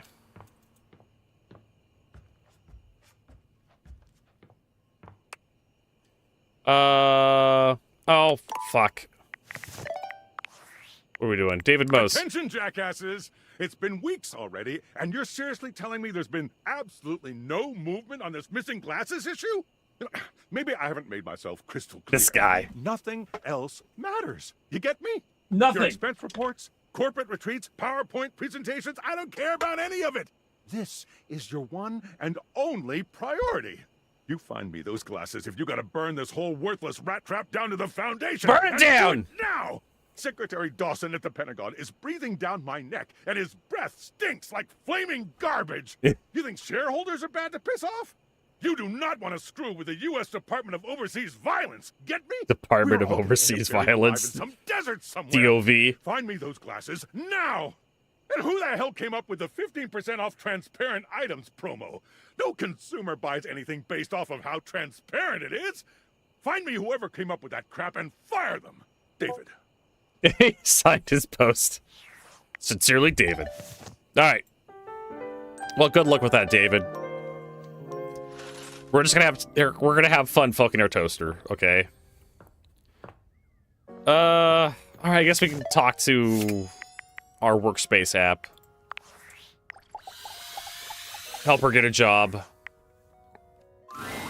As you enter the office, an aristocrat in a powdered wig rushes past you. He seems quite offended. Your eyes meet briefly, but he doesn't bother to speak to you. An air of great offense permeates his being. Willie has her arms folded across her chest, tension evident in both her posture and her expression. Are you alright?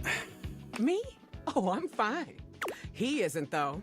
Do you know that creep had the nerve to tell me that he knows everything that happens in this house? All the best job opportunities, all the best ways to ace an interview, and that he'd share it with me for the price of a single kiss? And then, when I told him he was out of his goddamn mind, he's, well then, at least dinner. Come now, my dear. You cannot have something for nothing, you know. I hope you slapped him. I sure did. For some reason, he didn't like it. He got his wicks in a twist after that and left. I didn't even get any leads out of him before he tried to pull that vile shit on me. So now I wasted my time and my hand kinda hurts. That's progress. You checked your stuff. Yeah. I mean, in the most bare minimum technical sense, sure. But I'm not really going for technically complete. I need to actually be employed? God, whatever. Look, I'm tired of being the one doing all the work. You trained our replacement. The whole point of you being here was to help me fix this. Well, you know. So go on. Your turn now. You contribute something to this employment journey. All right. What if we just had a spa day today? A spa day? With what money? We could just run the shower and stick your head in the steam for a bit. What?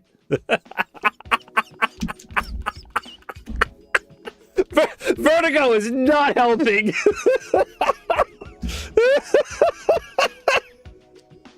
You can just turn the hot water on and just stick your head in the shower. Like, I am totally not getting laid here. It's just this. I have ruined this relationship. I might have some cucumber in the kitchen, some drinks in the fridge. Come on, use your imagination.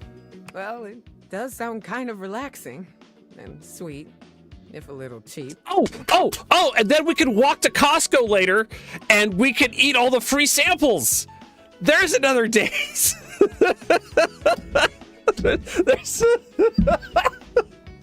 There's this great Dutch place just around the corner. I don't know if you ever heard of it. It's called McDonald's. Oh, man. There, too, you can get a quarter pounder for under $1, right? Well, no, not anymore, thanks to inflation. Hell, why not? Let's have a budget spa day. Let's do it. Willie is reluctant at first, but she allows you to give her a facial of sorts with the skincare products you find around your bathroom. She does complain a bit. Drink the 7-Eleven coffee. As you lay your clumsily sliced cucumber over her eyes, however, you finally see her starting to relax. There you go. She smiles in a way you've not seen before, and for a moment, you wonder if perhaps she might be finally letting go. Just for a little while. There you go. Just kind of help relax that anus a little bit so we can kind of dislodge that stick up there. Well, I gotta hand it to you. It wasn't the best treatment I've ever had, but hanging out with you wasn't bad. I'm still not employed, but I do feel a little better, so thanks. I mean, glad you enjoyed it. Maybe slowing down every now and again isn't such a bad idea. I'm gonna take a nap and see if anything comes to me after that. See you later. I like naps. Sleep well. All right. Well, we're still talking to objects around here. Maybe we'll find something that can employ her.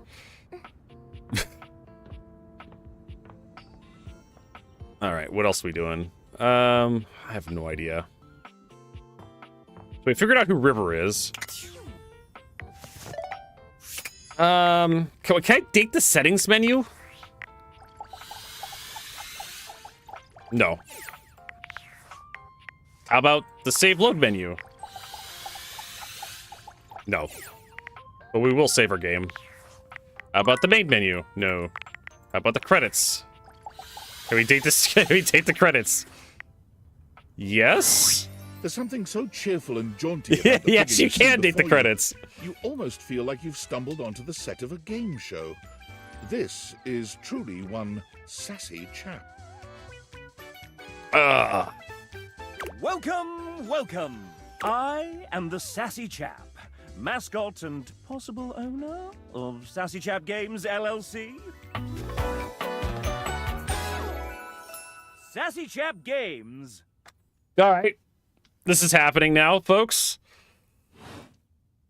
Here's where we'll put my greeting and introduction, explaining all the deep lore behind the Sassy Chap.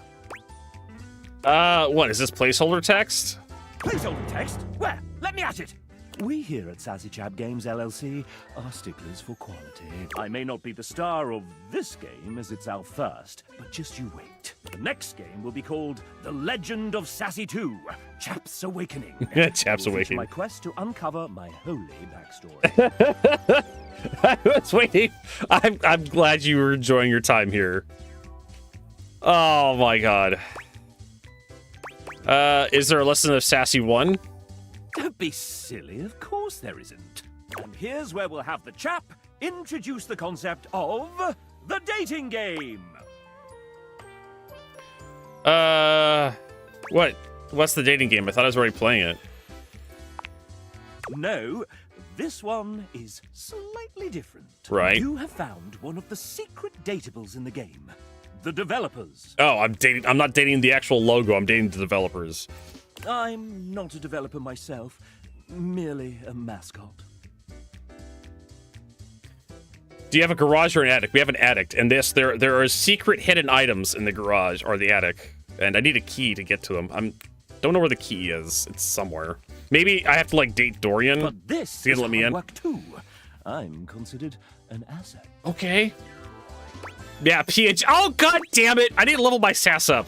Well, I am excellent at filling a pipe. Phrasing? With bubbles.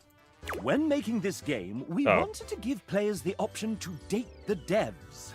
But we wanted to sidestep the problematic condition that there are many players and only a small amount of us. And of course, many of us are in happy relationships. I'm glad we specified happy relationships, because I would have asked, are they happily married? For now. So, we figured a fun way to do this would be for players to date each of us by answering a question about ourselves. All right. Would you like to play? I'm ready. Let's do it. All right. We have an awful lot of lovely people who are dying to get to know you. You've been all up in their business this whole time, but now you get to really find out about them. Okay. Do you want to know the general rules? Yeah. Sure. Why not? Splendid! What happens in general? The rules are simple.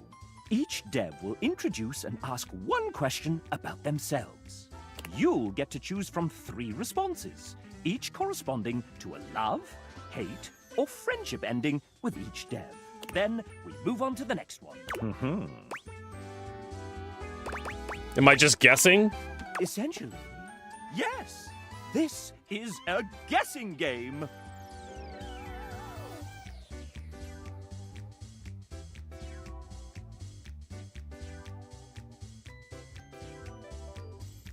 All right, we're moving from a dating game to a guessing game. That's not very fair. There are methods in which you can work some of these out. And you can also reset your score if needed. Can I have a hint? How many yeah. If I were to offer one piece of advice, if you're looking for love, these are game developers we're talking about. Think nerd. They aren't going to want to do anything cool. How many points do I need to win? If by winning you mean find true love and happiness, 30. 30 points for finding true love and happiness. All right. When does it end? You can quit at any time, and at any time we can tally up the resolutions you got towards your current dev love status. How many devs are there? 30. 33. A lucky number. Or at least that's as many as there were when we recorded this voiceover. How much points per ending for each 2 dev? points for a love ending, 1 point for a friend ending, and -1 points for a hate ending. Oh, I'm ready. Then let's get on with the show! Disclaimer. Developers who happen to be members of the SAG-AFTRA union will voice themselves. The rest, well, will be voiced by the very sensual RPG Beep. Not too bad a fate, I suppose. First up, we have... Ladies and gentlemen, script kiddies and coding wizards, gather round as we unveil the architect of algorithms, the smasher of bugs, our lead engineer, Tiago. I mean, I would have pronounced that Thiago, but okay. Hey, chap, everybody, so happy to be joining the game. So, Tiago, I've got some questions for you here. Let me just... You okay there, chap? Maybe... No, I need... Oh no! Chap's glitching! Great time. I was here with my 32-page speech ready. Don't just stay there, do something! Let's get you fixed, pal. Can I do something? Don't worry about it. All set. Wow, thanks. I do feel much better. What happened to the bug? It's running toward the kitchen. Help! What should Tiago do with this damn bug?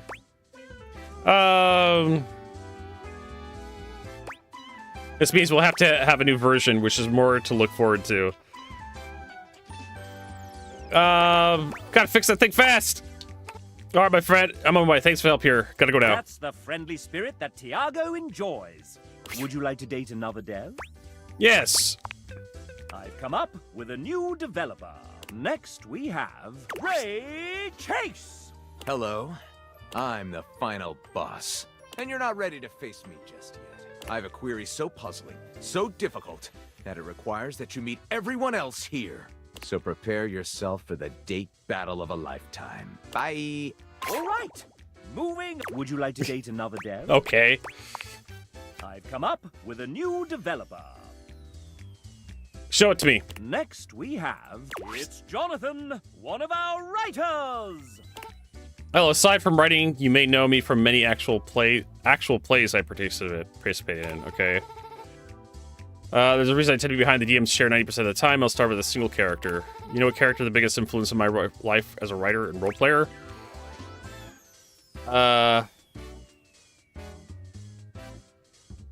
Dritz Jordan? Superman?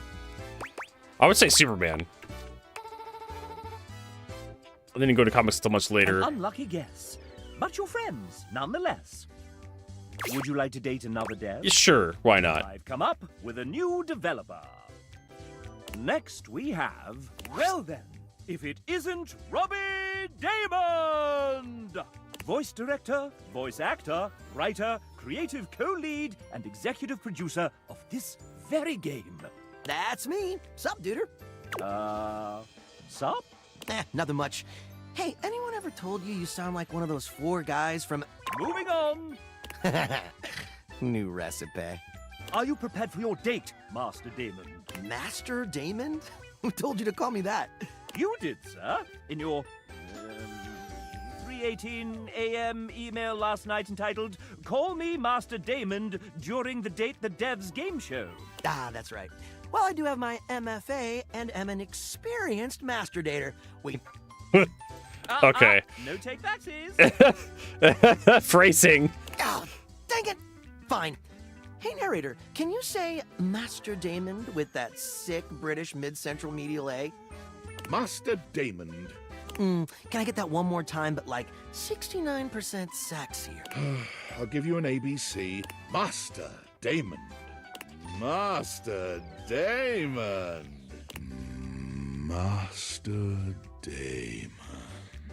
I'll take the C-take. Thanks, JB. When you're quite done, sir, I believe the player is ready to begin. Oh, shit. All right.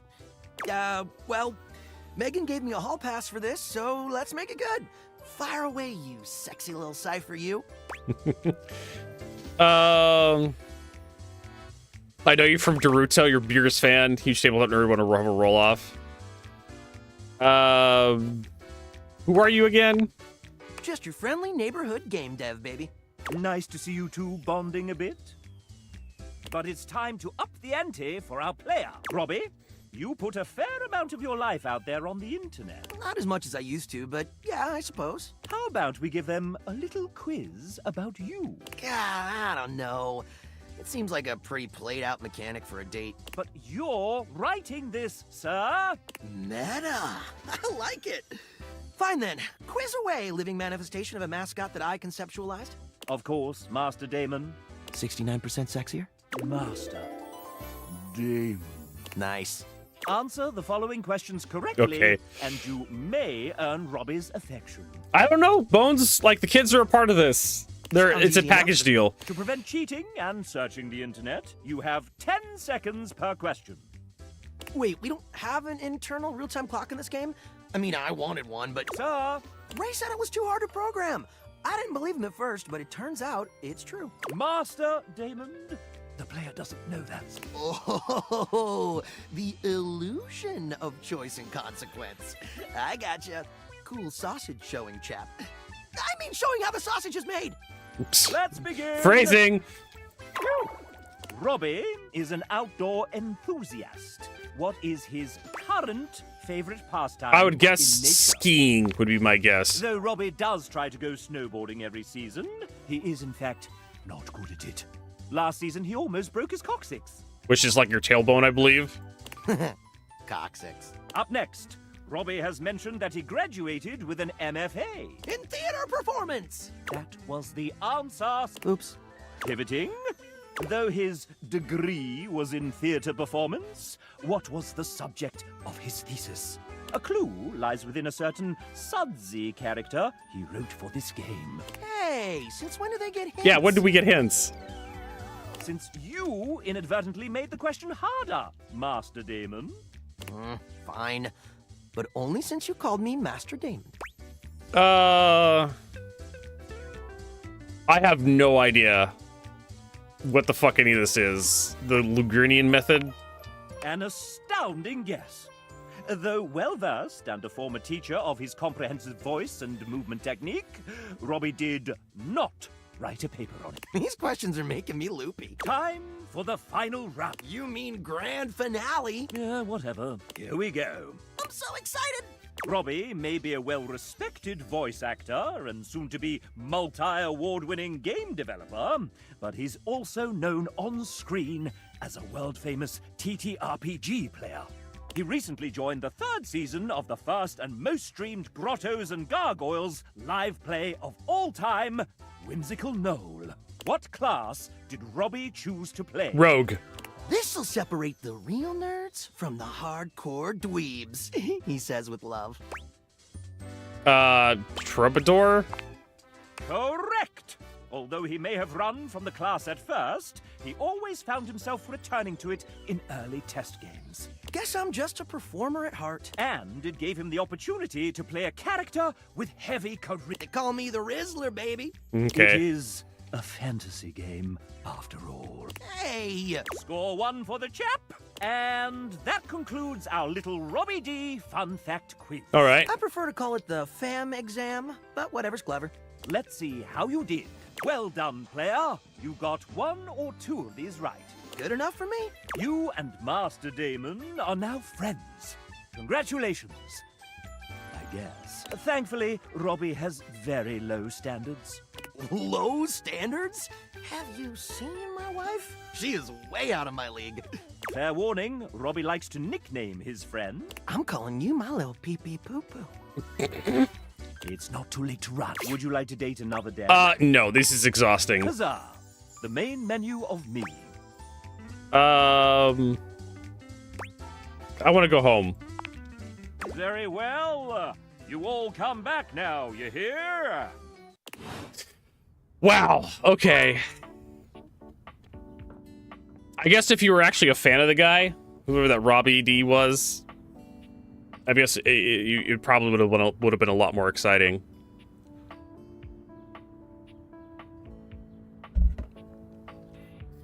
Oh my god, it's that guy! Let's see, what else do we got for our rumors? Beer, my goodness. Desk close to the table, also different world.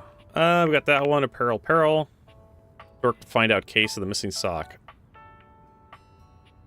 Dirk. I have no idea who that is.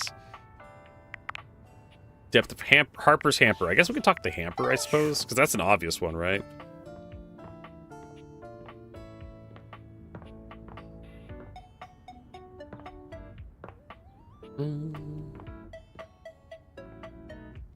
Hamper would be like in the laundry room.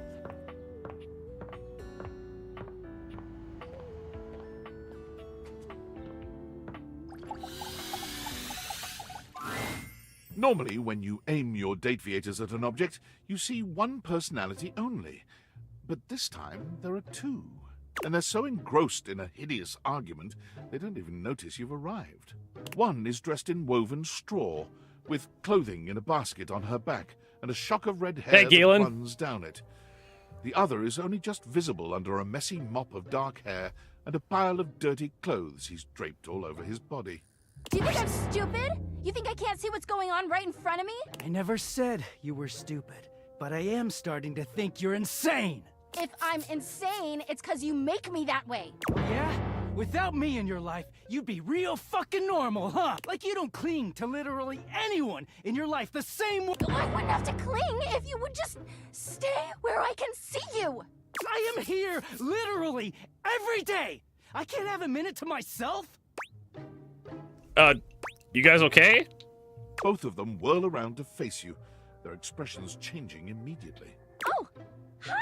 I'm sorry you had to hear that, but please don't worry, it's fine. Yeah, just fine. The energy in the room may have dampened, but there's still a thick tension in the air. You don't have to pretend to be okay. We're not pretending. We're just as strong as ever. Yeah, strong. Oh dear, we haven't even introduced ourselves. Though, Durkee and I know you well. Please don't call me that in front of other people. You're so cute when you get assertive, Durkee. Anyway, I'm Harper, and I'm your laundry hamper. Oh, so that's Dirk. Harper and then Dirk, right? I'm Dirk, and I'm your dirty laundry. Why do I have a skirt in there? Well, I guess I like cross-dressing. Mm-hmm. He is a very dirty boy, isn't he? Oh, boy. Harper. Harper stomps on Dirk's foot, beaming all the while.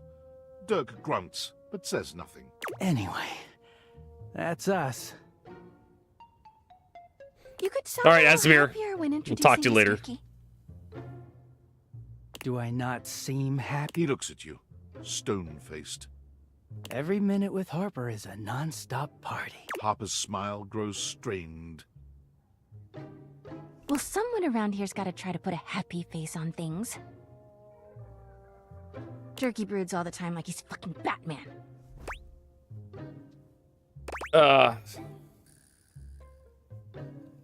This response is just the dumbest. The superhero who dresses like a bat? No, the man who dresses like a bat who dresses like a man. Ah, yes. Like, honestly, if there was ever... Okay. If there was ever a part of this game where I just wanted to fucking quit, it's right now. Like, you don't know who Batman is? Like, they've been making Batman movies forever. Superhero who dresses like a bat. What? No.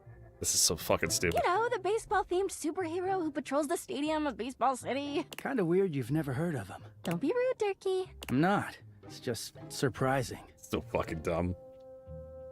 Not everybody keeps their nose in a comic book like you do. Well, not everybody needs the level of escapism I do. There's an awkward silence, and... You know, because they're not dating the laundry hamper equivalent of a bamboo finger trap. Harper is silent for a very long time, but you can feel another argument coming. Just as she opens her mouth, Bones. You speak first. It's been an ordeal meeting you two. Oh, I'm so sorry he made it so hard for you. You can hear Harper and Dirk's raised voices long after you leave the room. Oh, these you. What the fuck? I got an achievement? No, I got a Discord. Tinfoil hat, what do you got for me? David is obviously becoming desperate. and he doesn't do well under pressure. Well, no shit. I'm worried his behavior will gradually become increasingly erratic until he crosses a line he can't come back from. That sounds bad? You have no idea. What the fuck can he do? I should never have put you in this situation. I mean, what, the glasses back? Naively, I believed as Valdivian's lowest paid employee, you would be safe. But it's become clear that as long as you possess the Dateviators, you'll be the target of David's wrath. Okay. Anyway, I have a solution. I have alcohol. Use the realization recipes to bring Skylar to life. If Skylar becomes human, the Dateviators will instantly cease to operate. And if the Dateviators cease to operate, there will be absolutely no evidence implicating you in their theft. Realize Skylar and destroy the Dateviators before David unleashes his full fury upon you. He has access to resources you'd never believe. I'm afraid there's just no What kind time of to resources? explain. You see, I forgot to charge my phone's battery last night, and now I'm at 2%. And I can't charge it because I also forgot my charging cable. Can you believe that? Ugh. But remember, realize Skylar ASAP. All right. Which means we need to date objects.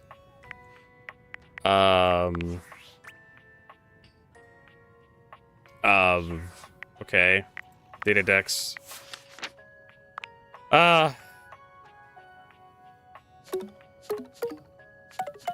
I mean, we're the C category is getting there. So we need to get more, just everything to love us, right? Or hate us. Okay. Mr. Sinkman, the sponges, all the other stuff in the place, the hangers, the windows, doors, the light bulbs, the clock, Scandalbara. Ah, you. Yes, me. You have been awfully rude. Trust me, everyone knows about that now. Everybody. And you return. Like me, your curiosity for scandal keeps you coming back for more. So, I will allow you another chance. Would you like to hear the latest gossip? I'm just trying to get an ending with you. An ending? You want to kill me? Yes, I've come here to kill you. Aghast! Alarm! Guards! Guards? 0 guards answer Scandalabra's summons. Ah, there are no guards. Well, I must say, though my life is at an end, it will have been for the most salacious scandal I've ever heard. I'd always hoped that my demise would make the others rather cross. Yet there is nary a pip out of the place. But do give this antique one last wish before I go. Why have you done this? To avenge a lover? To steal my pure silver? Bro, you're made of pewter. Or is it mere sport? I want to say sport. I'm just choosing fun options here. Just choosing options? This is worst of all. The romance, the heartbreak, gone! I cannot even with this. Goodbye! There we go. Speedrunning hate relationships.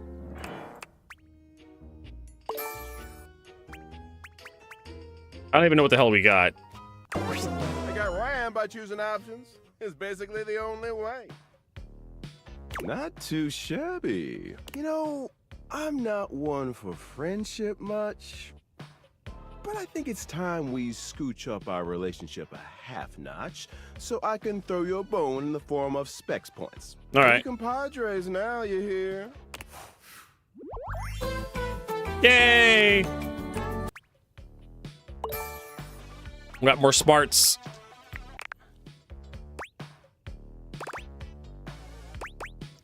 Friends, whatever. For now. But look, I really do see potential in you. Maybe this time I can teach you my ways. Doing what? The art of pain, my dear. Rejection to its fullest potential. All right, weird like you like rejection so much. I don't like rejection. I love it. It's like a warm blanket you snuggle with at night.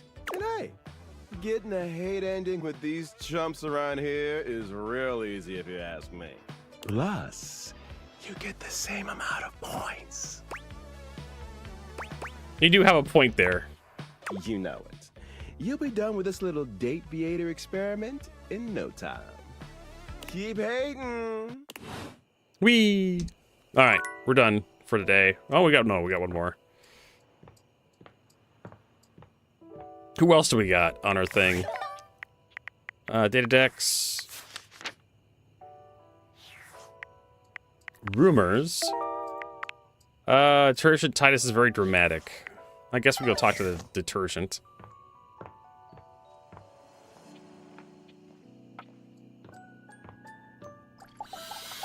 Alright, Titus, talk to me.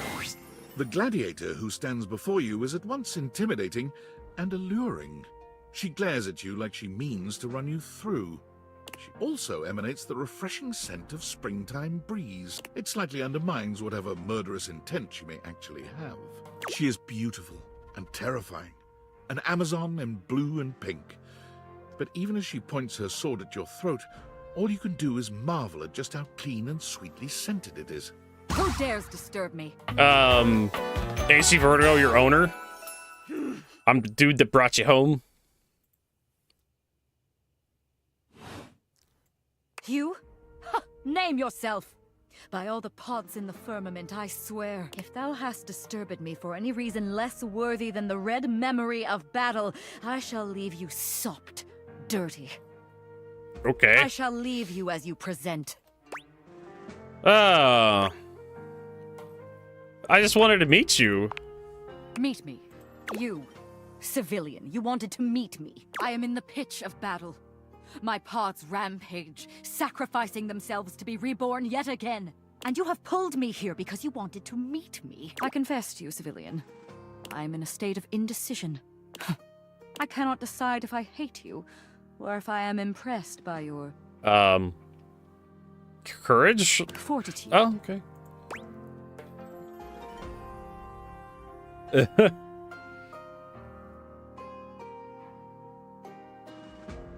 Fortitude, I've got a lot of that, and I think you'd like it. Fortitude. Such bold abandon flaunts a newling's claim, for converse, strange at altar side untold. You are not hated, despite thy impish impertinence. Ooh, impertinence. There's a word I haven't heard in a long time. There is something about you. But now is not the time. My occupation, my profession calls me back. For passion's sake I fly. For passion's sake I am not pulled again. Come to me only when the hurly-burly is done, to win or loss. Come before, and even thy puckishness shall not save thee. The hurly-burly is done? What? Wait, what is a hurly-burly? When 'tis done, you will no longer have to ask. What? Alright, whatever the fuck that was all about.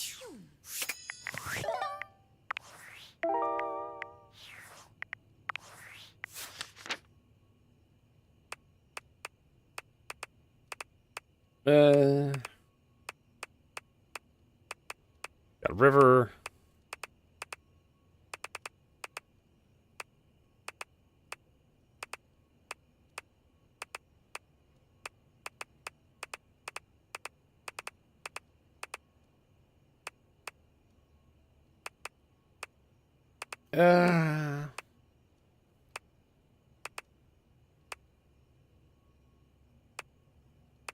Okay, what the hell's her problem? You've met the Imperious Warlike Titus. She appears to be on the verge of battle. Gives you a bit of verbal thrashing. Comes here again for round 2.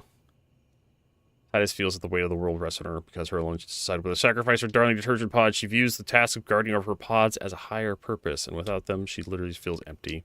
Though she knows just as well as anybody that her pods are only a 4-in-1 laundry solution. With highly concentrated detergent, stain remover, and color protector, outperforming the leading laundry detergent, giving you the bang for your buck. Titus is loyal to a fault and absolutely do anything for one she most loves. Careful though, she may be used to washing off crap, but she refuses to take any of yours. Alright. Wow, she requires like a lot of stuff. All right. We're done here.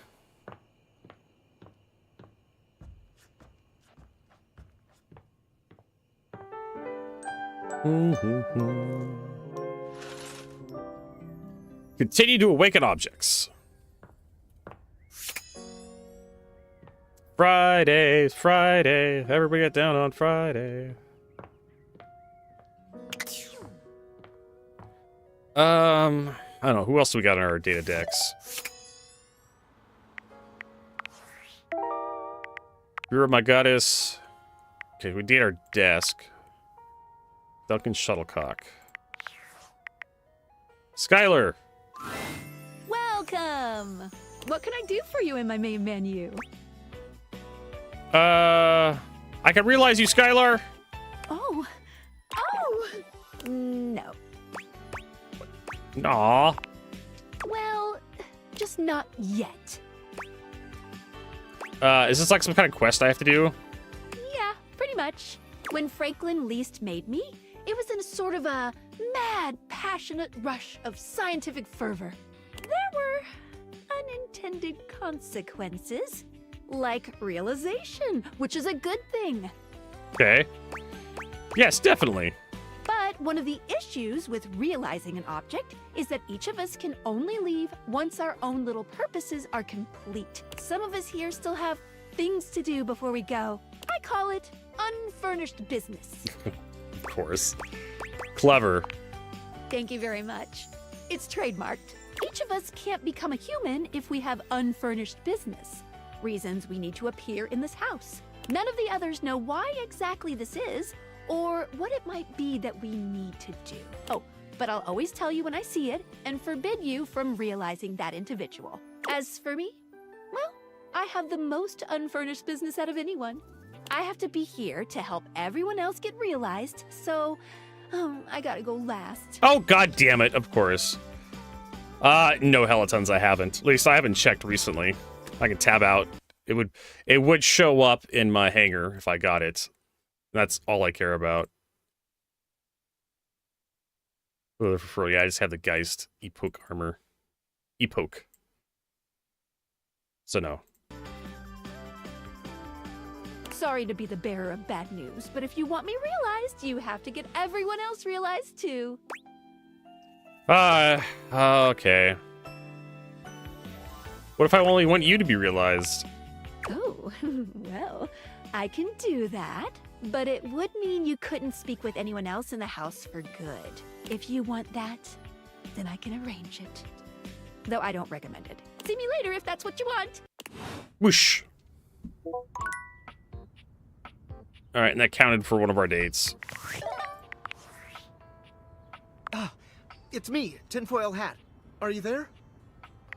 Yes. I'm still receiving data from the Dateviators. Why haven't you brought Skylar to life and destroyed them? I realize all the objects are flirty and super hot, but as long as the Dateviators exist, David will be hunting you. And you don't have a chance. He has a whole island just to practice hunting people. There's definitely no people hunting going on here, island. Thinks he's so clever, but I'm on to him. He's basically Epstein. I can't realize her. You can't realize her? Oh dear. This must be unfurnished business.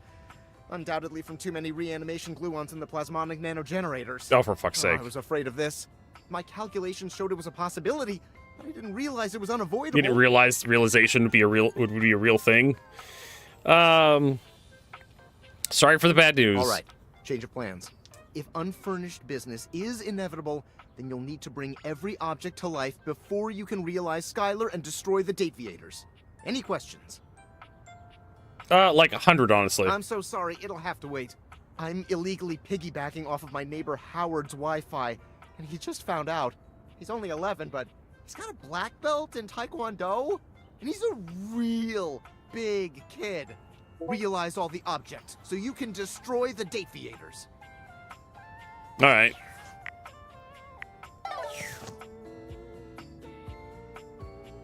So I don't... Yeah, we don't have to bring them all to life. We just have to, like, recognize their existence or something.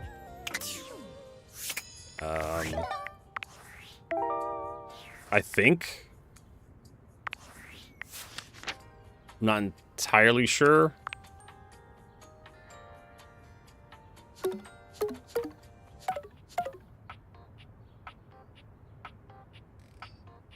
Or you have to go through and I don't know. I think you have to avoid all the hate endings, right? In order to do that.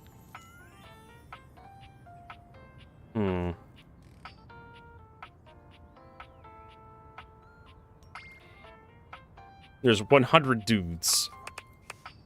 And we're at 50, right? Realized? What's this little person here mean? I have no idea. Alright, well, we know the date, the desk. In my, computer room is like a character.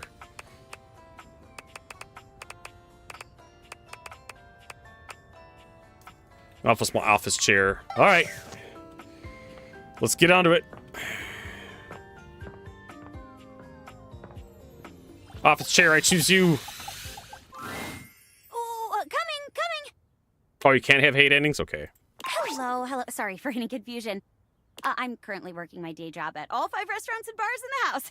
It's hard being an actor. Jeremy, I'm thinking I need to take 5 for a second. Can you... Coming! Stop by for another night of some theater. All right. Well, that was quick.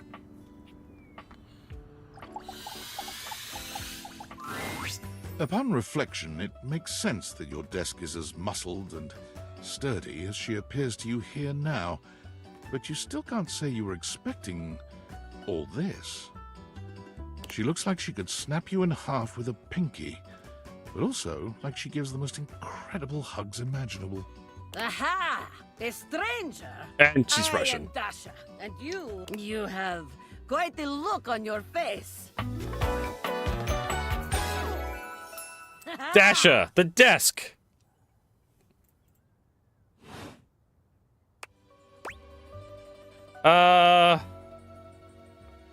You have... I didn't think my desk would be, Muscled from head to toe? You are not the only one to be left speechless by Dasha's muscles. Do not be so surprised. It is only natural. After all, holding so much on my shoulders day in and day out, all right. My job demands muscular perfection. That's enough about me, though. Tell me about yourself. You have intent in your eyes. Have you come to ask me questions? There are a few questions. I want to learn how to better converse with people. Ah, I see.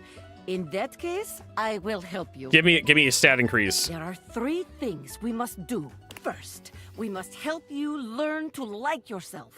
Second, we must get you experience speaking to others. And third, we must have fun. Sounds good to me. Marvelous. Let's begin. All right, let's begin. This is the spirit. You are winning already. Pretend that I am the one who makes your heart flutter. All right. What would you say to me? I think I need to go to the bathroom. You are telling the one who makes your heart flutter you need to go to the bathroom? Wait. Perhaps you are carrying on passionate affair with Jean-Loup. His music is not for everyone, but perhaps his rhymes make you feel warm inside. I wouldn't go that far. Okay. Perhaps there is too much pressure. Perhaps we must go back to basics. We are side by side at Tasteful Bar. I am just your type. You wish to impress me. How do you get my attention? I don't know, buy you a drink, I guess? Nice muscles, can you pick me up? Oh, you would like that? Come here. Whoa! Dasha lifts you ably with one hand, raising you high off the ground as easily as you might lift a pillow. She sets you down with a proud grin. You seem to enjoy being lifted over my head like barbell. I rather enjoy it myself, to be honest. Let's schedule some more lifting appointments then. You are like tiny feather. Lifting you is like lifting baby. I feel like there's probably a sexier way to say that. It is true, though, but perhaps you are right. Wait, what am I saying? We are here to train you, not Dasha. We must focus. Still, you have impressed me in our imaginary bar. Here is my number, attractive stranger. Now, the question is, will you know what to be doing with this number?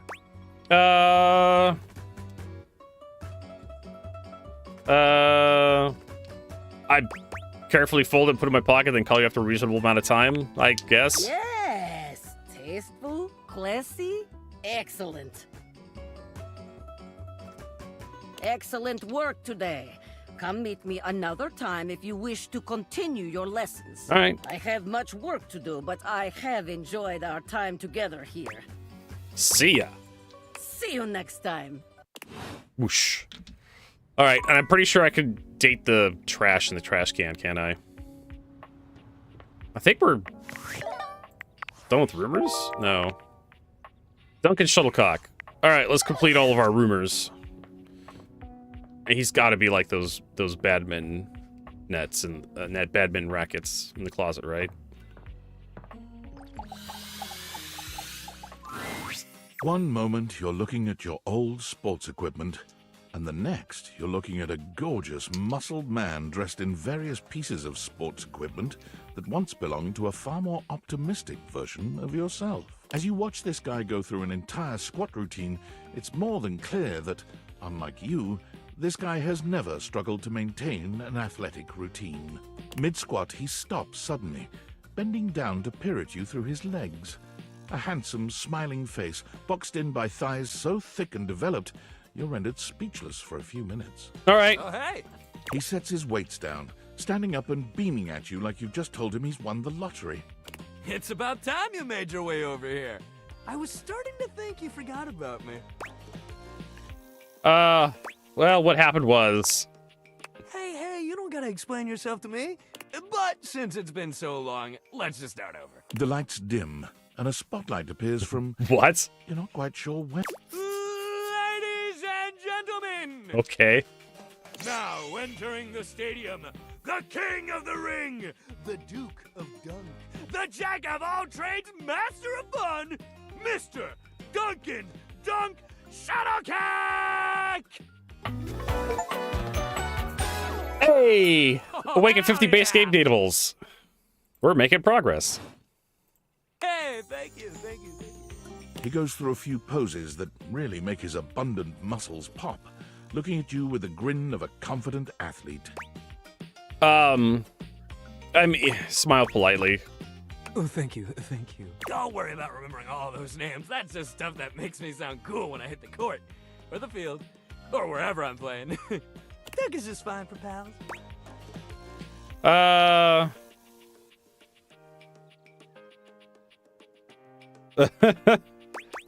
Are we pals?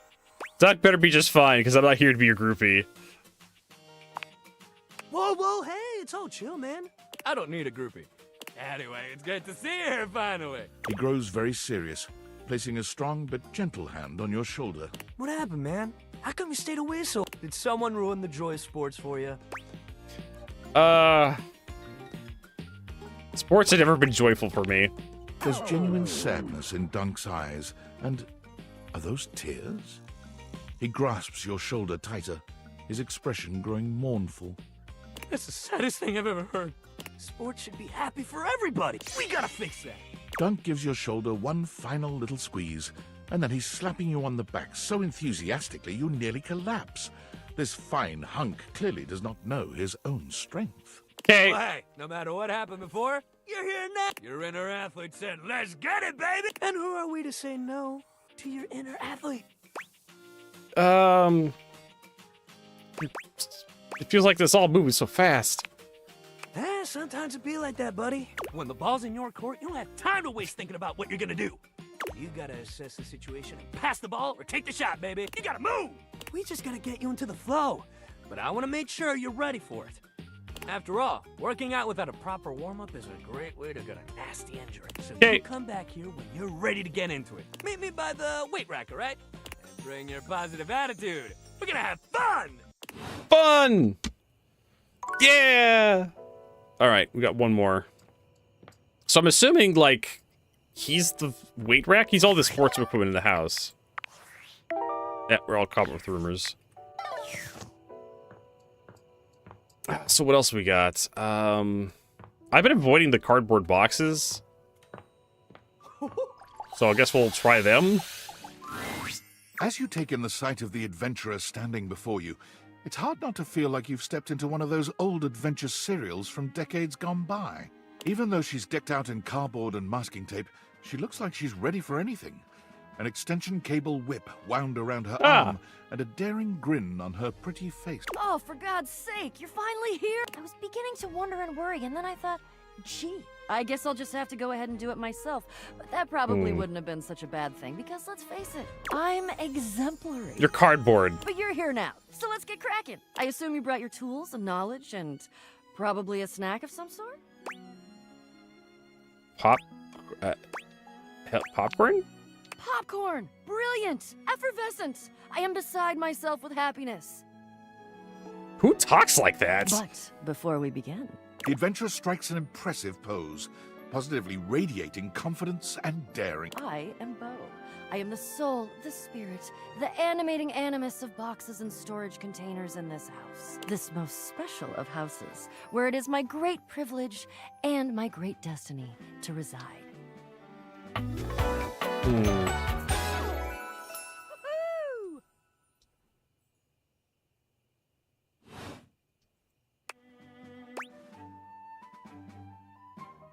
You look like you're about to go on a safari. Ha! Indeed I am. I am about to embark on a great quest. That's what I do after all. I quest. I am an adventurer. I am a great explorer. All right. I'm also an avid reader. I enjoy bubble baths and secluded mountain hot springs, trips to the beach studying turtle migration. Anything involving the words ancient, sacred, statue, gem, or priceless piece of history. Wink. Did you say wink while you're winking? I did. I find it useful sometimes to tell people what I'm doing as I'm doing it. That way I can be more sure that they're getting a complete picture of my personality. This is a little too meta for me. We keep saying we. Ah, forgive me. I understand now. I have introduced myself, and then I just got so darned excited my mouth ran right away with me, and I didn't give you a chance to introduce yourself. Not that you need to, of course. I know who you are, but go ahead. Who do you think I am? I know that you are the... well... Bo takes her hat off for a moment, holding it over her heart. She bows her head, just a little. It is my great honor, my passion, my destiny to have the opportunity to follow my path alongside you, the leading houseologist, to whom I owe such a debt of gratitude. Houseologist. Leading of uh-oh. Uh-oh what? In addition to adventuring, I am a movie buff, also a food buff, a DIY buff, and I'm learning macrame. And I know that uh-oh, never good. Not always catastrophic, but never good. I don't even know what a houseologist is. Oh. Oh. Yep. Sounds like uh-oh was indeed the mot juste. Bo returns her hat to her head, her reverent expression fading into a rather more sour one. Damn it. Ugh. So that means I'm bringing a complete greenhorn on my quest? Yeah. Yep, that's what you did, all right. God, I try not to be a fatalist. It turns into a dangerous habit in my profession, but this is disastrous. What am I gonna do about my quest? How am I going to... I guess I could do it alone. Like I said, I'm pretty great, and I've done all the research. I was just waiting for... hoping for another trained and passionate expert to go with me, but no. There are things that I need that I cannot get by myself. Damn it! Damn it! Maybe we'll still go to your quest if you tell me more about the quest. Ah, yes. Well, I don't mean to offend you or anything, but for all I know, you're a donkey in a human suit. Well, I'm a bit offended now. Which wouldn't be bad. That's just an indicator of how little I know you. Maybe it could work. Get out of here and let me think. I have to think. I love to think. So I'm about to have a pretty good day, but shoot. I'm about to have a pretty good day thinking about stuff. Oh, jeez. Kind of like her. Come back when I've had a think, and we'll talk. Are we out of charges? I think. Yep, we're out of charges. Ka-choo! Alright, we're half full charges now. I think, yeah, we don't have any more rumors. Yeah, we can save our game. There we go. And we need to take a break. It's about that time anyways to head out and stretch our legs and use the restroom, get a snack. So we'll be right back in just a few minutes. Don't go anywhere.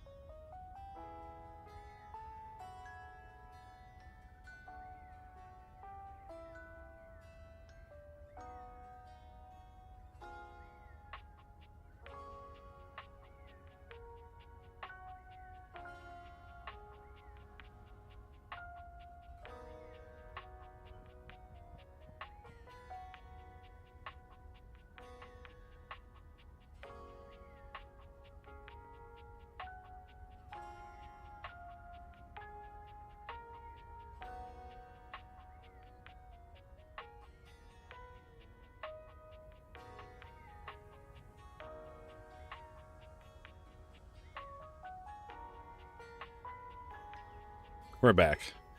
Got our snack. Got some water.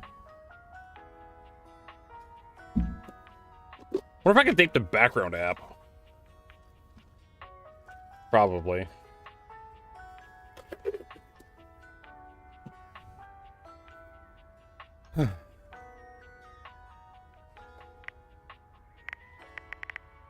Oh.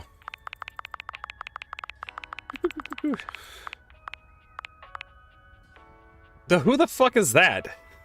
I have no idea.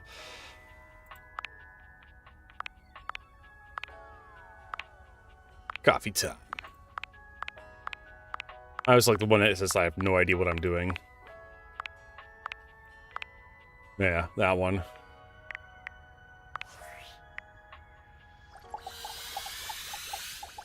Nope. Hammer, initial content, April face. Yeah, concept art. Can I take the music app? No. No, I got the data decks.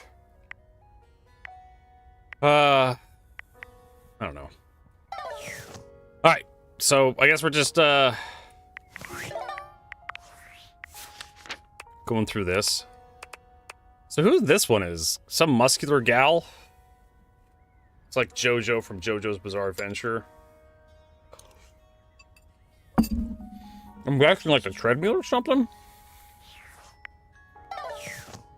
Some sort of exercise equipment?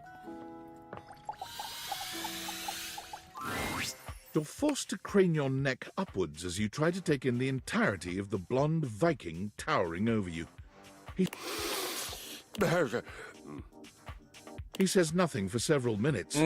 You begin to wonder if perhaps your cross-trainer is broken. Perhaps. This guy. Hey, Norsehammer. It's a dating game. I didn't buy this. Someone bought it for me. What the fuck is going on with his dick? What is this? I can't unsee it now. You okay? Okay, bro? What is oak hay? I am not an oak. And what do trees have to do with hay?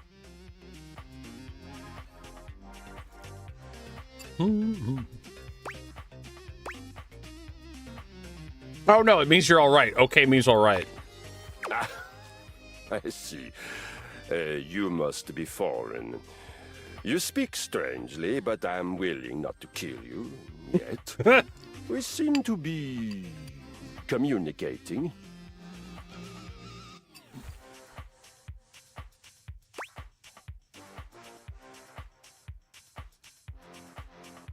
Well, this is my house, so technically you're the foreign one.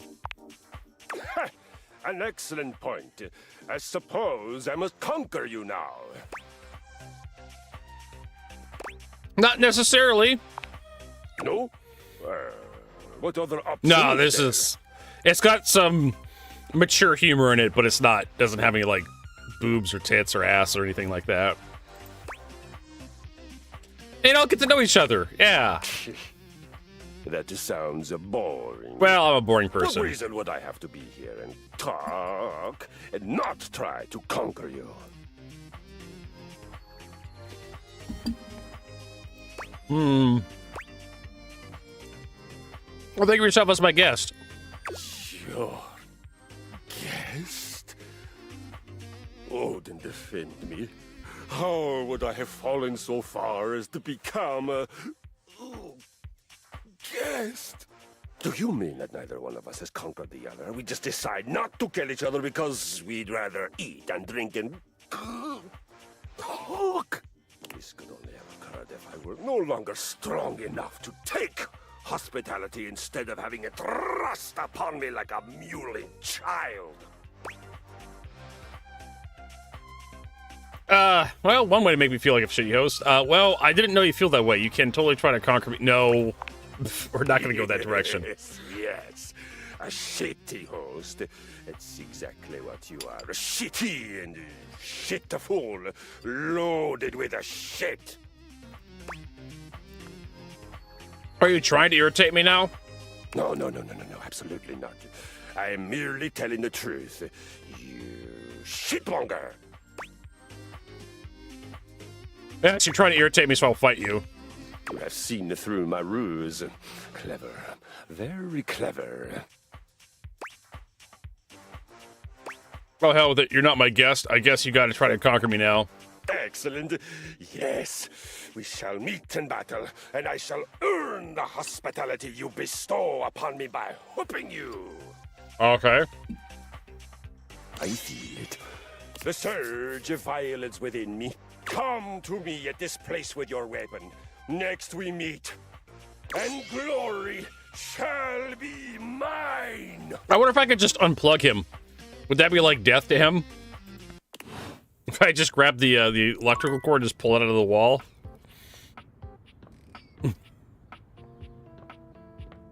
Alright, so this muscle bitch. I guess the weights?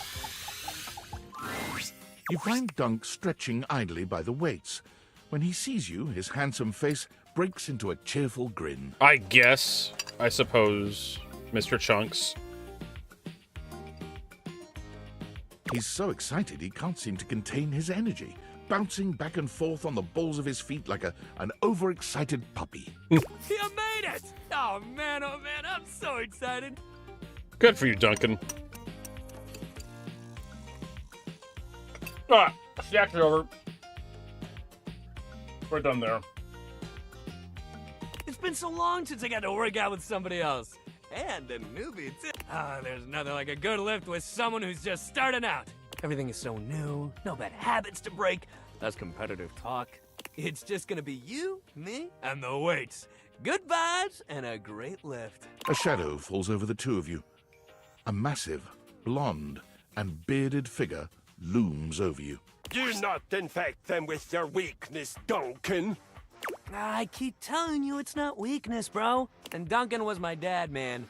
Call me Dunk. Nonsense! Exercise is violence. It is driving the weakness out of your body by force.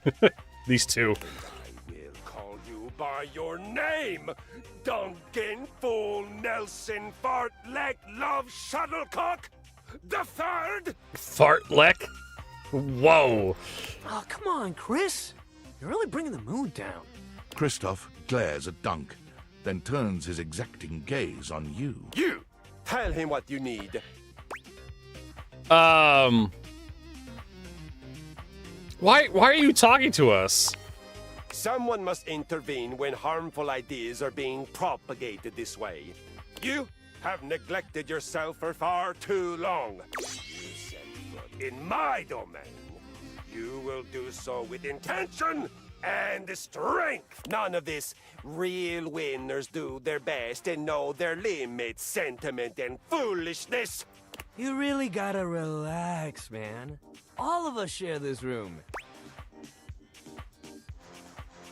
Are you done yet? I'd really like to work out now. Yeah! I mean, thanks, buddy, but I think we got it from here. You do not got anything but sentiment and foolishness. But so be it. You have thrown your lot in with him. And now you will reap the baby soft consequences. Do not come crying to me when you are so weak you cannot even lift a bag of chips. Oh my god, damn. Man, that cross trainer is intense. If bringing the mood down was a sport, he'd be a gold medalist for sure. I don't even want to waste time talking about him. Move on. Yeah, we got our own stuff to get back to. Anyway, today's activity is weights. He gestures to the weights you've long since abandoned. They're still in decent condition, if a little dusty in places. How do you wear out weights? You don't. Nothing like a good lift. You can work your whole body out. Anybody can get a good burn going with weights, even if you're only lifting a couple pounds to start. It's a great place to start your fitness journey. There ain't no rules, no competition. All you need is yourself and a good attitude. Good attitude. So, Dunk is so cheerful and confident, it's probably more work than it's worth to turn him down.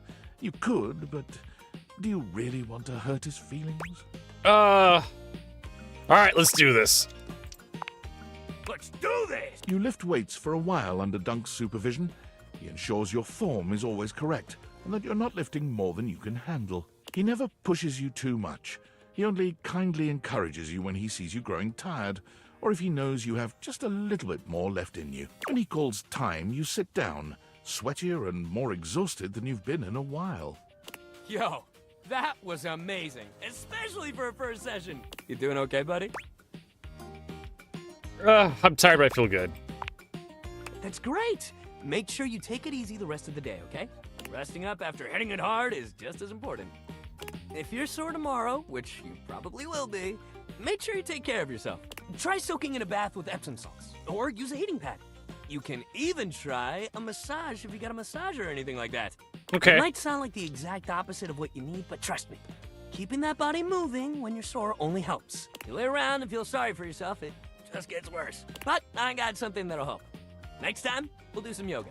I mean, it'll make you sore too at first, but it'll help you with the rest of the stuff we do. All right. Sure, why not? You're gonna love it. Just wait. See you at the yoga mat. Guess we'll just, So, this muscle gal that I've been looking for. Where the heck? Her. Haven't met this character yet. No idea. Yoga mat? I guess? I don't know.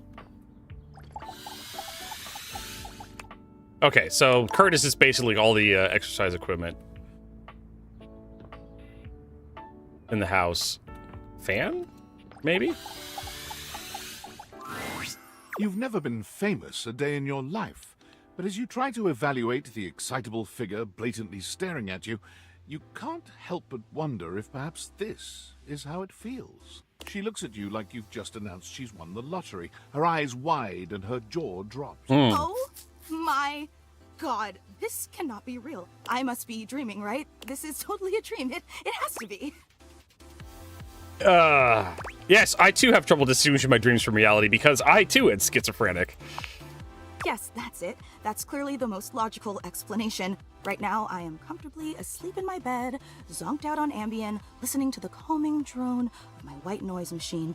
Because this right here, there is absolutely no way on Earth this could actually be happening, right? Believe it, sister. Oh my god, it really is you! She turns away from you for a few moments, fanning at her face, but it doesn't help her calm down. I just can't believe it. I mean, you prepare your whole existence for something like this, but then, you know, when it actually happens, no amount of preparation could ever possibly be enough.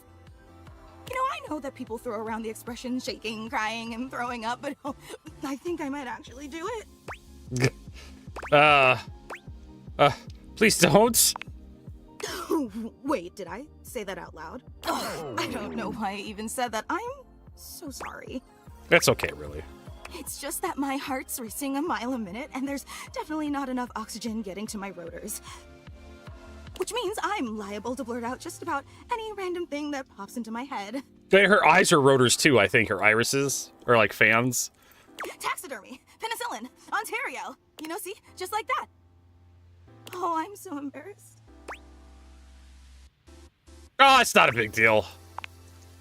No, I'm behaving like an out-of-control fan. I'm sorry, I really don't mean to be overreacting like this. I just never thought we'd actually get the chance to interface like this. And now that it's happening, I'm totally blowing it, aren't I? You haven't blown anything. Really? You promise? Because she's a fan, fans blow. 100%. Would you allow me the opportunity to just reset this whole interaction so I have the chance to put my best blade forward? Absolutely. Oh my god, you are the absolute best. Just like I always knew you would be. Okay, here it goes. Here it goes. Hi there, I'm Fantina. And if it wasn't painfully obvious from my over-the-top outburst a moment ago, I am your biggest fan. I love it. I'm your biggest fan.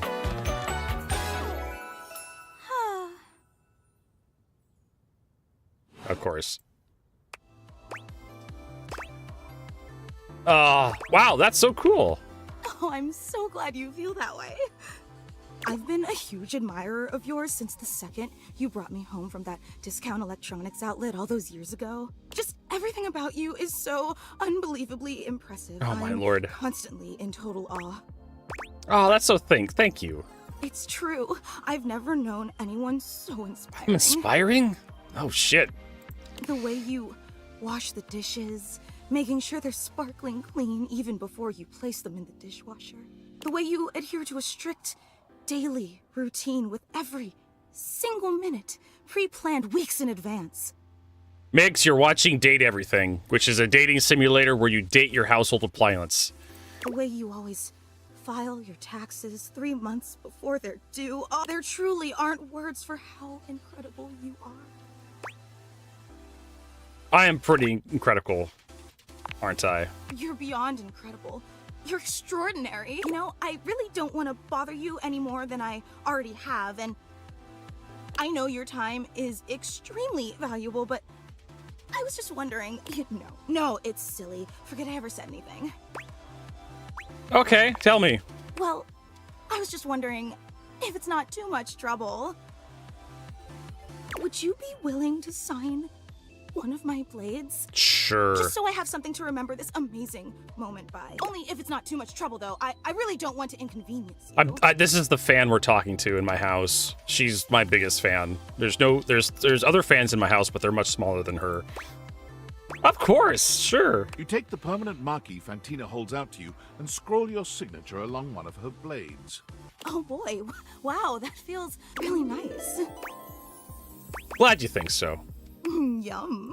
Oh, thank you so much. This is so amazing.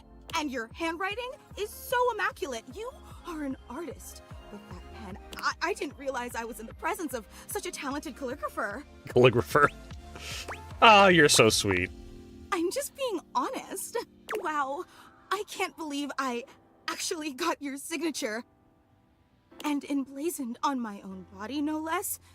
Very naughty. I can't wait to show this off to everyone else in the fan club. There's probably no one else but her in the fan club. They're going to be so unbelievably jealous I met you. Fan club? Wait, you don't know? I thought for sure you knew. Yeah, you have a fan club. Are they also oscillating fans? No. They're just fans of you. We actually have meetups every week. Okay, so one of the endings to this game is where you literally leave the house. And it's a happy ending where you get to touch grass. They literally specifically call out touching grass in that ending. They warn you, like, the glasses you wear that allows you to date things, and date is an acronym, is where you directly acknowledge the existence of a thing. So stupid. So the Skylar, your glasses tell you, if you leave the house, you won't be able to play the game anymore. And they'll steal the glasses from you.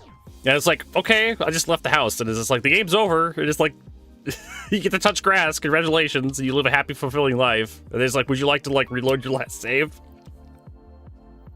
We talk about everything you've been up to at work, what new projects you're developing, discuss your menu for the week. Sometimes there's a raffle. Sometimes. There's a very comprehensive agenda. I had no idea.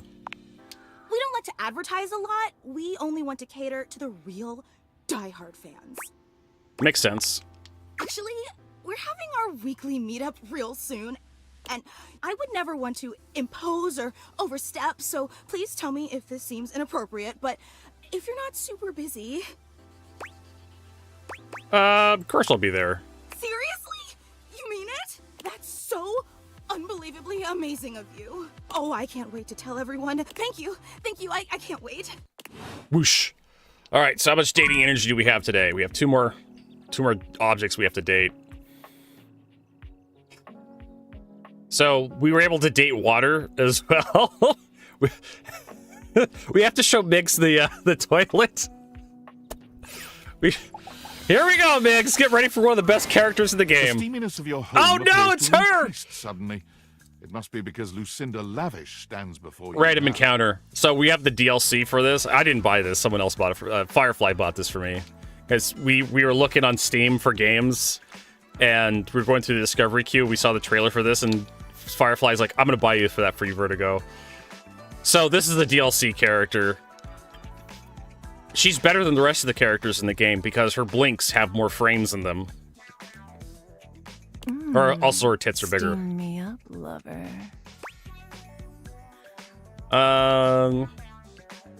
Can we do something horny? I haven't chose this option yet. You bet your sweet bottom, baby. Because my secret is, I'm not actually Lucinda Lavish. I'm Lucinda Lascivious. Hi there, I'm HC Franco. Not so loud. A little bit more gentle, yeah? Oh, sure, sorry. I've got, let's say, a special circumstance. One that allows me to bend the rules. Come here, baby. I've got a special place where no one can see us. Whoosh. Lucinda takes you to a rather strange place. You can't quite make out where you are, but you are certain you are somewhere near your house. It could be that she's right. No one else can see you here. No one else who has any say, that is. Oh, what do you mean? We could get into all sorts of trouble here. Horny trouble. This is my fantasy chamber. A place where all your wildest fantasies can come true. Tell me, my effervescent darling, what is your wildest fantasy? I don't know, climbing Mount Everest? Inflatable giraffes. I guess spinning, whirling, sucking, fucking. Why not? Oh, how poetic. I can't wait to do all those fantastic verbs with you. It's here and only here where we can do these things. My time here is limited, so I'll have to see you around when you least expect it. But next time, I think you know exactly what you want to pick.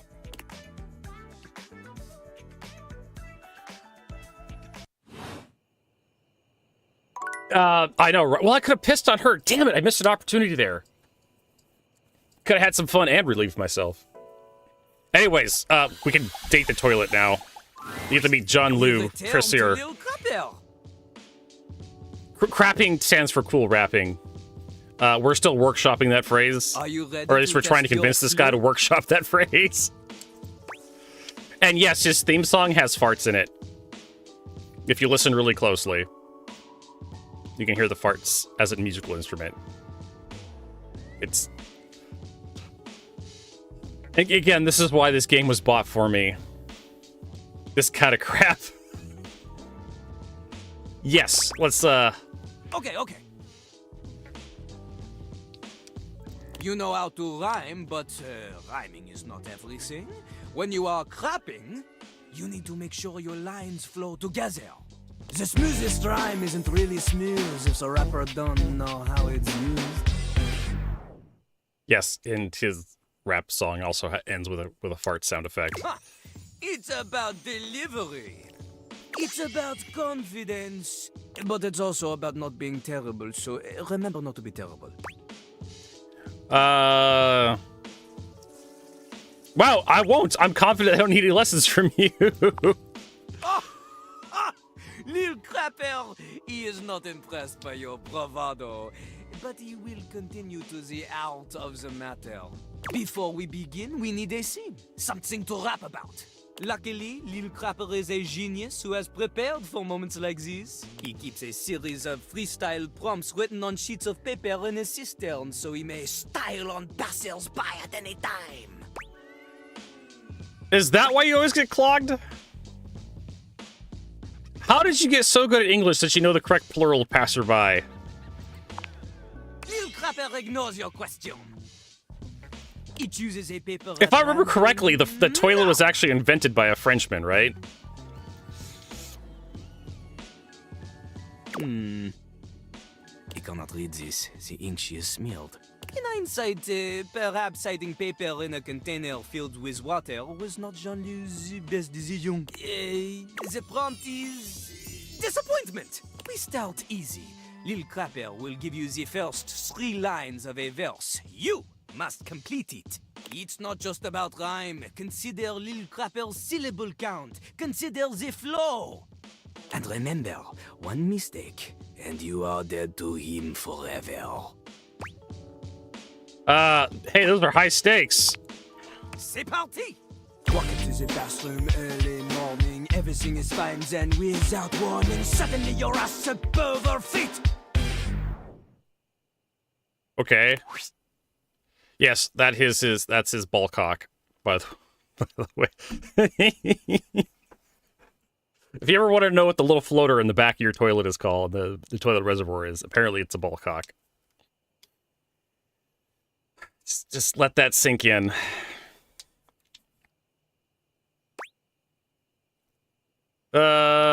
Turns out I forgot to lift the seats. Turns out I forgot to lift the seat. Now you're late for your date after cleaning up, and you make it at the door, but you're feeling rough. Then you look and you're shook and you just explode. Turned out you found your car's been towed. You turn around to find that your car's been towed. Oh. Okay, not so bad, not so bad. You can rhyme to a beat, we know this. But that is not enough to defeat Lil Crapper. What's next, little crapper? This time, you show me you have a sense of style. We do the same thing. Lil Crapper will give you the lead in, you fill in the ending. But this time, you give me something with oomph, you know? Oh! The voice is an instrument. You want words that assonate, want words that resonate, want to alliterate, or you're illiterate! Your lines need to have consonants that click, vowels that swing dance together. They pick each other up and do the French diphthong. A normal rhyme is not enough.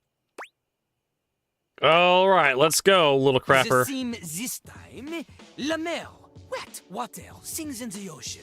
Lil Crapper's enthusiasm for the spoken world is only rivaled by his enthusiasm for the ocean, the soaking world. He briefly considered a career in marine biology. Everyone knows this. It was in his autobiography, which surely you have read. Did anybody read it? C'est parti! La mer, comment j'aime la mer. Others claim the same, but they don't really care. Up in their yachts, their morals elastic. All right.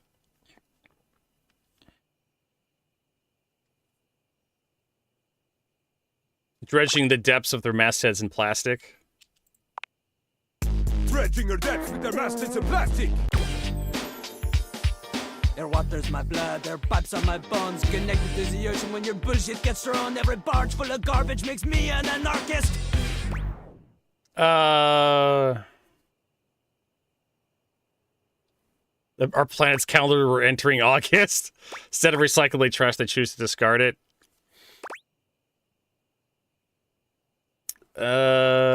Quite like our move the problem enlarges. Okay, we'll go for the obviously anarchist. This won't be done to the one who's in charges. Bars of soap. For these rhymes, they are, how you say, clean. The assonance, so passionate. Jean-Loup, he loves it. Jean-Loup appreciates your willingness to endorse political violence in a manner that an American lawyer may say is just vague enough to avoid the litigation. Vive la révolution! Okay. Lil Crapper, he acknowledges you. If he is not careful, he may even start to respect you. You'd better. Don't ruin it. This means that there is only one thing left to do. More crapping. We must diss one another with savage wordplay until one of us backs up and cries in tears all over the bathroom floor. This is the greatest sign of camaraderie. Does this mean? Oui, it is true. Lil Crapper, he is challenging you to a rap battle. No, cool rap battle. It has been some time since Lil Crapper has had jeez. a wealthy opponent. He will give you all the time you need to prepare. Know this, though? Lil Clapper has been kind to you so far. His silver tongue. She has been dulled, but now she will fly sharp again. This battle will be rough, like the toilet paper in the airport bathroom, so impossibly thin, so impractically uncomfortable. Let's go. You want to face Jean-Loup? You'll need to be spectacular to keep up with him. Which is to say, your spec stats will need to be high, otherwise you will not have a chance. You're surprised it's one of those games that's even listed? Yeah. It's a thing. It's a thing, Migs. Alright, so we have to max out our... You will need smarts, poise, empathy, charm, and sass. Without a significant amount of these, you will always be number 2 when compared to Lil Clapper. And keep in mind, Jean-Loup is talking a significant amount. Double digits minimum if you had to put a number on it. Alright. So, what do you think? Are you ready to face I'm going to Jean-Loup? increase my spec points first. Lil Clapper understands this. Sometimes we all need a break, bathroom or otherwise. Rêve en vie. Alright, there you go. I think that's all of our, yeah, that's all our dating for today.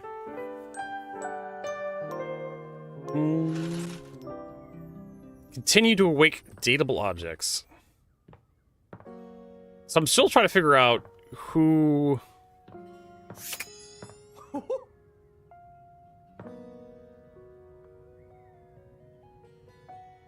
The girl flexing, I don't know, let's... Guess we'll... Dunk is in the middle of a downward dog pose, showing off surprising flexibility for someone with a physique as rugged as his. When he sees you, he straightens up and waves, but not before you've gotten a good long look at him. In a rather... They really want me to be gay for this guy, but it's not working. Hey, there's my favorite new workout, buddy. Ready to try some yoga? I'm sorry, game. You're not doing it. I guess. Hey, cheer up, buddy. Yoga rules. Yoga is popular these days, but when I first started doing it, you wouldn't believe how many of my fellow athletes wouldn't take it seriously. Even now, you still got equipment like Chris, who thinks it's soft stuff for babies, and nothing could be further from the truth. But also, like, who cares if it's soft or not? Real strength comes from not caring about other people's opinions. We're gonna get our yoga on, and nobody's gonna tell us we... As if on cue, another household object appears in your periphery, perhaps to tell you you can't. What up, what up, what up? Oh, it's her! That's the gal we were looking for. It's the trophies. Dunk's normally unflappable smile grows slightly rigid. Ah, Shelly, hey, we were just about to... Do some yoga? Yeah, I heard.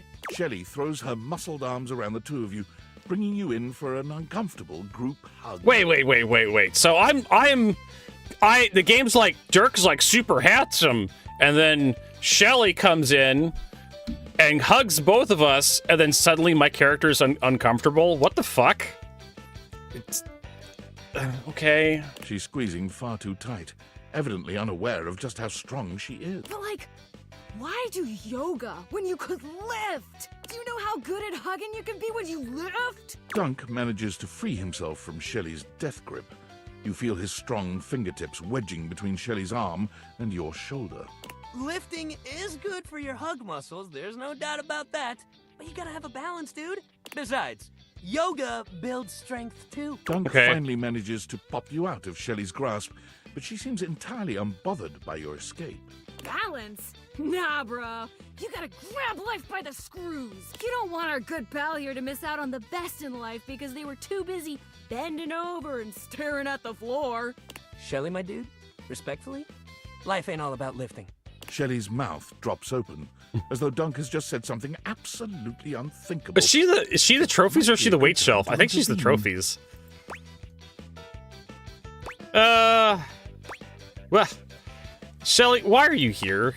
I told ya! I gotta make sure you're committing yourself to being the best you can be. All right. For everybody else. You gotta get strong for everyone else in your life. Shelly, lifting is great, but it's just part of the routine. How can you say that?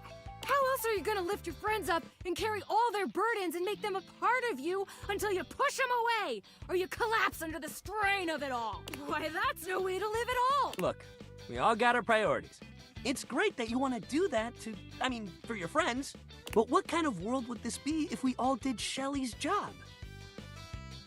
Hey, Rob, welcome to Date Everything. A game that I didn't buy for myself. A game that was thrust upon me by a loyal viewer that's probably watching right now. A little bit of variety, a little bit of break from Star Citizen for whatever the fuck this is. I'm not sure. We get to stick our dick in our own toaster. This seems to break something in Shelley. She wanders away, muttering to herself. What if everyone did Shelly's job? So many muscles. Dunk exhales, placing his hands on his hips as he takes a moment to recenter himself. Serenity now. Serenity now. Okay, yoga time. So first of all, how do you feel about yoga? I'm not much for yoga. That was the old you. The new you might love it. Let's just try it and see. All right, let's get into it. How about we start with a nice down dog pose? Here it goes, I guess. You got this. You bend down into a decent downward-facing dog pose, keeping your feet shoulder-width apart and placing your hands palms down on the mat ahead of you. Your body forms a graceful triangle shape. Dunk is elated to see your excellent posture. I'm sure he is. Yeah, that's it. You're killing it.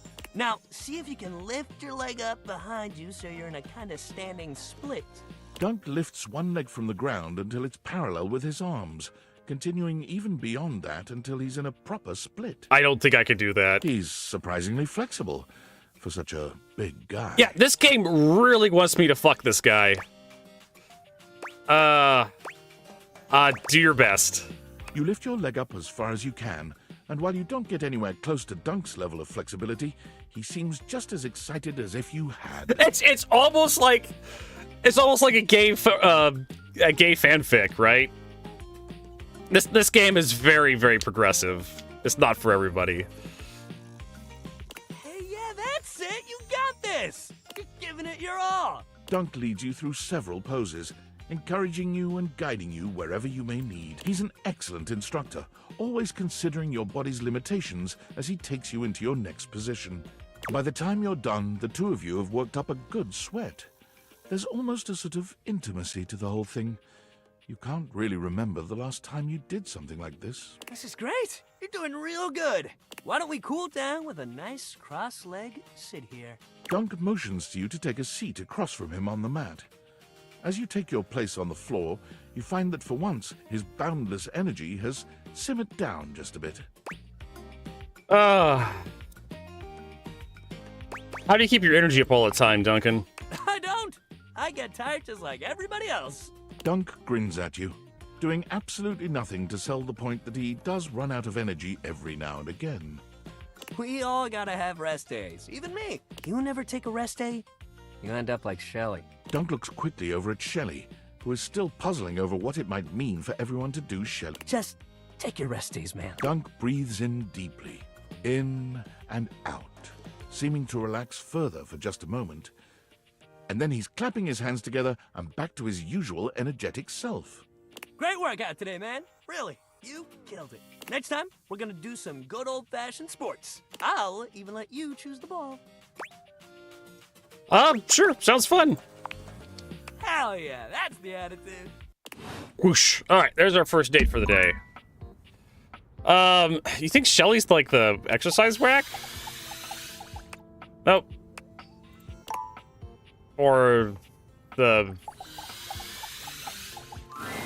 You see before you Nope. a glistening, oiled male form, perfect in its chiseled majesty. God.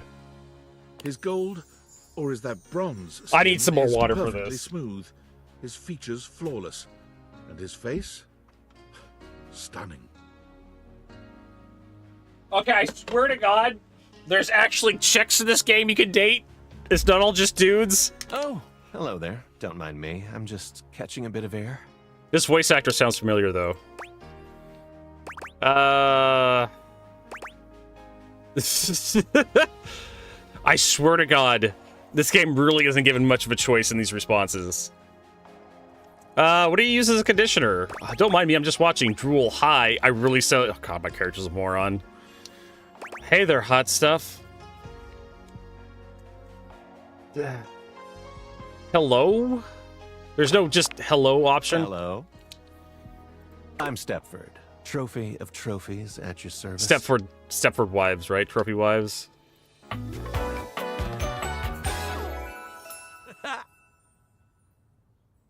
I suppose. I've just been standing here all covered with oil, waiting for a good sunbeam to come along. What are, hi, I'm AC Verdo. Nice to meet you. That's a winner's name if ever I've heard one. Actually, I'm a bit of a loser. That's all right. We can't all win first every time. I think they make participation trophies, though I wouldn't know anything about them personally. So, what brings you around these parts? I thought I may exercise a little. Ah, yes, the old exercise. Quite good for the, ligatures. Mm-hmm. Do you mean ligaments? Of course, yes, those. I mean, he's definitely not winning any spelling bees. As it so happens, I have a self-tanning appointment coming up. Can't be late, but I'm so glad we met. Come and see me again soon, won't you? And be sure to bring that fantastic red shirt. What? Why? Got a tan. Okay. So, wait a minute. Shelly the Shelf? Is she the Shelf? A well-muscled athlete stands yes! before you. She's the Shelves! From one foot to the other. There's a strange air of anxiety to her, despite the broad smile plastered on her face. She seems a little too happy to see you. Hey, what's up, dude? How are you? I'm so good, my dude. You okay, Shelby? Huh? Why? Do you think I'm not? Do I seem not okay? I am so okay. I can't believe we're like actually talking now, dude. You've walked past me 1,000 times and never even looked at me. After all, I don't do this for the recognition. I'm just a humble shelf trying to grab life by the horn. Gotta carpe that diem, if you know what I'm saying. Oh, drywall! I almost forgot to tell you my name. Go on then. Okay, here I go. The name's Shelly. I'm your shelves. There you go. Oh. It's my job to hold your stuff up with my amazing muscles. I really enjoy doing it. Yeah, why does it feel like you're trying to convince me you like it? Do you not believe me? It's just my entire purpose. I love it, I promise. Anyway, it's really great to hear from you. This experience is 100% aligning with my years-long fantasy of meeting you. I've never truly been happier. Are you upset with me? Oh my gosh, no, never, not you. This is going really great, actually. Not a disaster. I'm just gonna go for a completely unrelated reason. Later, Deuterina. Whoosh. Alright, is it because I don't, like, dust the thing on her? I think we're supposed to do, like, the fan meeting as well. Fantina lets out an excited little shriek when she spots you, running over to greet you. You don't see anyone else around, but perhaps the other fan club members are just a little late? You came! Oh my god! Okay. She's my biggest fan. Sorry, I've actually got some deep breathing rotational exercises I've been practicing to appropriately handle this sort of situation. Don't you worry. I'll get my spindle system back under control ASAP. It's very cute. Even when I think I know every wonderful thing about you, you still manage to surprise me. Oh, jeez. Stop, you're gonna make me blush. Careful. You keep going on like that and I swear I'll think you're flirting with me, and I honestly don't know if my capacitor could take that. And again, my sincerest apologies. I just thought that the last time we met would be the highlight of my entire year, but suddenly, here you are again.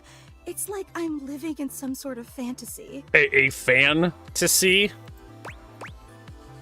I have that effect on my fans. You have no idea. since you're here, this feels like as good a time as any to present you with your exclusive fan meetup welcome gift. Oh, is it dust bunnies? Fantina holds up something small and rectangular. You can't quite see what it is, and she keeps it facing away from you. She's gotta tap that fanny. She's gonna blow me. Ah. You got me a gift? Of course, you're our guest of honor today. The fan club just wanted to express our immense and profound appreciation that you take the time out of your busy schedule to come and visit with us. Hey, Inner Hype, thanks for that resub. Inner Hype just resubscribed for 95 months. You killed a dude one time in Arena Commander in May, and he's mad about it still. Yeah, some of those guys tend to take that stuff a little too seriously. It's not. It doesn't have any Gooner stuff really in it. It's mostly just like comedy and writing, and it's hard to explain. And voice acting. There's a lot of really famous voice actors in this game. Like if you're really big on following like voice actors and whatnot. I recognized a few of them. We know you have some big shakeups at work, and today's usually laundry day, so it means so much that you still found the time. You really are the absolute best. Oh, they're so sweet. I'm just doing my best to compete with you. So, without further ado, may I present your likeness crafted out of pasta. She turns your gift around to face you, and it's just as she said it was. A crude but sweet rendering of you in pasta. Well, we'll put it on the refrigerator. I hope you like it. I wasn't sure if you were more of a rigatoni or penne fan, so I used both. With just a dabbling of fettuccine. Can I date that too? I probably can. I don't think so. I think that violates some sort of law or something. I can't be doing that, I So guess. what do you think? Do you like it? It's exquisite, honey. We're gonna put it on the refrigerator. I'm so glad. It took me like 8 hours to make, which may seem like a lot, but pasta is actually an incredibly volatile medium. Michelangelo may have been a whiz with marble, but I'd like to see him try to sculpt something out of rigatoni. Yes, well, it's very sweet. It warms my spindle to know how much you love it. Again, the fan club is just so incredibly appreciative that you stopped by. You take another look around, but still fail to spot anyone else. Is the rest of Fan Club coming soon? Oh, well actually, this is the fan club. Very exclusive. True, it is very exclusive, but, well, I suppose I should probably address the circulator in the room. I'm listening. Okay, but try to reserve judgment until you hear the entire story. Let me guess. The fan club was me and Gary. We've both been your biggest fans since Which one is Gary? And we used to share the job of orchestrating the fan meetups to make sure no one would have to shoulder too much of the load. Can't remember which one's Gary. To make sure that nothing would clash with your fantastic red shirt. That's the DLC hidden. Big job. Makes total sense. But recently, Gary and I, well, I guess you could say we've been having clashes over the direction of the club. There were some new initiatives that I'd been championing that he just wasn't on board with. And he's obviously completely allowed to voice his opinions. I think that's essential in democracy. Yes, democracy! I love democracy.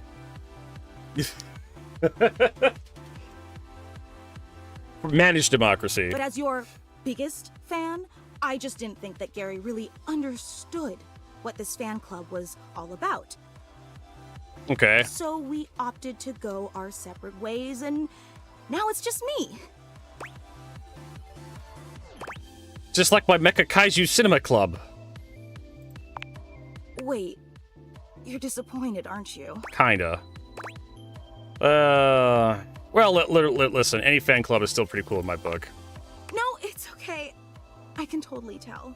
And why wouldn't you be? I promised you this incredible, fantastic event worthy of your presence, and what did I deliver? Just me and a lame statue made of pasta that you can't even eat or date? You probably don't even like rigatoni.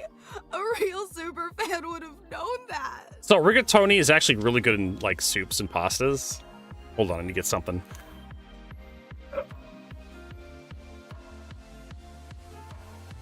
If you want to make some good soups, you can use rigatoni. The nice thing about rigatoni is that it holds sauce really well.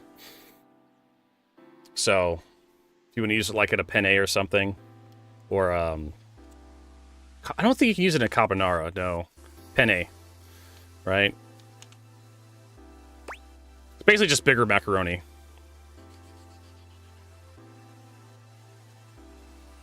Oh, I love rigatoni.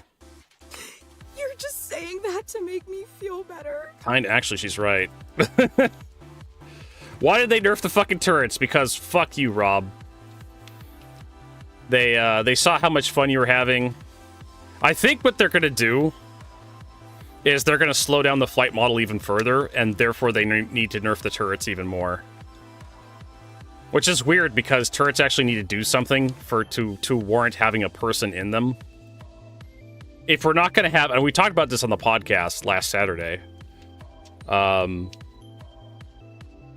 with like the Perseus versus Idris, right?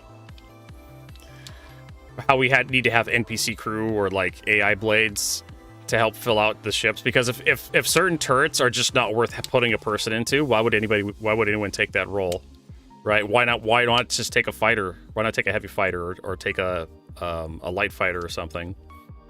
And I told people this, that we have too many Kirks, not enough Scotties in Star Citizen. Everybody wants to have a crew fly their Javelin or their Idris or their Polaris, but you're not gonna have you're gonna have people who want to do that. They're gonna be very vocal about it, but it's like those dumb motherfuckers on Reddit that say that Gun Rush was like their favorite game mode and they play it all the time, and then you go load up Gun Rush right now in Star Citizen and nobody's playing it. Where the fuck all you motherfuckers go that love this game mode so much that you're playing it all the time? Spoiler alert, Reddit's an echo chamber, Spectrum's an echo chamber, Twitter's an echo chamber. Could two Perseus take on an Idris? So, probably not. See, here's the thing. The Idris has enough DPS that if it's fully crewed, if it has every turret operated, and then every fucking turret focused on one Perseus, it would kill one Perseus and then kill the next Perseus.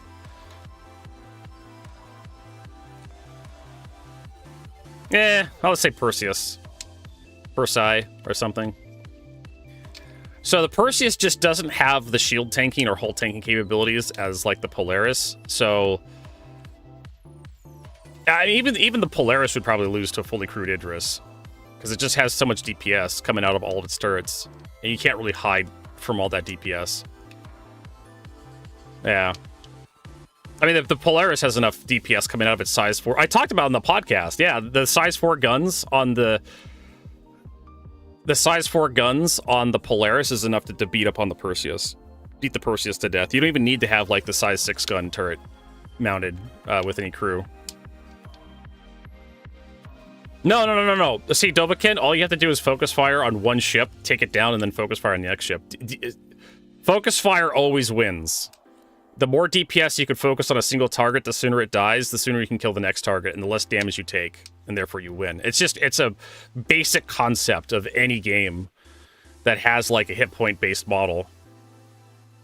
You know, MMOs that have like World of Warcraft, strategy games like Warcraft, StarCraft. Killing units individually as quickly as possible will sometimes guarantee that you win a fight versus losing a fight, instead of spreading damage as much as possible. Unless you have like really high like area of effect damage, in which case you just blow everything up, right? And so the Perseus needs to be able to snipe turrets and whatnot, right? Be able to do damage to surface elements to give itself a chance. Otherwise, there's just too much damage coming down range for the Perseus to tank. And then at that point, this is where, like, Oh my god, we're not even talking about Date Everything. We're talking about Star Citizen.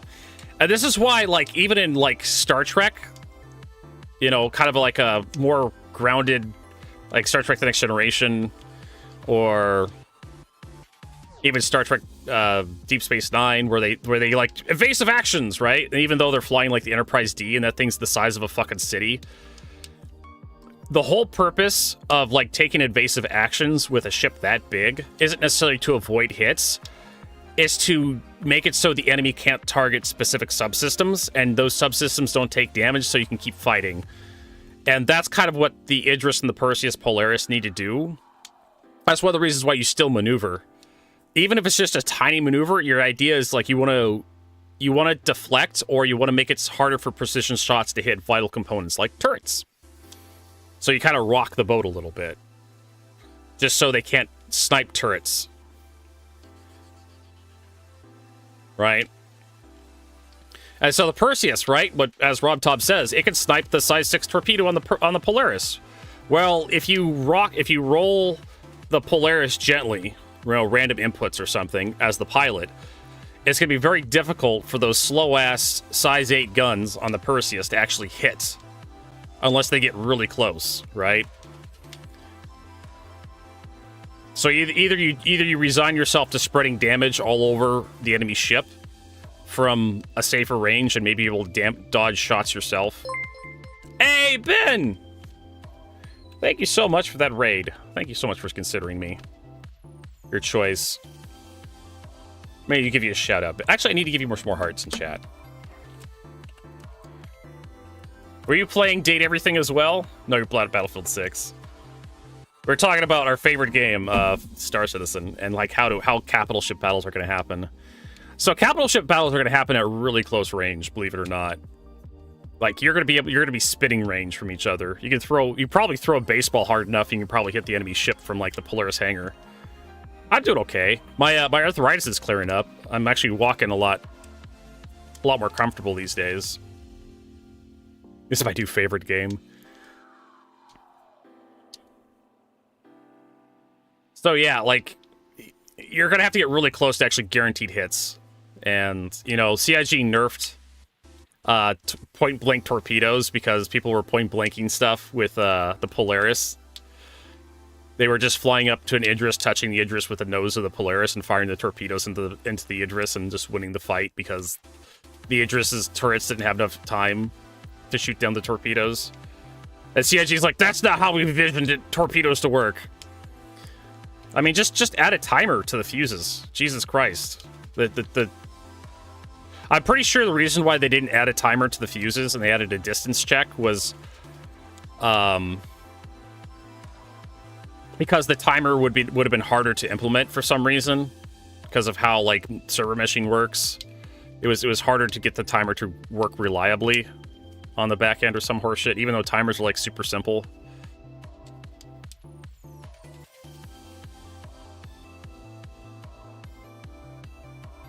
Exactly. Oh no, that's not how it's supposed to go. But yeah, like then CIG nerfs the PDCs, and I'm just like, that's not exactly what I wanted. I mean, yeah, the PDCs did need to have their damage reduced a little bit to make it so if you fire a volley of torpedoes, I would just uncap the torpedo volley on the Perseus, on the Polaris. Like, the torpedoes are stupidly expensive, so just allow us to fire the entire magazine in one burst, right? You fire like a burst of torpedoes, poop, poop, poop, poop, poop, and then there's a very short delay, poop, poop, poop, another 4 torpedoes, and suddenly you have like 16 or 20 torpedoes coming at you from a single Polaris. That would probably stress your PDCs. And so now you need to start having your fighters shoot that shit down. And if you have like 2 or 3 Polarises all focusing on the same Idris, you can take it down reliably because they could fire a volley of like 50 torpedoes.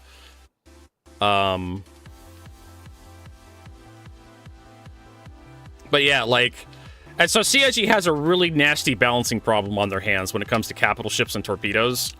Torpedoes should be dangerous. If a single torpedo hits you, it should do something to a capital ship, like a size 5, a size 9, size 10, 11, 12, whatever the fuck torpedo CIG wants to come up with. It should have a definite impact on the fight.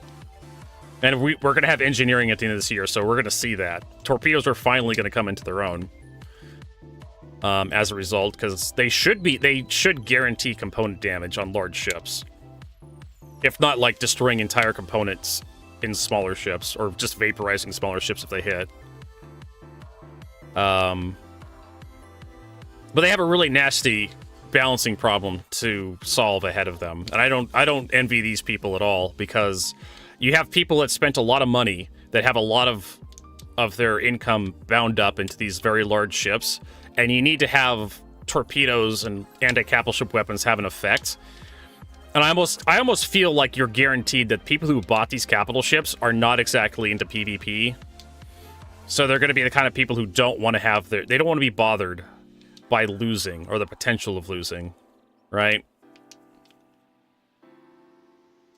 So they need to make PDCs good enough to defend these ships, but flawed enough that the opposite side of the equation gets to play the game. You know, I always talk about this play and counterplay in Star Citizen because it's a multiplayer game, where torpedoes need to have some use against capital ships, but not so useless that nobody uses them, right?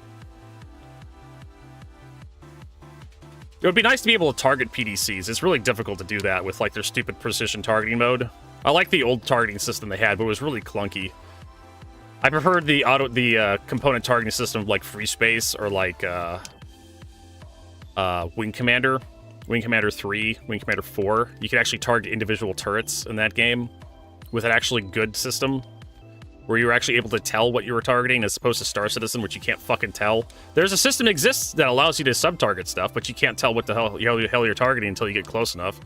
And at that point, you're actually taking fire from whatever ship you're trying to shoot at. Yeah. So, I mean, like I said, I don't envy this problem that CIG has. They have to keep their paying customers happy. But they also have to make a game that's somewhat balanced and fun and enjoyable to play for, like, everybody who's bought capital ships. And eventually, people who bought capital ships are going to fight each other.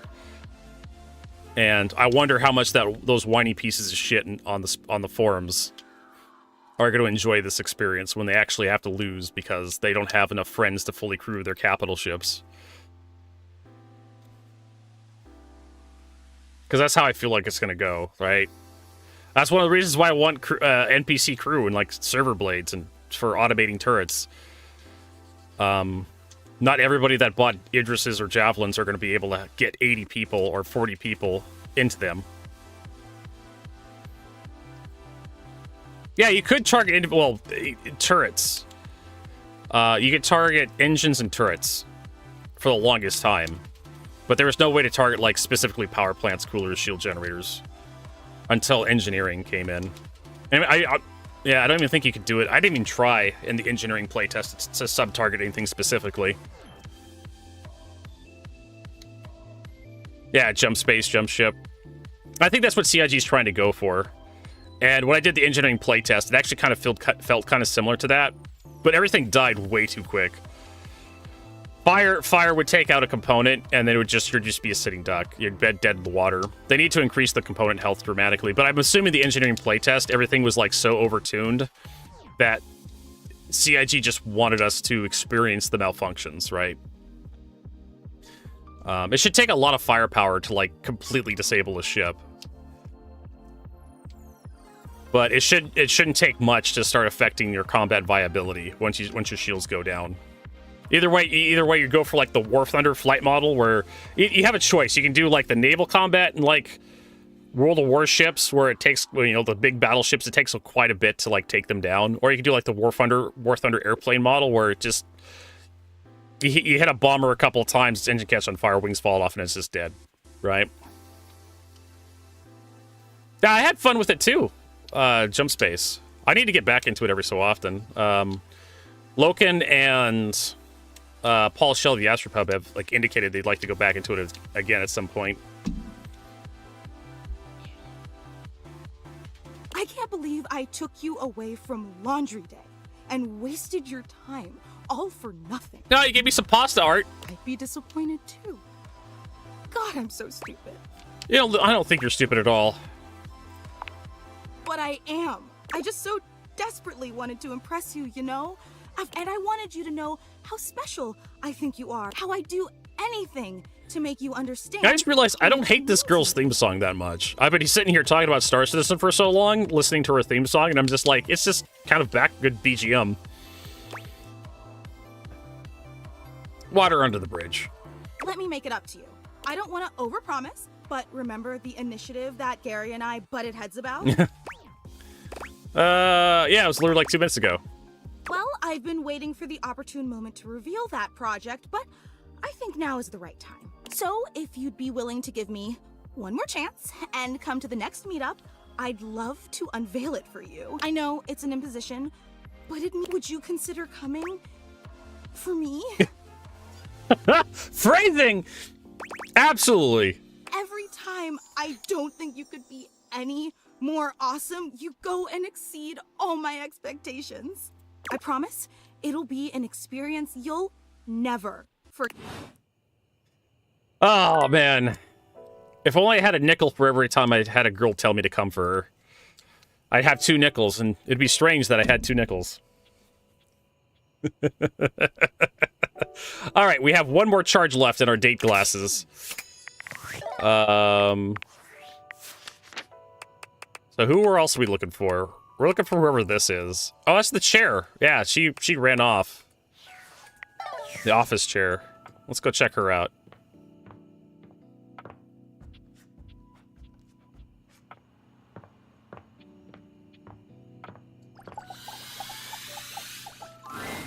Oh, hi. I'm on vocal rest right now, so I'm not too tired for the work week. Trying my best to rest anyways. Okay, see ya. You're welcome to swing by the show another night if you like. All right. Well, we used all our dating charges. That was a thing, certainly. Dun, dun, dun, dun. Continue to awaken dateable objects. Wait a minute, can we awaken the closet door? I suppose we can.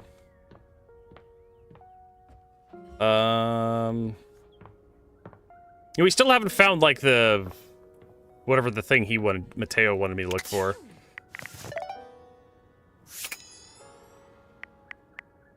I don't think there's any rumors. Nah, we're all caught up. Okay.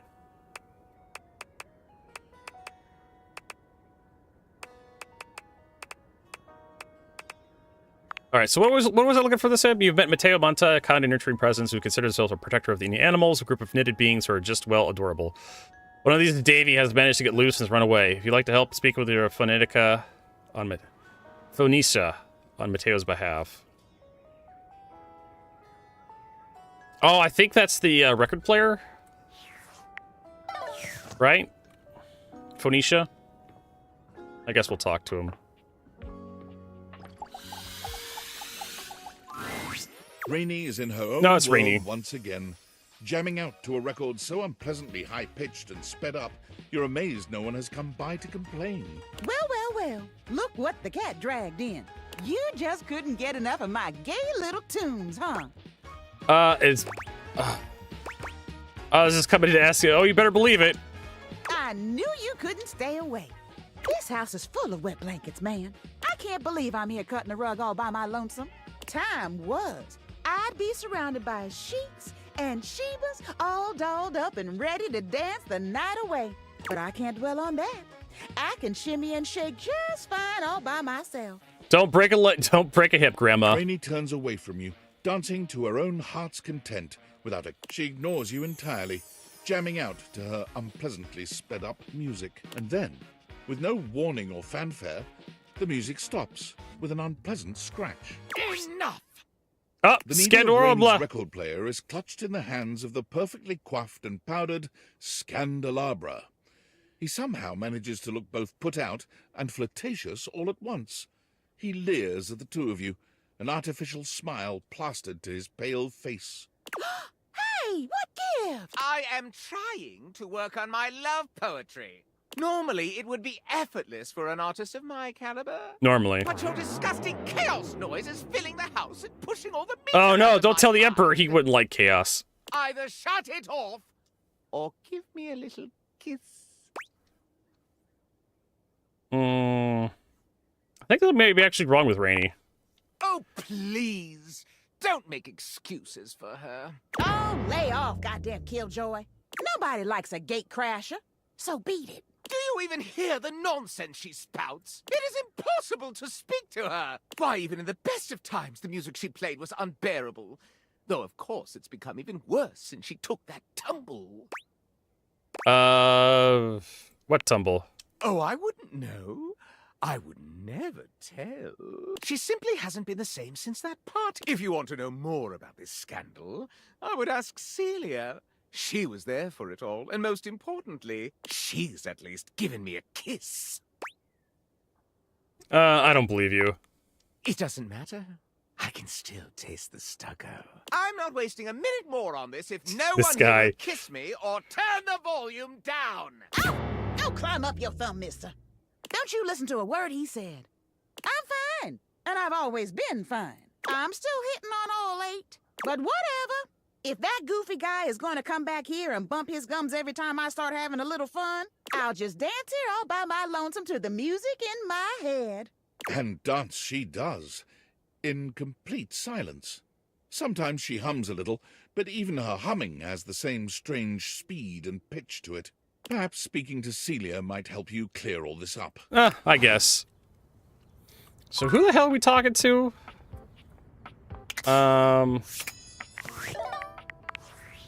Mateo.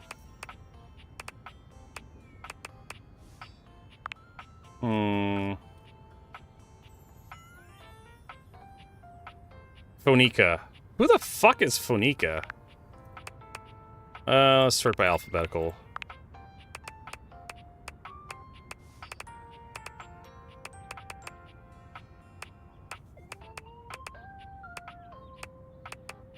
I have no idea.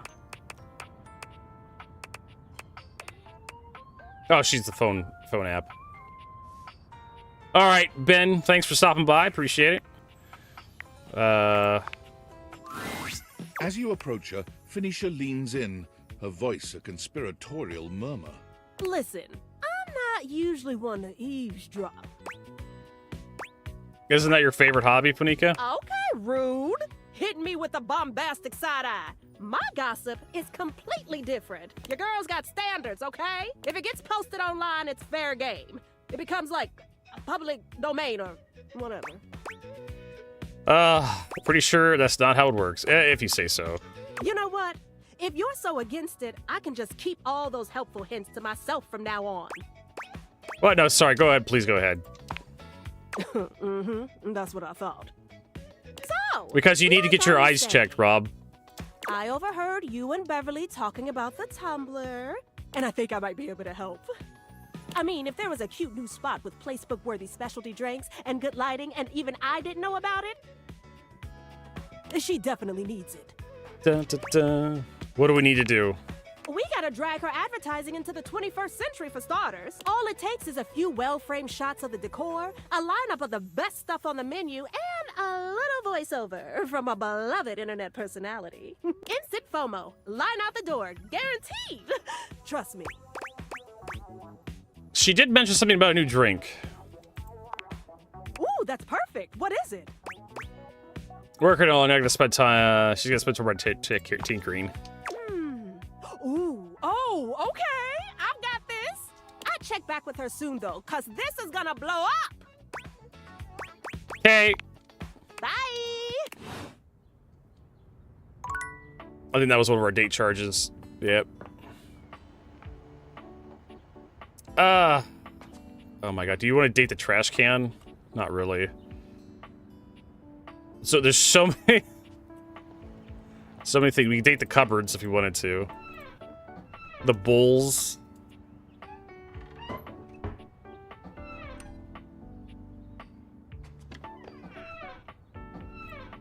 Hands. Yes, you can date the oven. Light switches.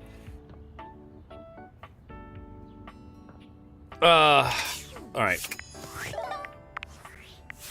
Just kind of going through the list. Oh, that's right. We wanted to talk to the chair, where she is.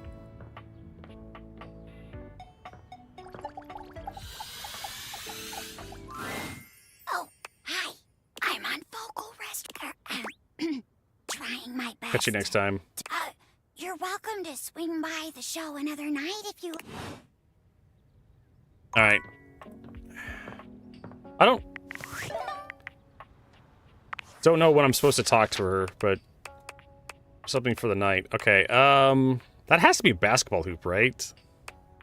Wherever the hell that is. That has to be plants, right? The fake planter or something. Do I have a basketball hoop in my house? Like a waste bin basketball hoop or something?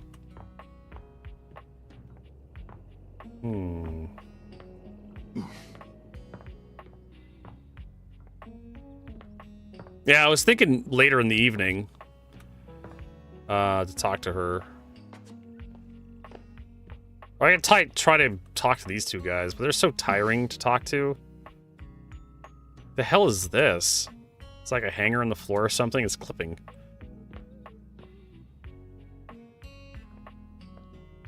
I guess it would be in my bathroom if I did have a basketball hoop.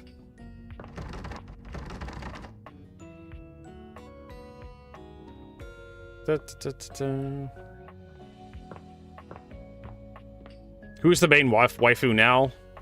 I like, what's her name? The fan gal. Right now at the moment. There's also Shelly. She's kind of my type.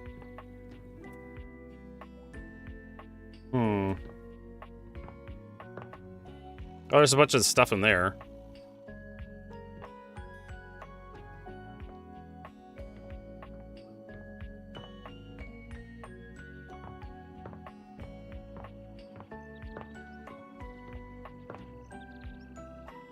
Wait, can I the basketball specifically?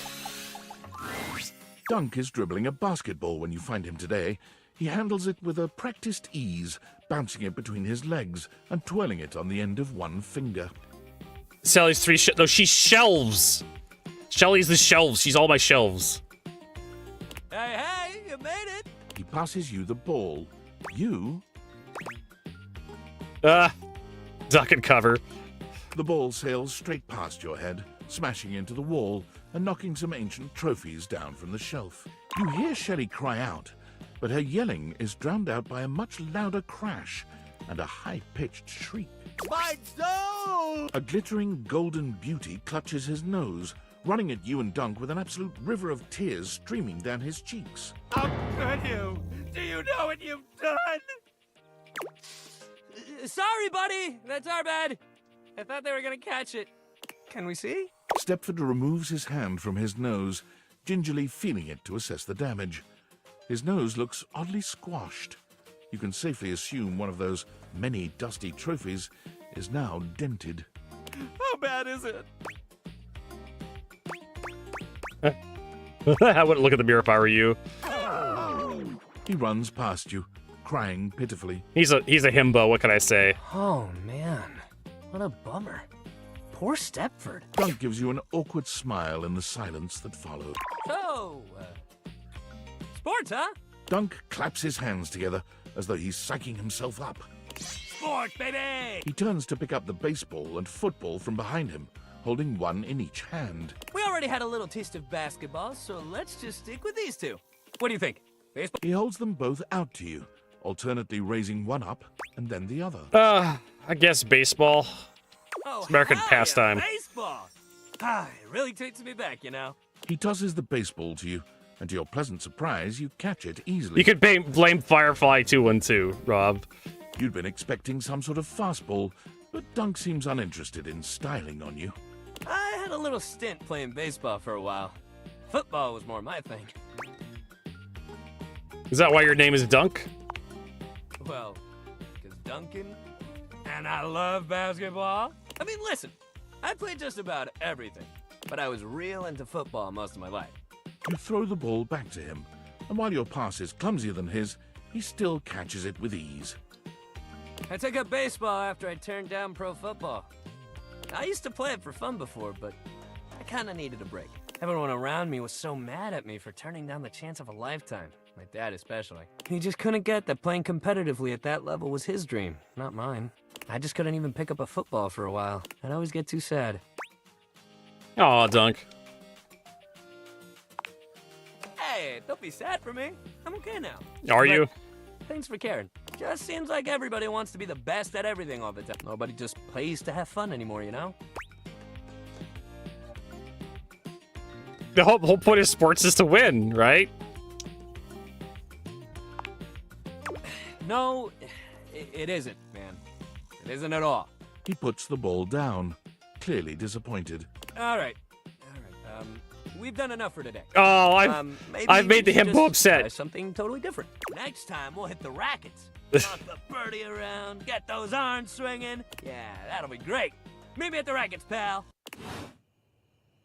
Let's see here. All right, Shelby. Does this one of the trophy? Oh, wait. Oh, I was expecting the one of the trophies to be like dented or something. It doesn't look like they're damaged. After that, it does look like the shelf may have a scratch on it or something. Yes, as you bump into stuff, it makes moaning sounds at you as well. Shelley's endless energy doesn't seem to have lessened any today. When you see her, she's clutching a duster a bit too tightly. Oh my god, look who it is! I was just thinking about you and here you are. I mean, I thought about you all night after you left and it didn't make you show up, but then like, it definitely worked this time! What a quiz. Thought it'd be all night too. Huh? You weren't mad at me, were you? Cause it's all love over here, bud. She's still holding the feather duster so tightly, you worry it may snap. A distinct possibility with all that. I mean, we all need a muscle mommy in our life, right? You doing some cleaning? Me? Oh god, hey, so like, I know you've been real busy with all the things you've been up to lately. Like sitting on the couch, sitting at the computer, taking naps. Sounds like a great Since life. You haven't really been looking at me, like, ever. It makes sense you might not have noticed. I'm Dusty. I mean, like, I'm cool with it. Dust is great. It's so powdery. But it's making me sneeze, and that makes it a lot harder to hang onto these walls. So maybe we could, like, live to the fullest and dust me. Shelley thrusts the feather duster out towards you. Withdrawing her hand so swiftly, you nearly let the duster fall. Your humble feather duster. You've never been all that big on dusting, but this thing does get the job done. Shelley has her eyes shut tightly as she waits for you to dust her. She looks oddly nervous. Maybe she enjoys it. Fuck it, let's go. You actually want me to do this? Why wouldn't I? Oh, I've never wanted anything like I want this dusting, Broderino. Shelley's reassurances aren't all that convincing, but you suppose a little dusting never hurt anybody? Dust gently. Shelley winces when the duster makes contact with her. Fortunately, over time, your gentle touch allows her to relax. Though with Shelley, relax seems to be a relative term. Eventually, you get her clean, though it does take a little while. You try to hand the duster back to her, but she shakes her head. You keep it. Wow, look at us, huh? You actually talked to me, and now you've actually cleaned me. Our relationship is deepening already. You're not gonna leave now, are you? Oh, that does seem to make you less... Less what? Less what? Less dusty? I'm gonna go with less dusty. Look, buddy, pal, boo-boo bear, you're a human being and not a shelf, so like, I don't know if you can understand the kind of stuff I deal with. And that's okay. Nobody understands the pressure of being a shelf. Except for Rob. I love being so unique that nobody... Imagine if I was one of those people who had tons of friends who supported them. Where would I be then? Happier? Happier? Hardly! You think just because people believe in me and support me, I'd suddenly shake off the fear of falling? Wow, I'd like to get a taste of some of that positive thinking for myself. Tell you what, pal. Why don't I show you just what kind of life I live? Next time you come back, I'll give you a day in the life of a shelf. And then you can see just how and why I maintain such an impressively sunny and positive outlook.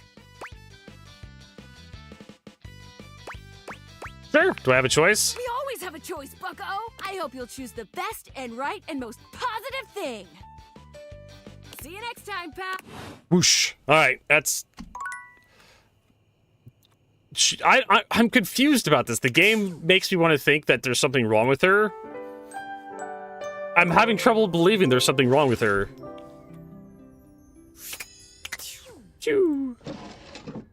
Okay.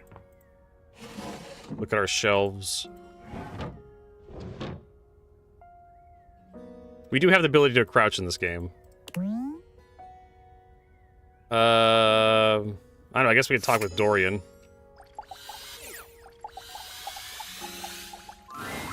Well, look at that. You've made another friend. A true portal in arms. Just like myself. Keep it up. It feels better and better the more you do. Trust me, the way to the bedroom is through me. Unless you were completely barking and went the long way through the gymnasium, bathroom doors, and then here. Dorian makes a sound rather like a robot attempting to imitate human laughter. Ha-ha! Yes, Rob, this is Stick Your Dick in a Toaster, the video game. The very thought of it makes me crack up. Okay, Dorian. Apologies. Anything you'd like to know about this room that you don't already know? Anyone in here might find it first? If you haven't met her, Diana the Diary is a little hard to spot. She might look like any old book, but she's one that you authored. You can find her on the dresser. I'll have to keep a lookout. Please do. She might be in need of some help from what I've been hearing. What can I do for you? Seems pretty normal for what I've seen. Totally normal lot in there. Well, I wouldn't recommend speaking to the dresser. That one's a little, off. What can I do for you? Just checking in, Dorian. Enjoy. Alright, so talk to the dresser. I guess we'll talk to Shelby the Shelf again. Shelley is pacing when you come upon her. When she spots you, she startles. Hey, hey, hey! She bounds over to you, arms wide open for a hug. Embrace her. Shelley's embrace is absolutely crushing, but it's not just her raw power that makes you feel smothered. There's a desperation in her grip that makes you feel like you've entered a place you can never escape. The hug seems to last an eternity. Shelley's fingers sinking into your soft skin with a bruising force. She releases you eventually, but you're certain you'll be sore later. Alright, you're really gonna love this. I stayed up all night thinking about how to explain what I go through in terms you'd easily understand. I borrowed a bunch of weights from Dunk to show you. He was so excited to help me, he practically threw them at me. If I wasn't as strong and positive as I am, my feelings might have been real hurt. It's fine though, he just wanted to help. People throw things at you a lot? All the time, actually. It's probably because I'm so good at staying on the wall, even under pressure. But a weaker shelf than me might start to wonder, you know what I mean? Alright, so here's what we're gonna do. I got this yoga mat right here. If you don't mind, get on your hands and knees. Wow, hot. Hey, I'm glad you think so, but that's not the point, I promise. Shelley waits patiently for you to lower yourself to the ground, or about as patiently as she can manage. You humor her, settling on your hands and knees on the yoga mat Shelley has brought for you. Okay, great, excellent. Now the weights. One by one, Shelley begins to carefully arrange weights across your back. They're heavy and precariously placed. One wrong move would send them tumbling to the floor. Alright, how you feeling? I feel stupid. No, not that! What you should be feeling is scared! It's a lot of pressure to hold things up. But wait, there's more! The creator of this game deserves waterboarding.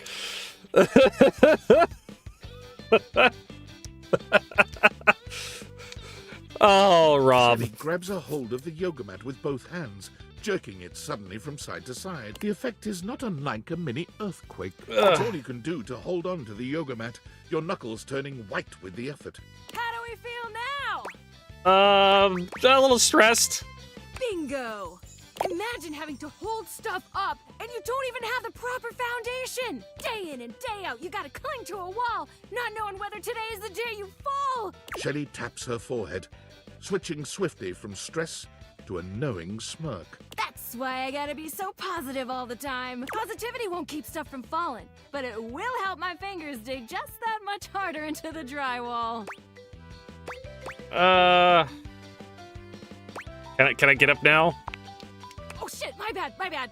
Shelley frantically clears the weights from your back, helping you stand up again. Thanks for seeing things from my perspective. Nobody else ever wants to listen long enough to get what I'm talking about. It's always, not now, Shelly, and please stop yelling at me, Shelly, and please leave before I have you escorted out, Shelly.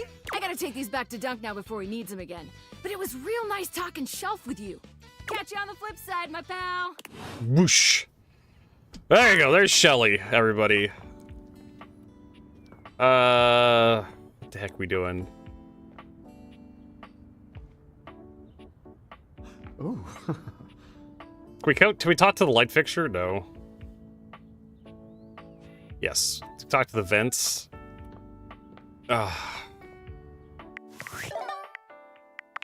Rumors. Dana's found dying from the dresser. Roommate's name not found 23. What? Is that like just speak to the dresser? What the fuck?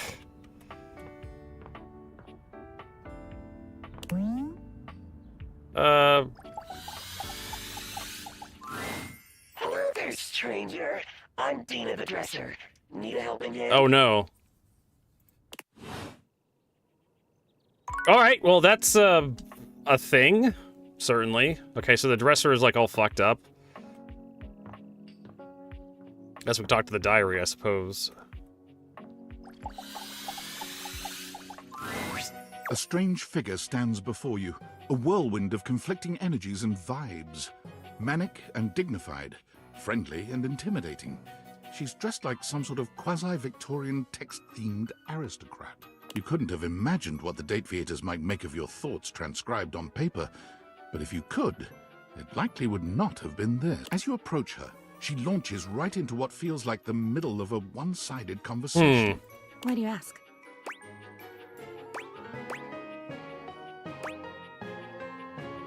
Hey there, new friend. But the blue one, and then the butterfly. Why is there so much sand? Why is there always sand in places where sand should never be?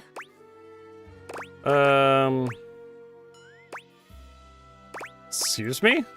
The sand on the beach was stuck under my nails. But I've never been. Have I been to a beach? Why would I have been to a beach? Why can't I remember? Oh, God.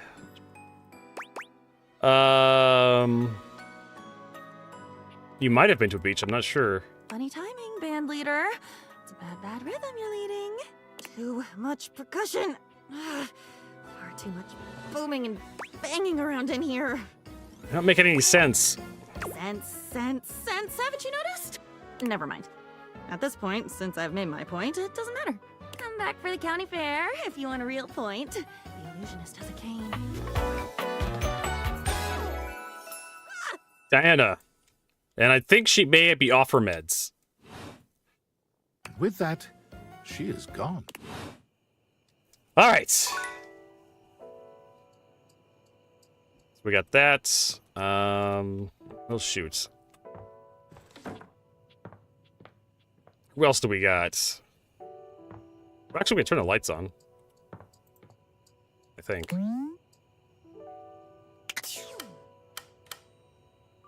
Oh, they actually have shadows. Look at that. Does my character cast a shadow? No, I'm a vampire. Also, really obnoxious mouse. Why do developers put like mouse acceleration into their games? We're supposed to talk to Celia as well. Yep. This is one part of the house.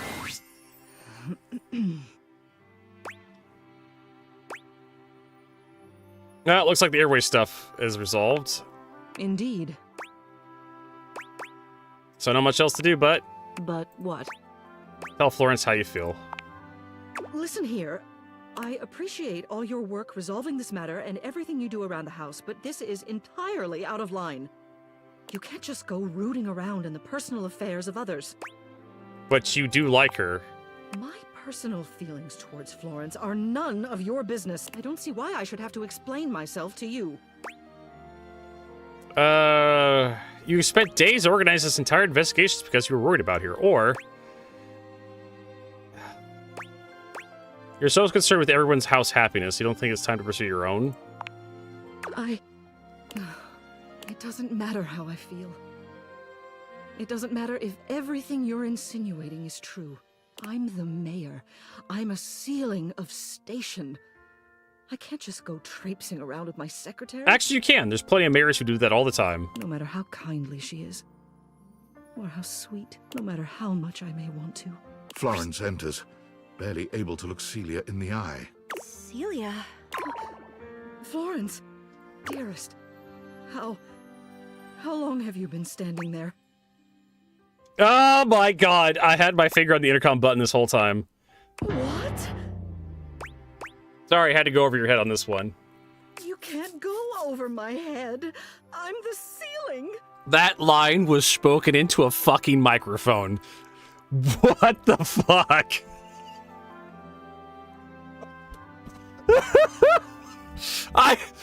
That is probably like the best worst line I've ever heard uttered by a voice actor, and take it seriously too.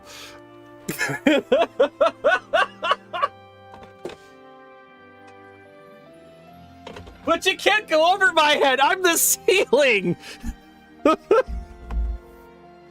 And they delivered that line with like AAA voice acting too. They really meant that.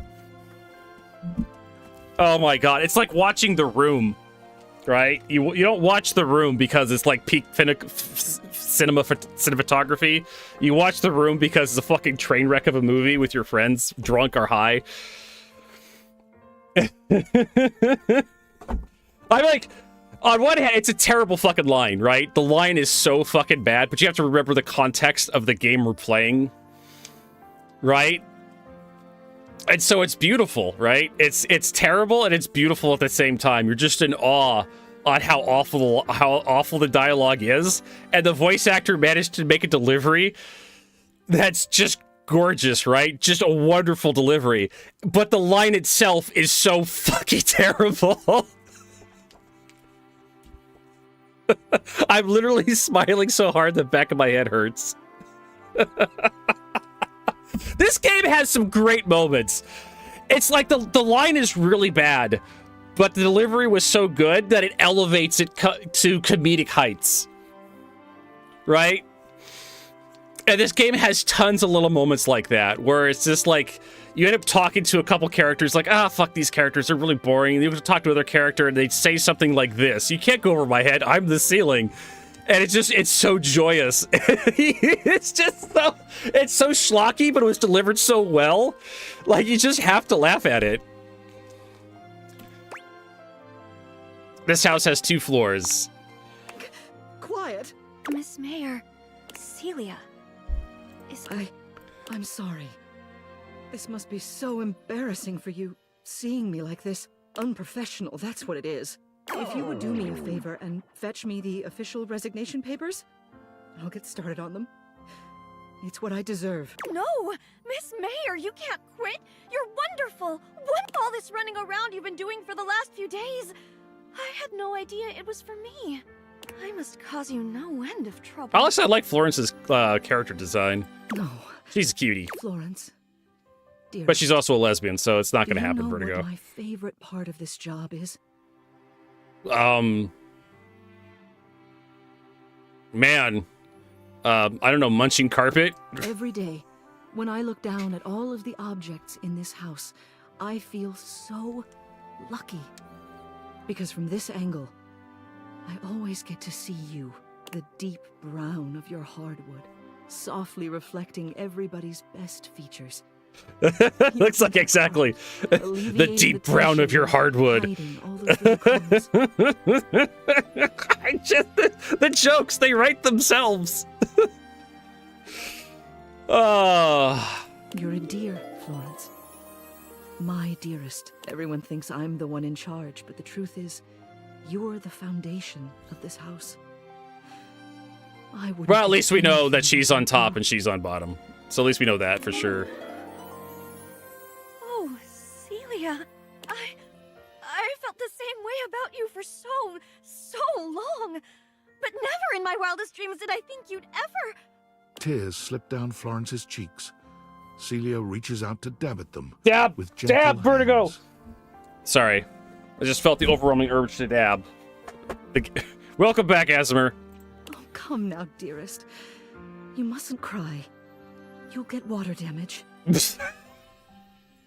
There's another great line. That should never have been spoken into a microphone.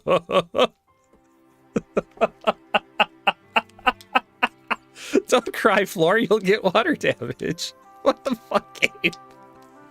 This conversation is just so fucked. How many takes do you think they had to do to get that line without any laughter in it? Oh, man. We can't have Celia. We can't have Florence get wet.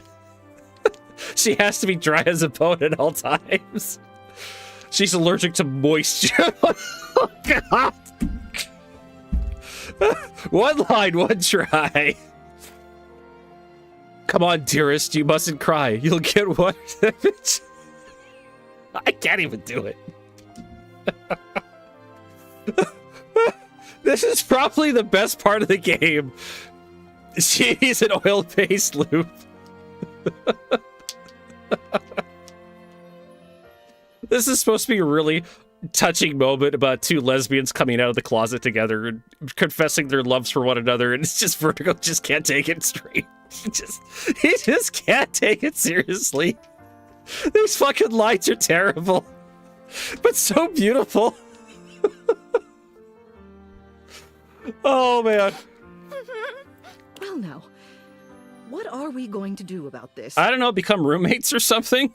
Get a dog, become roommates? To have an elected official noodling about with one of her employees. So, my God, choice of fucking word, noodling. So for those of you who don't know what noodling is, it's where you strip yourself naked and you dive yourself into a river and you look for catfish holes in the riverbank. And when you find one, you shove your arm into the hole and you piss the catfish off so much that it bites your hand. And you pull your hand out and you have a catfish on the end of your arm and you kill it, and then you can eat the catfish. I just...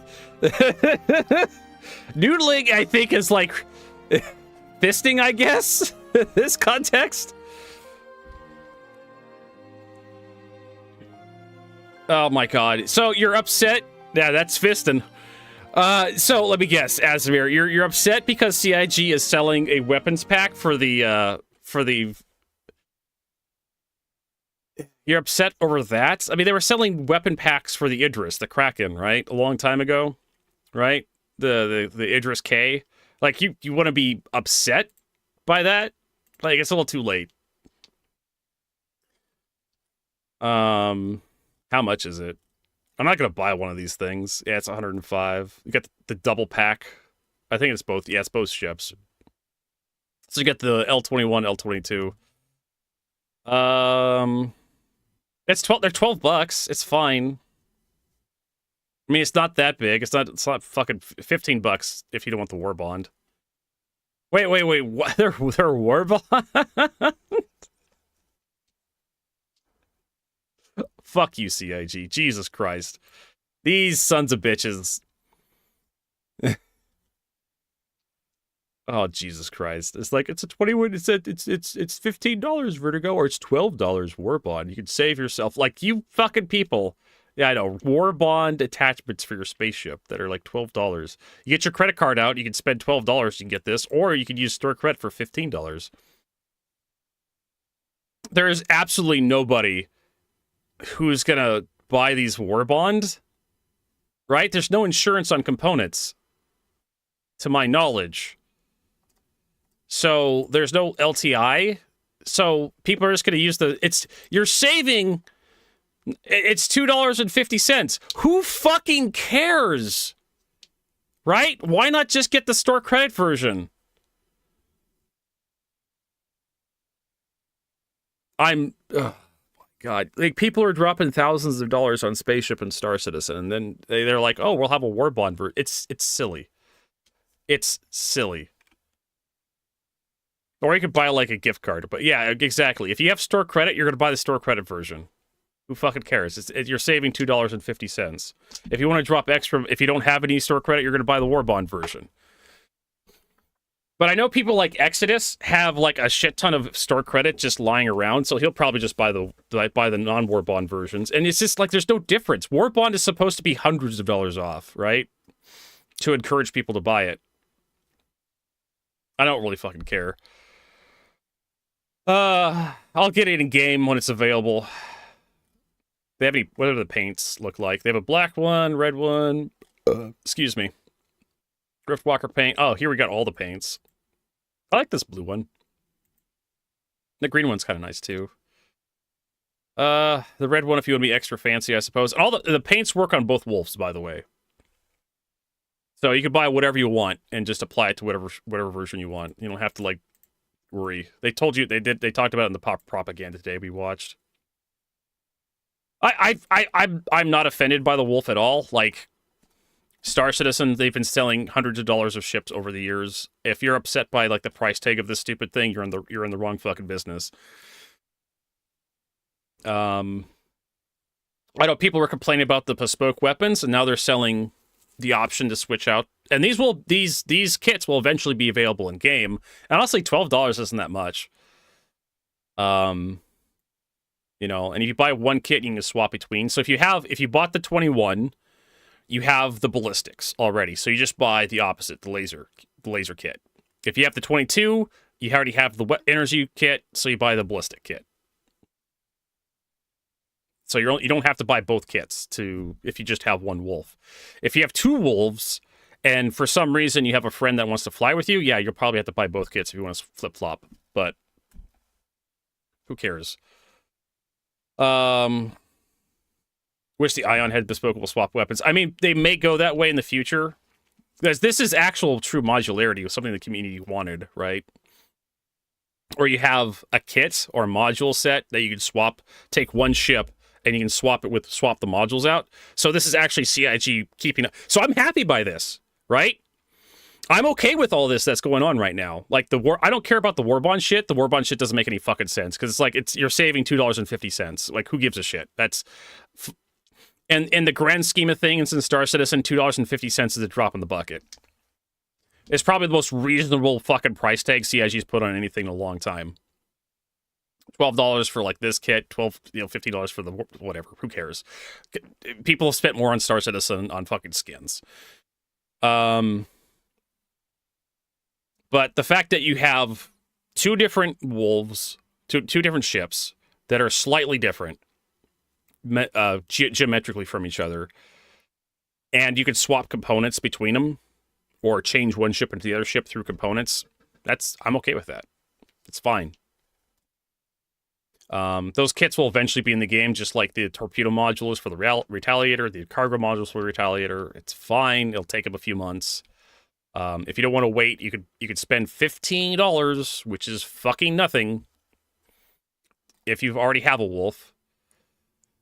I know the wolf isn't that bad, right? No, the 21 has a bunch of size 1 missiles. The 22 has size 2 missiles. So if you have a 21, it's going to be slightly different from the 22. So you can pick one. You could pick the one you like the look of. You can pick the one you like the performance of, and then you can pick the opposite weapon package. What I would have had CIG do instead was the L21 is a ballistic only. The L22 is energy only. And I would have had, for the L21, instead of having like a Gatling cannon setup, I would have had like a cannon setup. We have just like a big cannon that, like the C788s, right? Boom, boom, boom, boom. Instead of having the Gatling cannons. And for the L22, I would have had like laser repeaters or laser cannons. But they decided to allow us to flip-flop between the two, so whatever. It's fine. There's nothing here to talk about. It's okay. The skins, if you want to buy like a 6 paint pack for it, it's $30. It's like, saves you a little bit. All the paints are like $4 or $7. Yeah. Like $7 a paint. And as far as microtransactions go, like $7 is a microtransaction, considering inflation. I'm not enamored by any of the paints. I'm not looking at the paints they have on sale and be like, I want that one. There was a ship for a paint job for a ship that I did buy that was like, oh, I like that paint. I'm going to buy it. It was the red, black, and white paint for the Hurricane.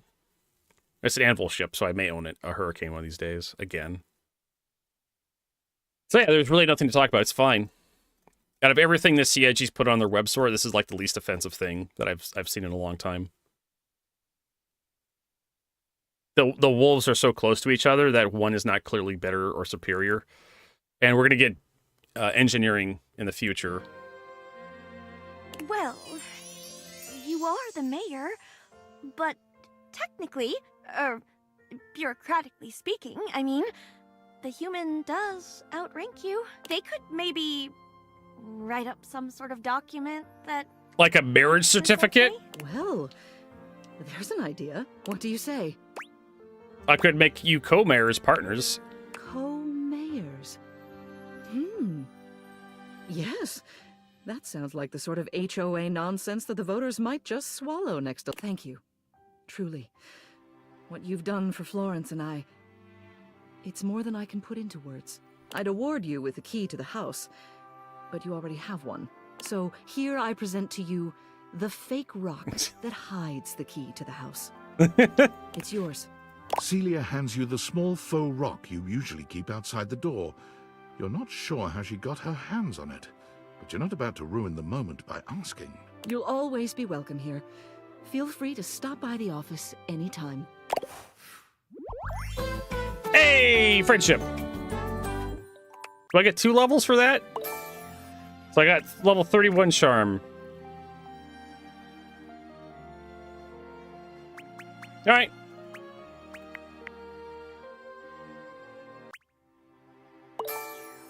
Oh, I got a little bit extra poise or something.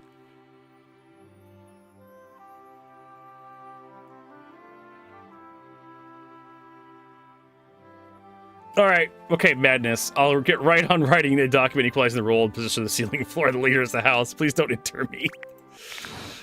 Oh. All right, so we did that. And we're out of charges for our dating glasses, so...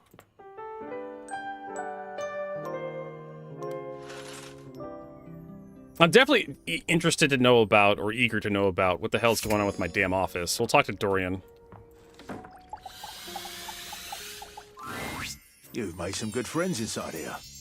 I respect the hustle. In my view, friendship is all about good boundaries. Right in between the dizzying heights of love and the minefield of hatred. Dorian looms over you, just as intimidating as ever. Fancy a bit of a work? Beg your pardon? Because this leads to the office. Oh, what's in there? Suppose I could tell you a bit about the inhabitants. Let's see. We've got some important denizens who only reside here. All in all, fairly quiet. It's packed in there. But here are a few at the top of my frame. There's Shelley the Shelf, Charge the trusty D20. Ooh, the D20. Penelope, the office supplies, and Jerry the junk drawer. Well, what can I do for you? Tell me about Shelley. She's supportive. That's it? It's true. What more do you want? 96 happier to like me? Be supportive. What can I do for you? Be supportive. What do you know about Chance? Grottos and gargoyles is his game of choice. He has tons of stories he wants to tell, but hasn't found the person he wants to tell them with. As such, he creates scenarios to test the abilities. Given the amount of time he spends creating these worlds, he takes them very seriously. If you're looking to be his friend, you should play through one of his campaigns.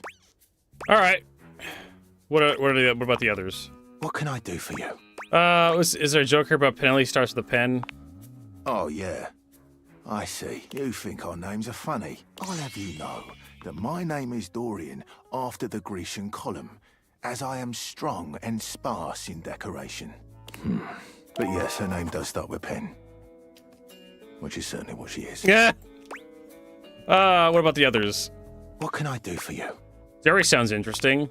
Jerry means well, but his tendencies to keep any old thing around get on the nerves of our good Mayor Celia. You'll eventually have to find a way to deal with it if you're looking to become his friend. My recommendation, one man's junk can be another man's art. Why is art spelled with 2 T's there? For some reason. Typo. Instantly ruined. You spelled art with 2 T's. Oh my god. No, it's not! They called it out! Oh. You haven't met him, have you? Take a look at an empty frame. You might be surprised by what you find. That's your lot for now. If you want to know more... Alright. So at least we get an idea of what we're getting to.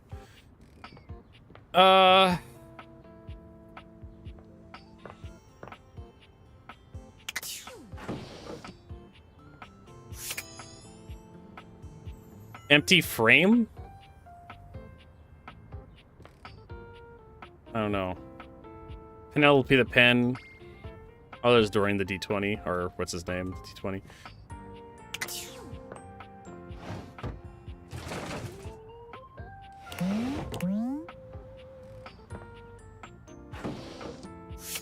All right, let's dive in, I guess.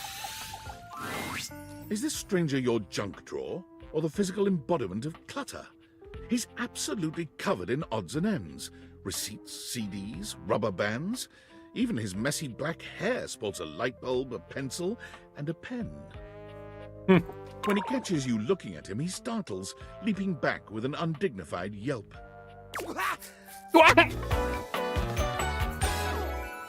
Jerry! Whoa, Nelly! Whoa, Wolf! Cheese and crackers, you startled me. Hey, next time you open a guy, knock or something first, huh? I'm not used to so much light.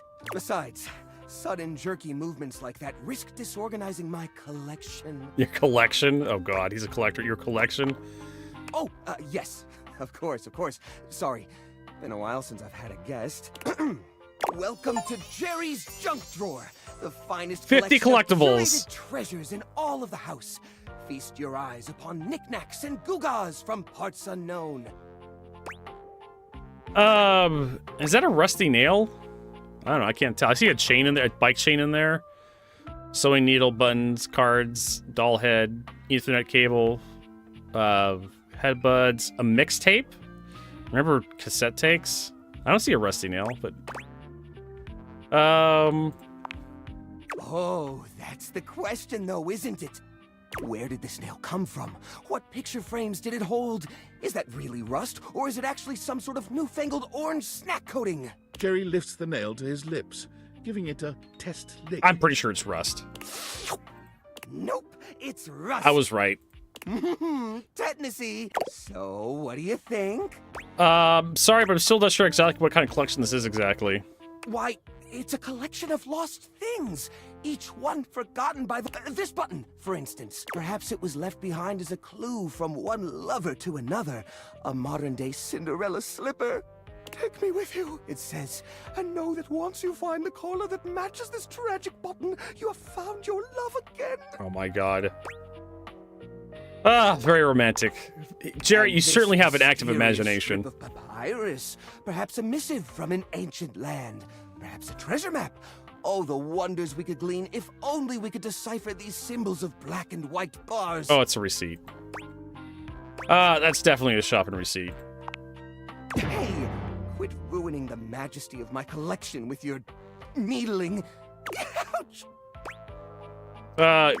Are you okay, Jerry? Yeah. Seems kind of cramped in there, Jerry. Yeah, I guess so. But it's not so bad. You just need to know the right way to tilt your bones to work around it. It's like a game of limbo, but, you know, forever. Well, as long as it makes you happy, right? It certainly does. There's nowhere else I feel as safe or as comfortable. Just stepped on a... You know, maybe we should arrange the drawer and, like, Get some drawer organizers. They sell those, and I had some in my toolbox years and years ago. Let's see here.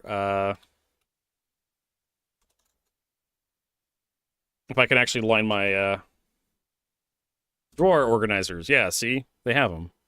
And some of them are modular. You can snap them together.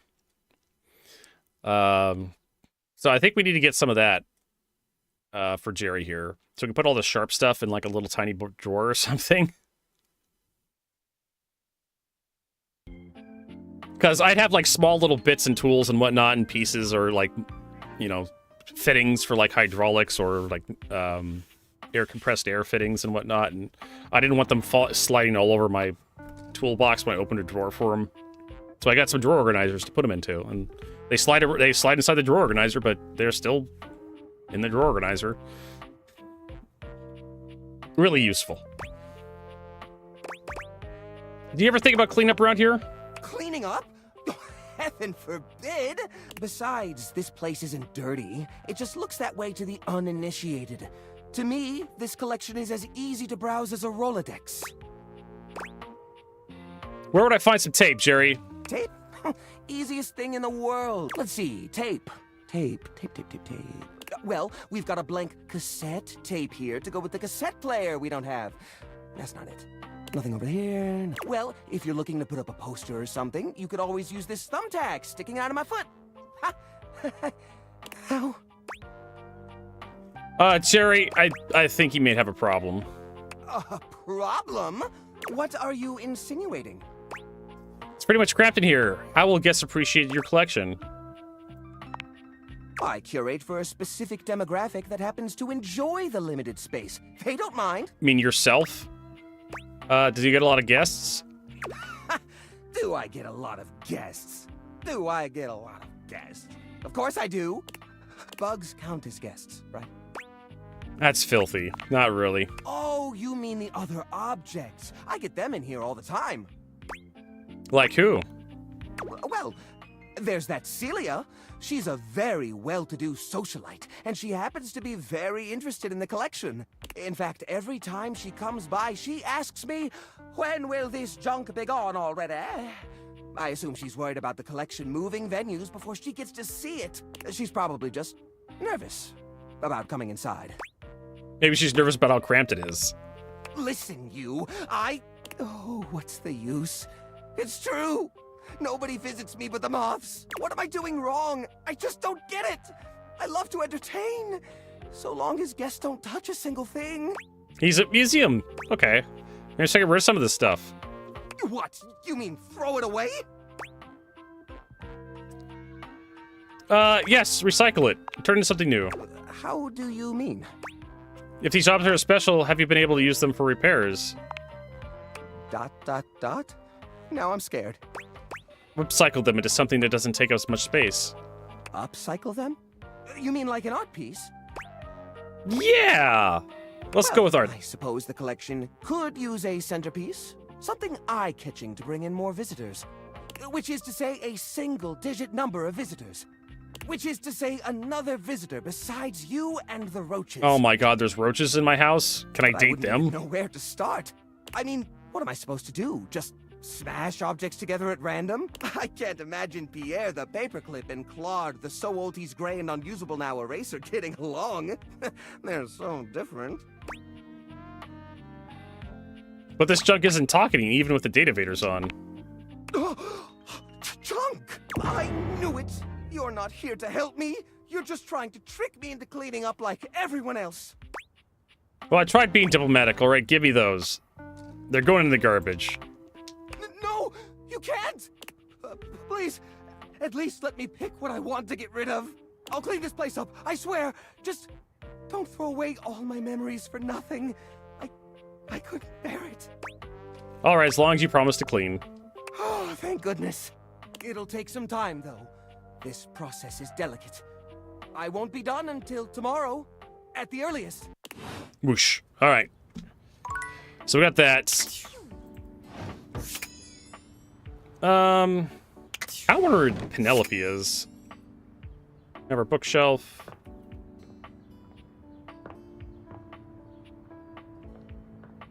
Because pencil, I guess?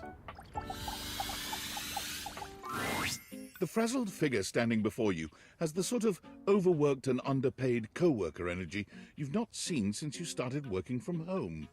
She startles when she sees you looking at her, dropping a number of office supplies clutched in her arms. Oh my god. You can see me? Yep. You can see me! Oh my god. You've walked by me for so long without looking at me. Office Romance magazine was right. Maybe this really is my year. You're stapled to each other, but is it healthy? 7 tricks to keep your love from drying out. Permanent and dry erase solutions to a relationship. White out your exes. 5 ways to keep your typo out of your life. It's those stapler remover to stapler. Stapler's trying to like make... Okay. Office Romance magazine. Oh yeah, it's the leading publication on office romances for office supplies. It said my love life was totally gonna be on fire this year. All right. And fires, as we all know, are a very good thing. That's a very strange thing to say at this point in the conversation. Penelope, are you okay? Oh gosh, listen to me babbling at you. You don't even know my name. I kind of feel like this is the office space. I could burn the building down energy. Probably good. Yeah, go on then. Oh, I'm getting to it. I'm Penelope, and I'm your office supplies. All right. Always wanted to stick my dick into a pencil or stick a pencil into my dick. One or the other. Which, boy, let me tell you, you sure haven't used those in a while. Well, everything's online now. Yeah. But it's great that you're here, though, because now you can bear witness. To what? Fire? To the resurrection of Penelope office supplies! All right. So what if no one's using me like they used to?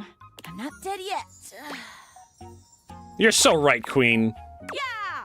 Anyway, your daily motivational office quotes calendar put it best. Your most important work is always ahead of you, never behind you.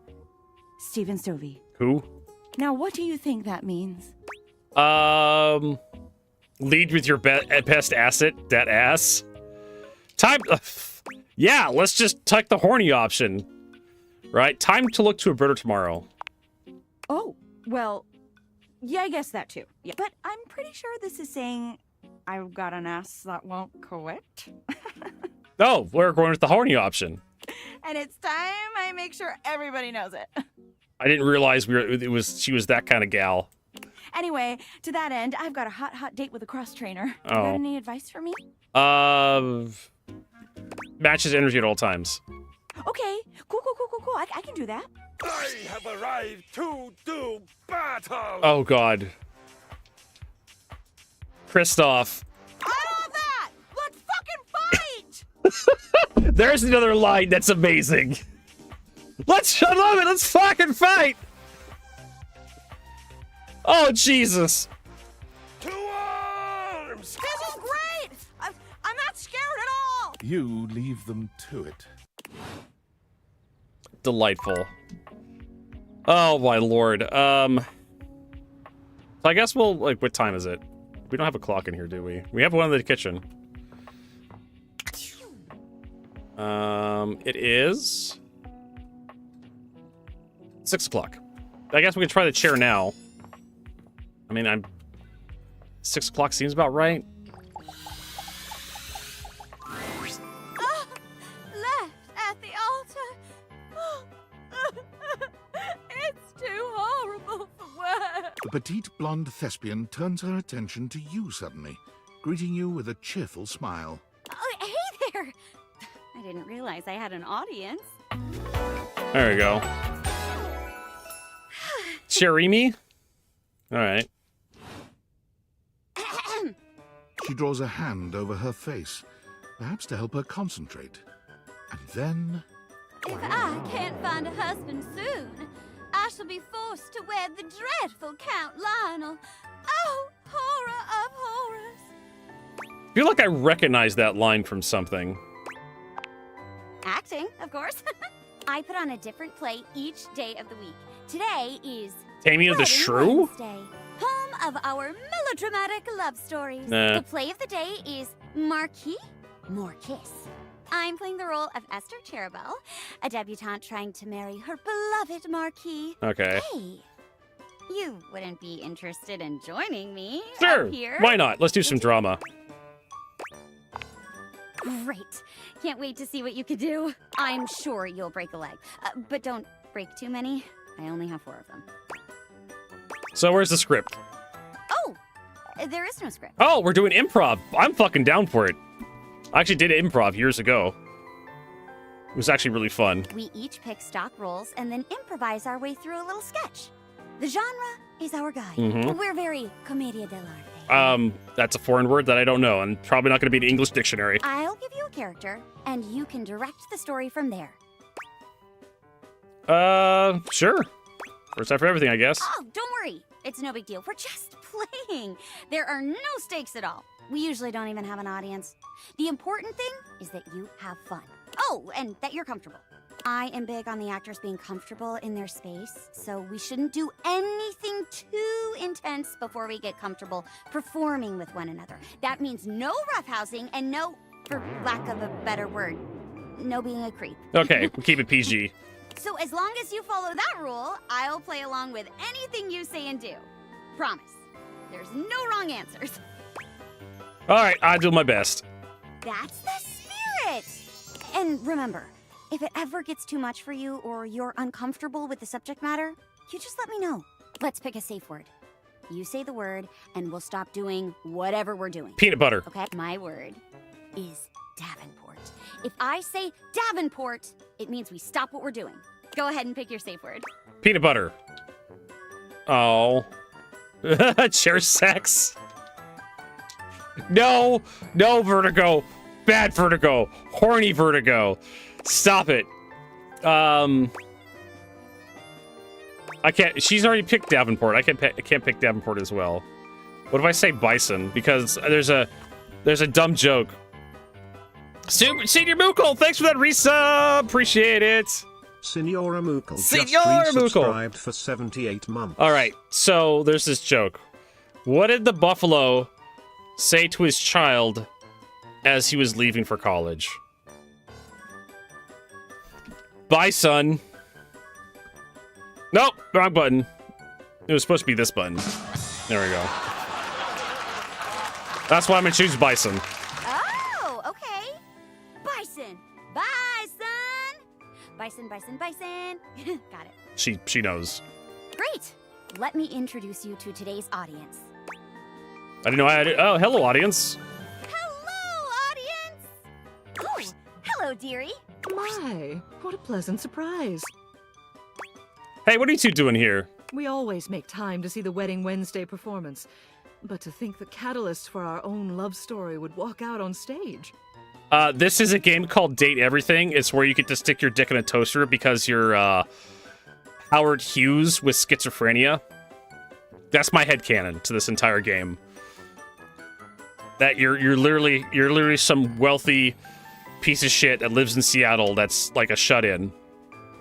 And you're having a schizophrenic episodes because you're off your meds, and all your furniture has come alive to you, and you think there's been some big conspiracy between the company you used to work for or the company you used to own, Verde Industries, that they're trying to ship off these glasses that make you see like your furniture as actual people to the military for some nefarious reason.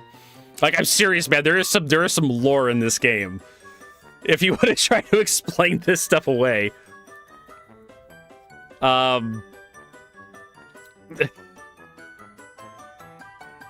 That's the best I got for you, Senior Mookle, is that your character is having a psychotic episode every day they wake up. And they're talking to themselves like their furniture is alive. This is extremely unhealthy, the video game. The best ending I got so far, as far as I know, there's multiple endings. The best ending I got was leaving the house and touching grass. And literally it happened. Like, the game tells you, like, if you leave the house, like, the game's gonna end. The glasses are gonna get taken from you. And the ending is actually a happy ending. And then it asks you if would you like to go reload your previous save and actually play the game?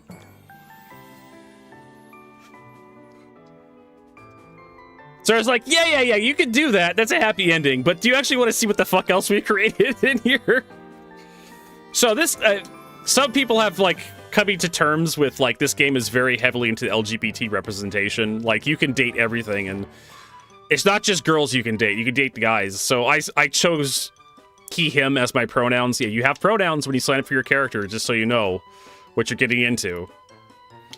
And the game really wants me to fuck the avatar for the sports guy. Like, it keeps describing him in like the most sexy terms possible, and it's just like, yeah, I'm not really interested. I just want to be your friend. Yeah, you seemed really nice, but no, I don't want to go on a date with you. So these two gals, what is the representation of the ceiling, the one in white, and the one with basically the trans flag on her. She's a representation of the floor, and they're married now. I helped that. I helped do that by pissing off the stairwell.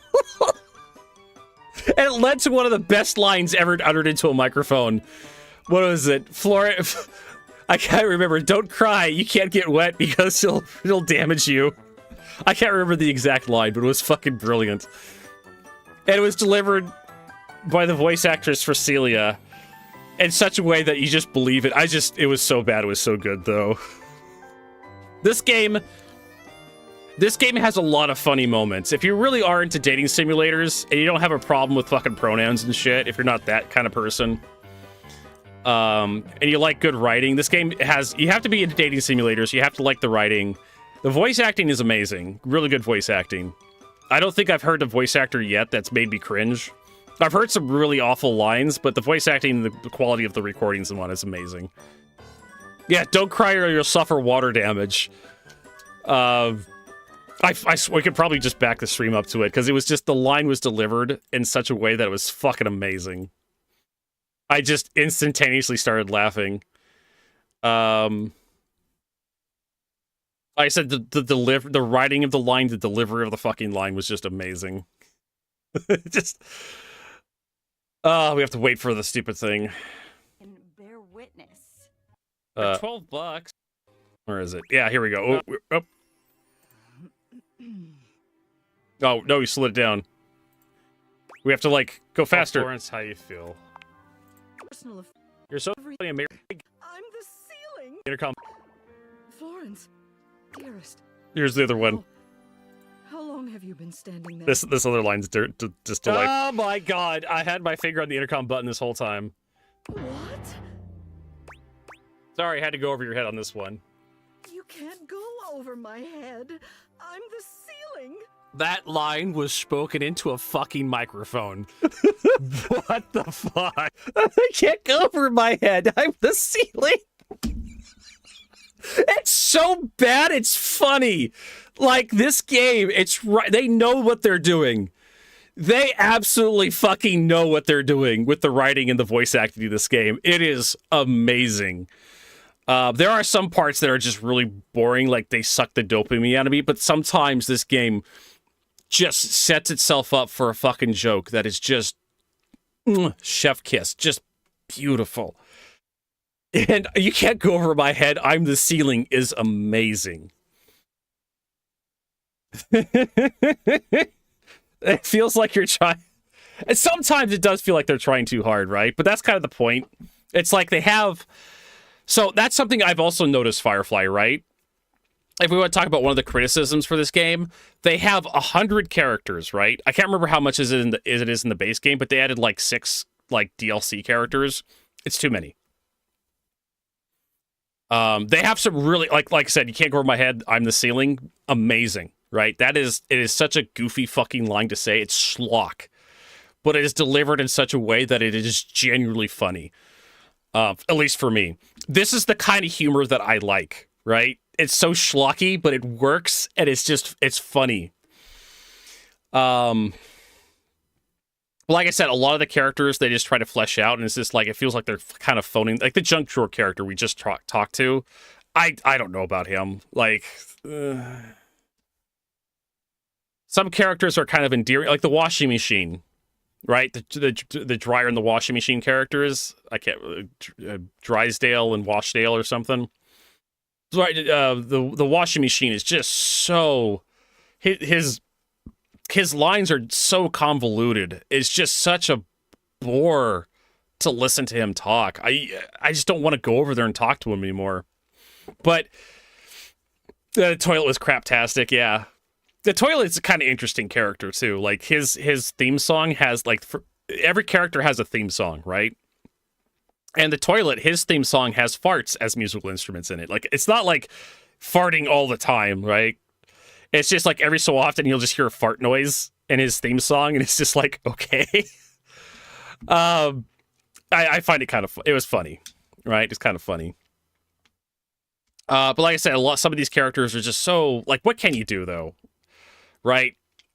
You're trying to make a game. You need to have enough content in the game to make it a sales pitch, right, on the Steam store.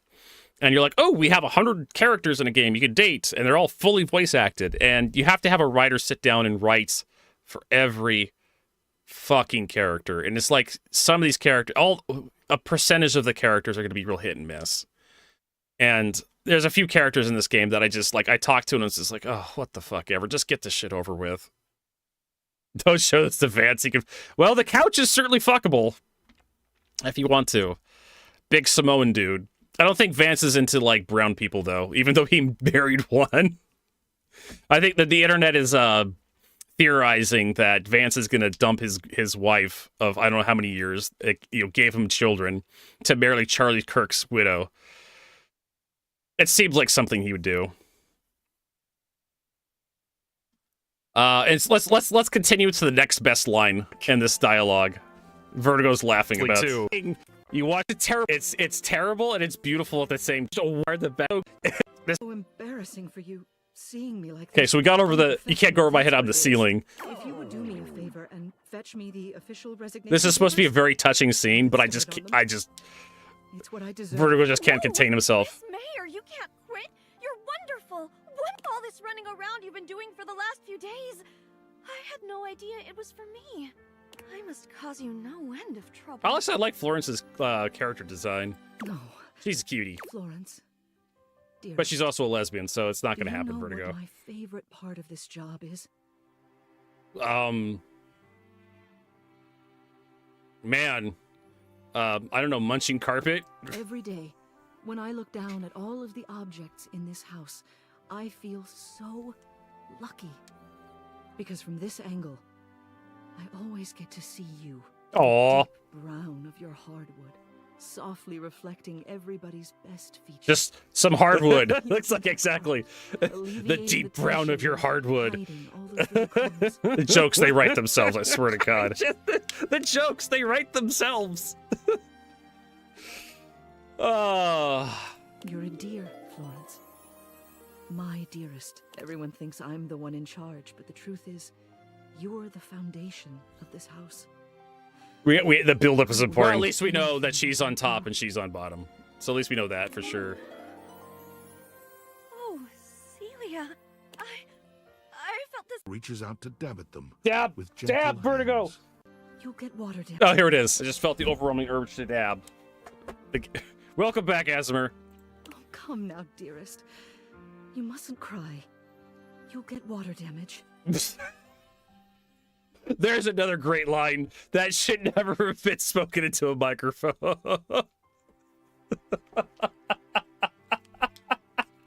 Don't cry, Floor. You'll get water damage. What the fuck, Gabe? This conversation is just so fucked. How many takes do you think they had to do to get that line without any laughter in it? I heard that line and it was just the end of me. Oh my lord. So yeah, like I said, sometimes this game has characters, voice actors, and list writing. It's brilliant. Like the glasses you get that allow you to see the objects so you can date them, actually has an avatar you can date as well.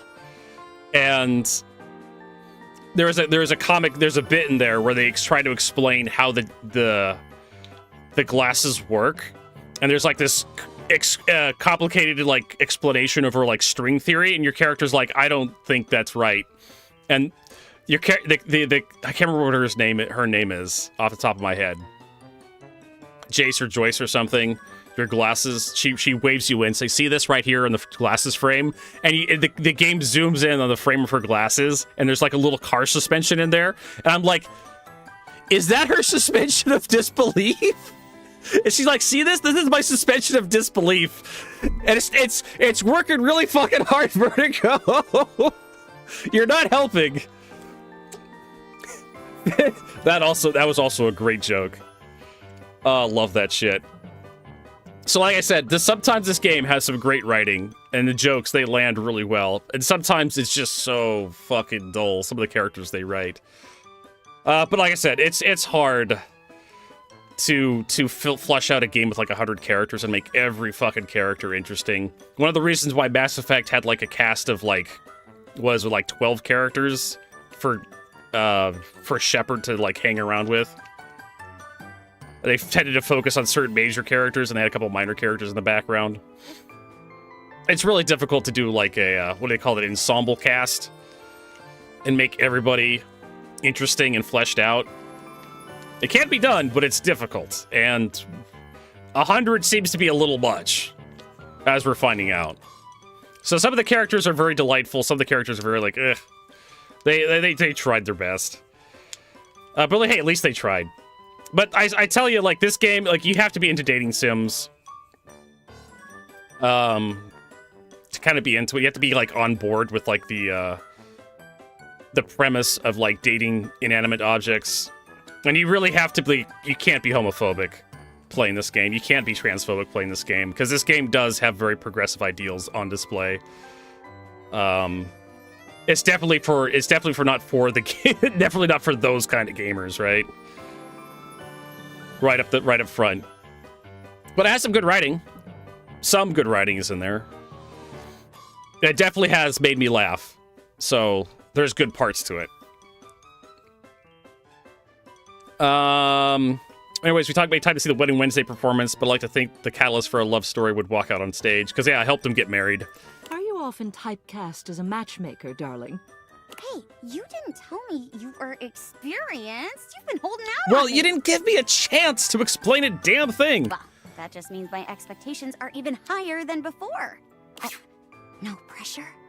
But Celia and Florence look forward to this one every week. Woo! Hey, Florence! Today's play is I like about Florence. a poor duchess. I like the character. A bride-to-be left at the altar. Played by myself. What will happen to Oh my her? god! Changing! Will her true love show up to whisk her away? Or will she have to marry the nefarious Count Lionel instead? I mean, nefarious? Like, I think I've been overplayed. Boo! Count Lionel! Boo! Dear, hush. You can play whoever you want in this one.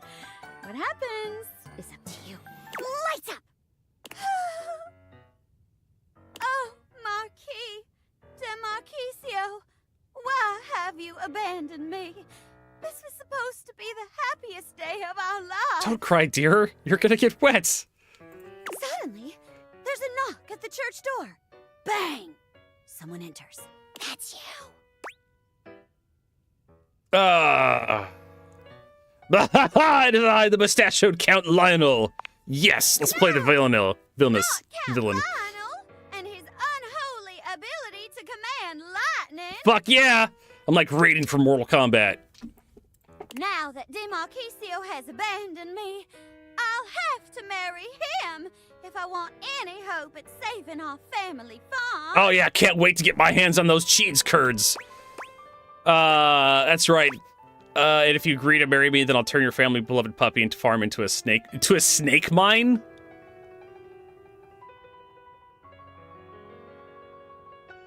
Your family's beloved puppy farm into a snake mine? Oh, what? I'm sorry, is that an actual... I have to Google this. Are snake mines an actual thing? Do you mine for snakes?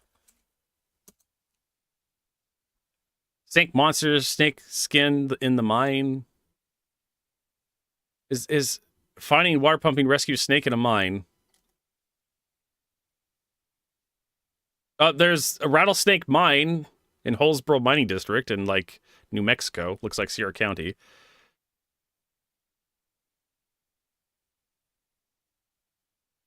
Count the snakes. I've been gold mines, tungsten mines, zinc mines. I've never been in a snake mine before. Mojave Underground. I think this is just like something that's made up. Actually, I've decided to turn you over a new leaf. I'll let you keep your farm on one condition. Really? What is it? I'll do anything! Teach me how to read. It isn't obviously. I'll let you keep your farm. If you marry me, grab her. You try to grab for Jeremy, but she twists out of reach before you can touch her, sending you hurtling to the ground.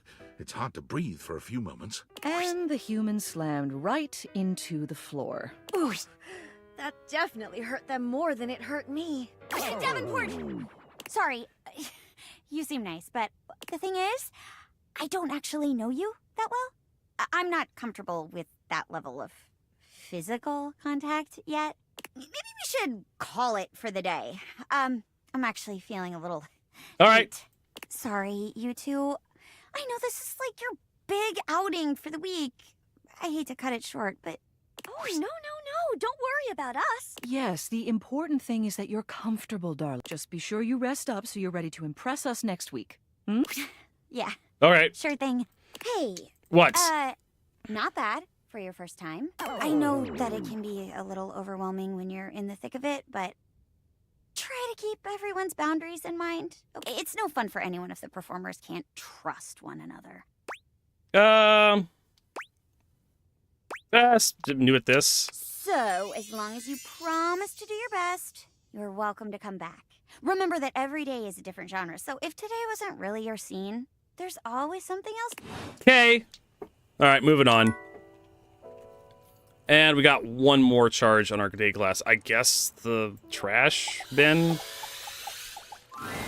When you turned your gaze on your trash can, you were expecting shiny metal and black plastic. Damn it, you expected the garbage. What you weren't expecting was the handsome face, sculpted jaw, and delicate peaks of skin artfully framed by actual garbage. This garbage lurker, for his part, seems far less impressed with you. Huh? That's fine. What? You dateable. Huh? Cam. As in trash cam? Hey man, what's up? Things that aren't down, I guess. Cool, cryptid anyway. Oh, I get it. Delicate ego over here. Have anything for me today? What do you mean? Do this every day, dude. What'd you bring? Well, let me check. I'll just wait. I got a clementine peel.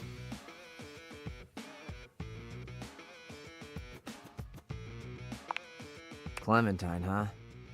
I'm guessing you're not throwing away a song about the California Gold Rush in 1849. Fruit is like sweet, tiny orange. Okay. Smarts! Oh no! And I ate it. I don't eat, like, the peel. Well, I do. Nice haul. I'll take it. Great enjoy.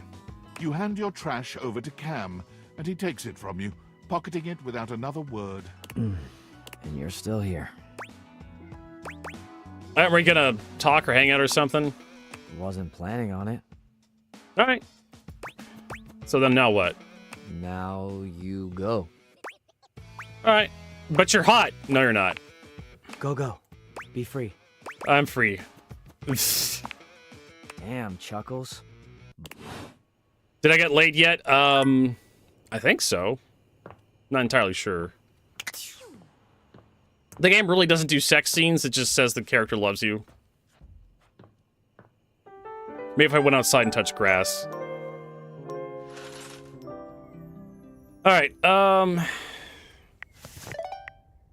else we got? Oh, we were supposed to talk to our workspace app. Right? Willie looks positively defeated today, her impressive height reduced to a despondent hunch as she cradles her head in her hands. Oh, thank goodness it's you. She shakes her head. Yes, I absorbed in did touch her own worries boobies. Once more. It's everywhere. There's really no beating this, is there? What's the point? What's the goddamn point? What's wrong? Everything. Company after company is banking their entire strategy on AI. Well, shit. Doesn't matter what your company actually does, or if AI has any real application in that field. Investors love AI, so everyone's just going full speed ahead. It's like into transistor AI clocks. I've talked about this before in the past. Like, eventually we had transistor clocks and batteries got small enough that you could put a clock into everything, so everything had to have a clock in it. Like 50 years ago. 50, 60 years ago. It's just... radios started getting clocks in them. DVD players started getting clocks in them. Pens. They put a clock on a pen. They put a clock on your wrist. Clock in your car. What else? Clock in your kitchen, right? Your oven had a clock on it. Your microwave had a clock on it. Your refrigerator had a clock on it. Everything had to have a clock on it. Clock on your wall, you know? It was just this simple, stupid thing that they could shove into every product and push out the door. Same with AI. Like, it's this cool new technology. Let's just figure if we can shove it into our product somewhere and call it AI. Same with like the what was it? The cloud computing. Cloud computing was a big thing for a while. It's kind of like calmed down a little bit. What else? Oh, blockchain. Right? Remember that couple of years during COVID? Everyone was fucking around with blockchain, NFTs. Oh, blockchain gaming. Blockchain is a ledger, not a database, guys. Is there a way for some cornerstones for contracts instead of items? No, not that I'm aware of. It gives you a great chance, Jadehawk, to build one. If you love Star Citizen so much, you should build the tool for the community out of love for the project and the community. Instead of expecting CIG to, like, just do it for you.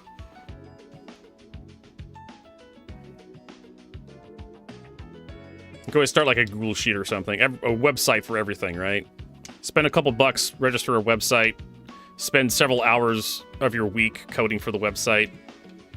And then give up on it in a couple of years, just like everyone has in the past for Star Citizen tools. Right? There has been so many, like, tools for Star Citizen over the years that have just been, like, turned defunct because the person loses interest in developing or supporting the tool. Like I said, most people, like, Star Citizen's been going since 2012. You know, 13 years. Most people don't own cars this long. Most people live in the same house this long. Most people hold jobs this long.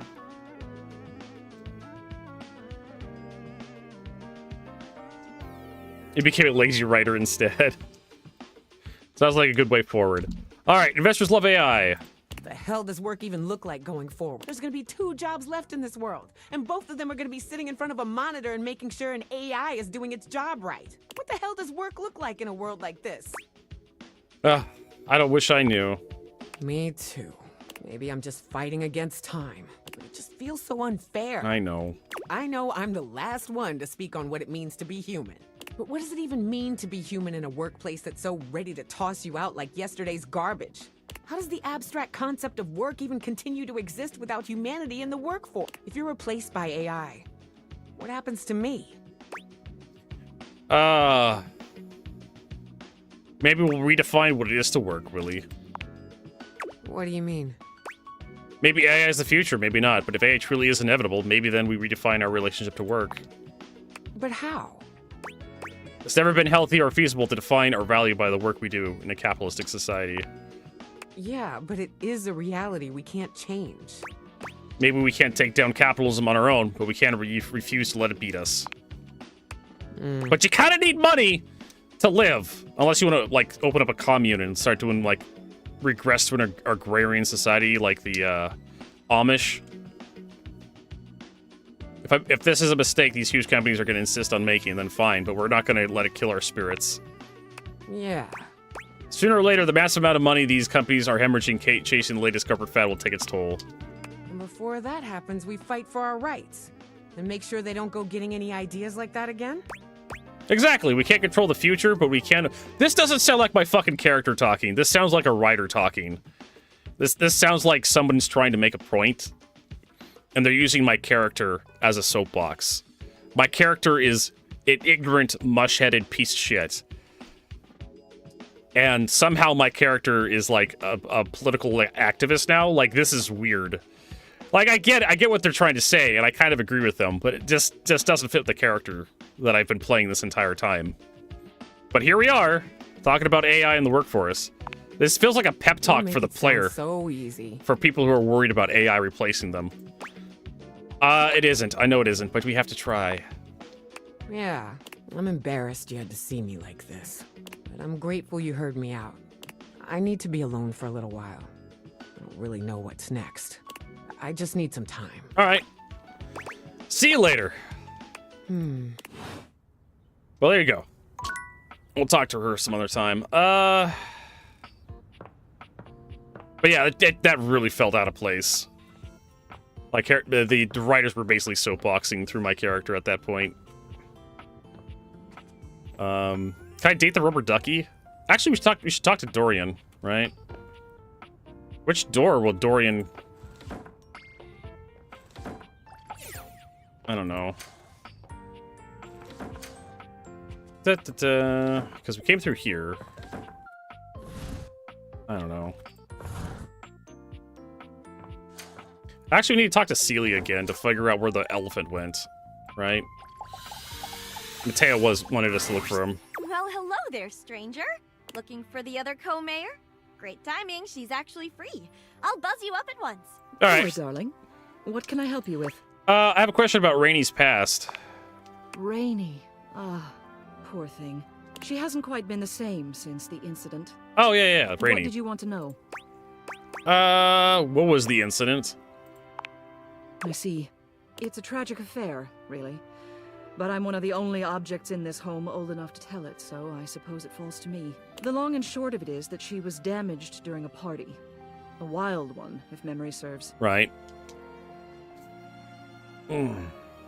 She was knocked down from her perch just as things were really getting going. Yeah. It was a catastrophic fall. Oh. Here, I'll write everything down for you.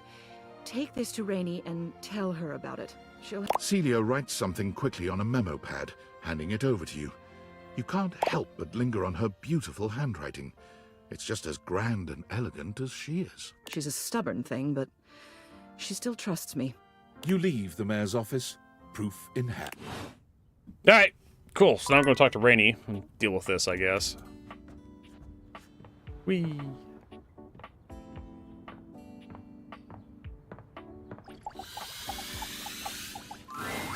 Rainey is still dancing to music no one but she can hear. Are you here to join me? Yeah. Let's talk about your music. See what happened to you all those years ago. What do you mean? You pull Celia's note out and begin to read from it. There's a party in the 70s, a really wild one. Yeah, so? We had parties all the time around here. It was a Roaring 20s themes party. Flappers and gangsters all around cutting the rug and all that. Sounds about right. Yeah. Just like the good old days. Somebody had a little too much to drink and hip-checked you hard. Well, that happens all the time at parties. So what? You fell over and the music stopped for a little while. They picked you back up and tried to get you going again, but the music just wasn't right. That's enough. So they put you away for the rest of the party. I said that's enough. Sorry, Rainey. Whatever. Yeah. It's all coming back to me now. I got moved into the attic to rot. And over the years, I started hearing music again, but it wasn't mine. I heard from the others. They brought in a cassette player. Yep. And later it was a CD player. Then something about streaming? I didn't want to know anymore. But whatever. I don't care if Celia said all that. So what if I fell over? I'm still me. Everything is just fine. Are you? I am. If you all got such a big problem with me playing my jazz records as loud as I want, you can go chase yourself. I'm gonna play my tunes as loud as I want. I'm gonna dig out all the old classics, too. Keys ain't the only one who can do classical music. You see, I'm gonna go get those records right now. She leaves without a second look, humming to herself. All right. Well, we're trying to help her, but she probably doesn't want to be helped. Well, we know the keys has to be the piano, right? And we can also talk to the bench. Trying to remember what Mateo wanted. Data decks. Right. Isn't he around here? Oh, this is like, okay, we have to do, not status, A to Z.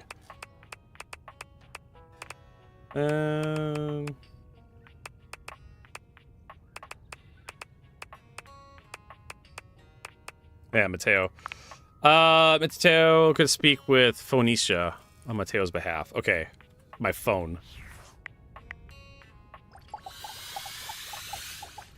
Ooh, coming in hot. What you got for me this time?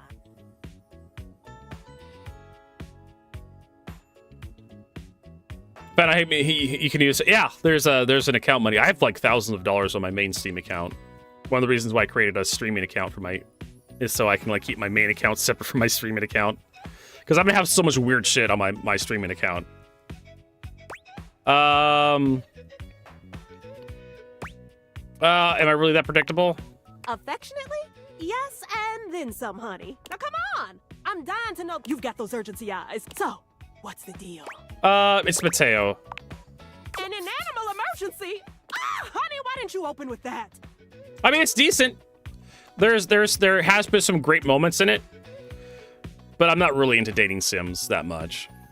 And honestly, the few good moments that existed in this game that made me really laugh have not made up for the lack of serotonin and dopamine draining, boring parts.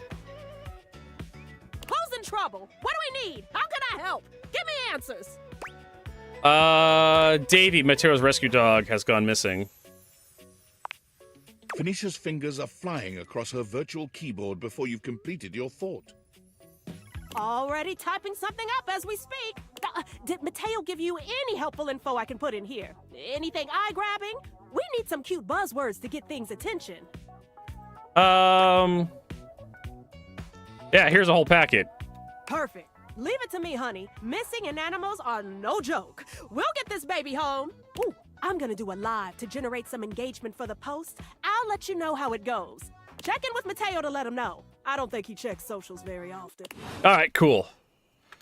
So we got that. So now we need to go talk to the blanket.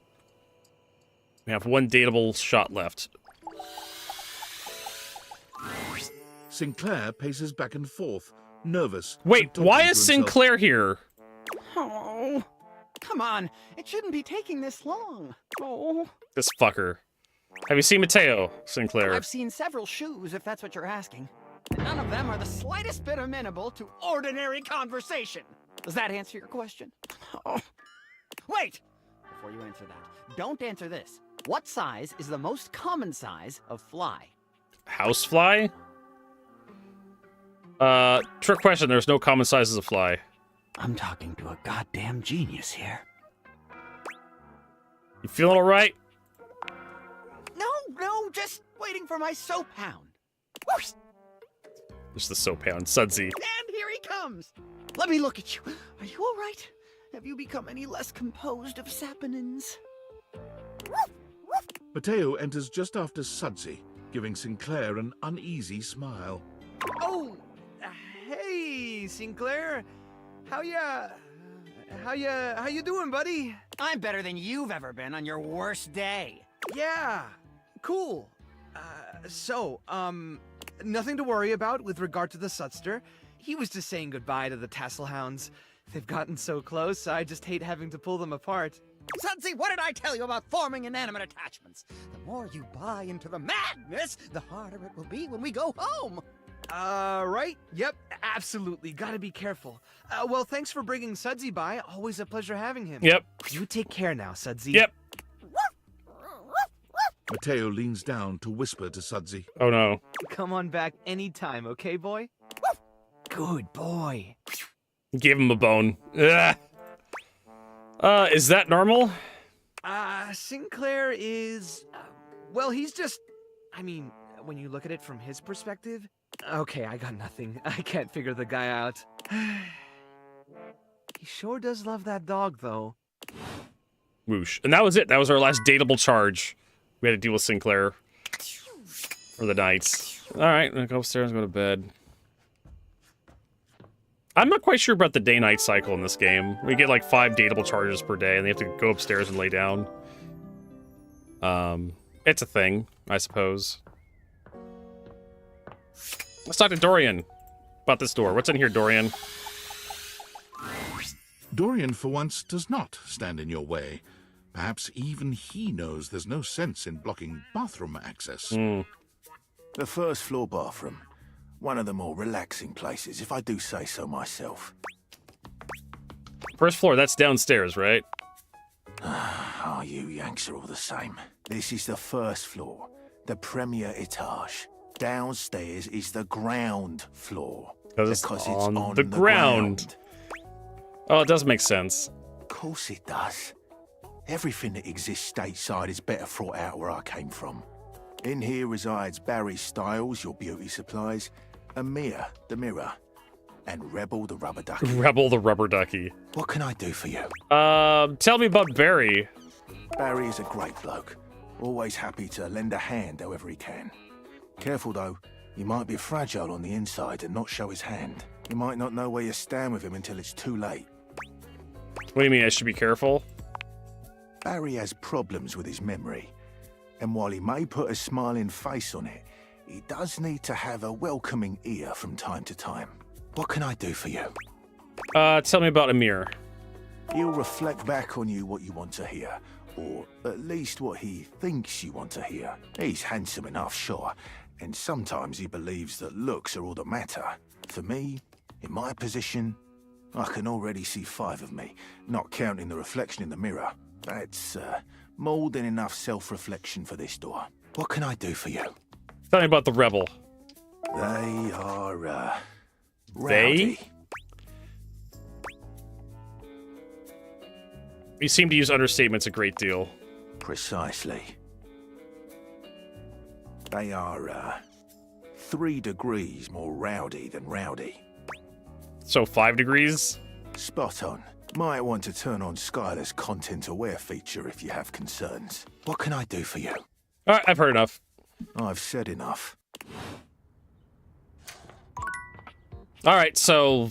okay, so apparently the rubber duck got a trigger warning, so we have to talk to the rubber duck. A very, very yellow punk dressed in studded leather glares at you. Not what I was expecting for a rubber duck. Appearance does nothing to diminish the aura of absolute disdain that radiates from them. Who the duck are you? I live here. The bathroom? I live, yeah.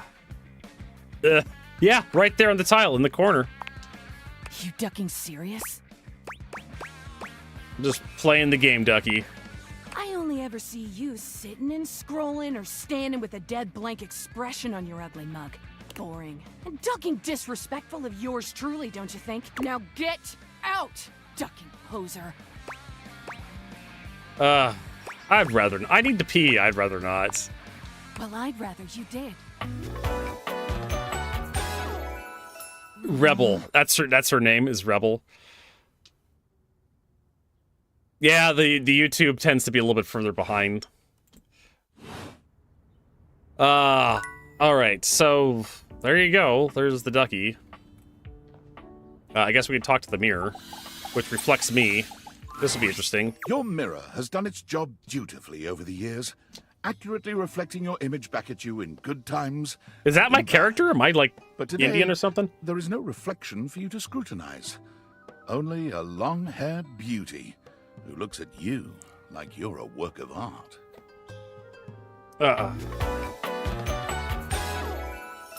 Amir. The name is a good pun. I like it. He's Amir. Oh, incredible. Who, me? Oh, yeah, thanks. Amir throws his arms out to stop you, gesturing to you to stay where you are. No. Don't move.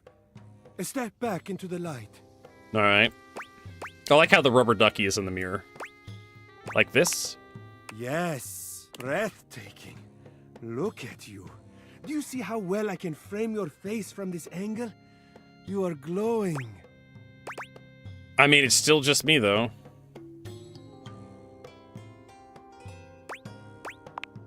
When you are accustomed to the extraordinary, even the extraordinary appears mundane. All right.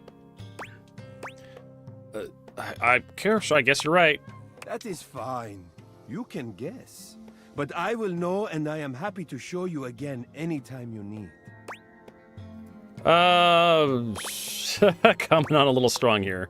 If I am strong, it is because I am strongly inspired. I reflect what I perceive. You were still on Dorian? Oh, Jesus. I just find it hard to believe.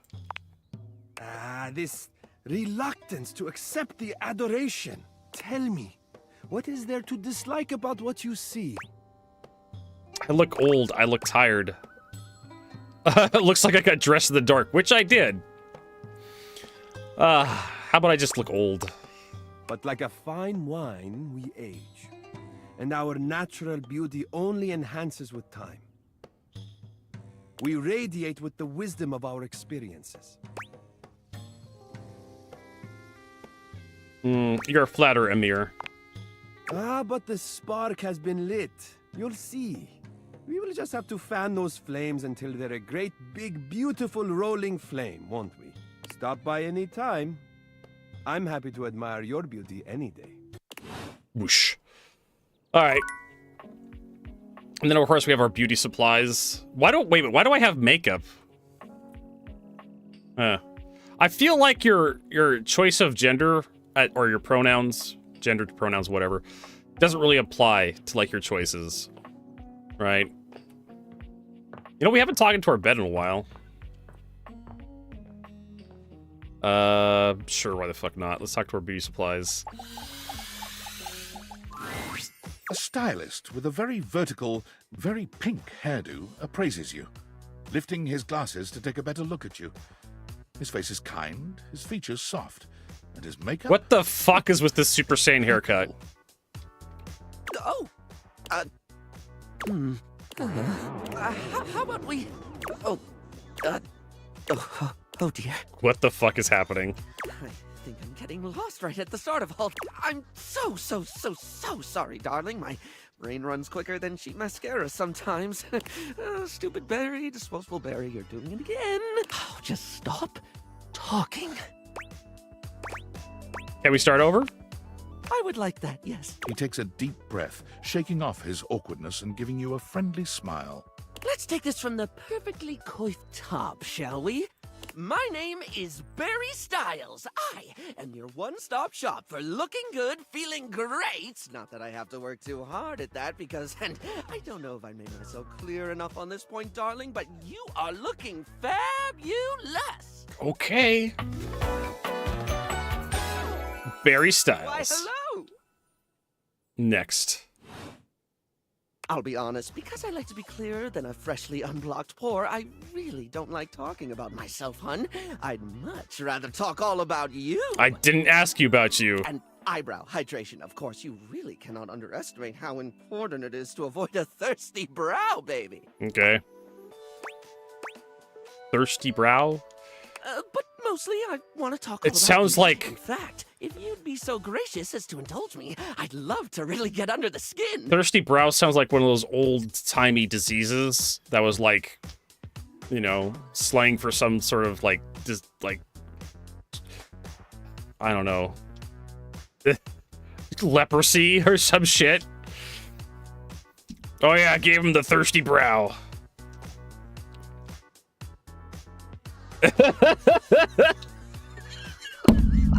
Okay, that's a good line, Firefly. I like that. Well, that's about the gayest thing I've ever seen. And you know what? I'm pretty fucking gay. Or at least my husband is.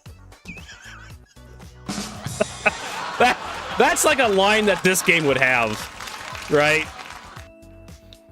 Oh my god. Like I said, sometimes the camp is a little too much in this game. Oh my lord. Ugh. Alright.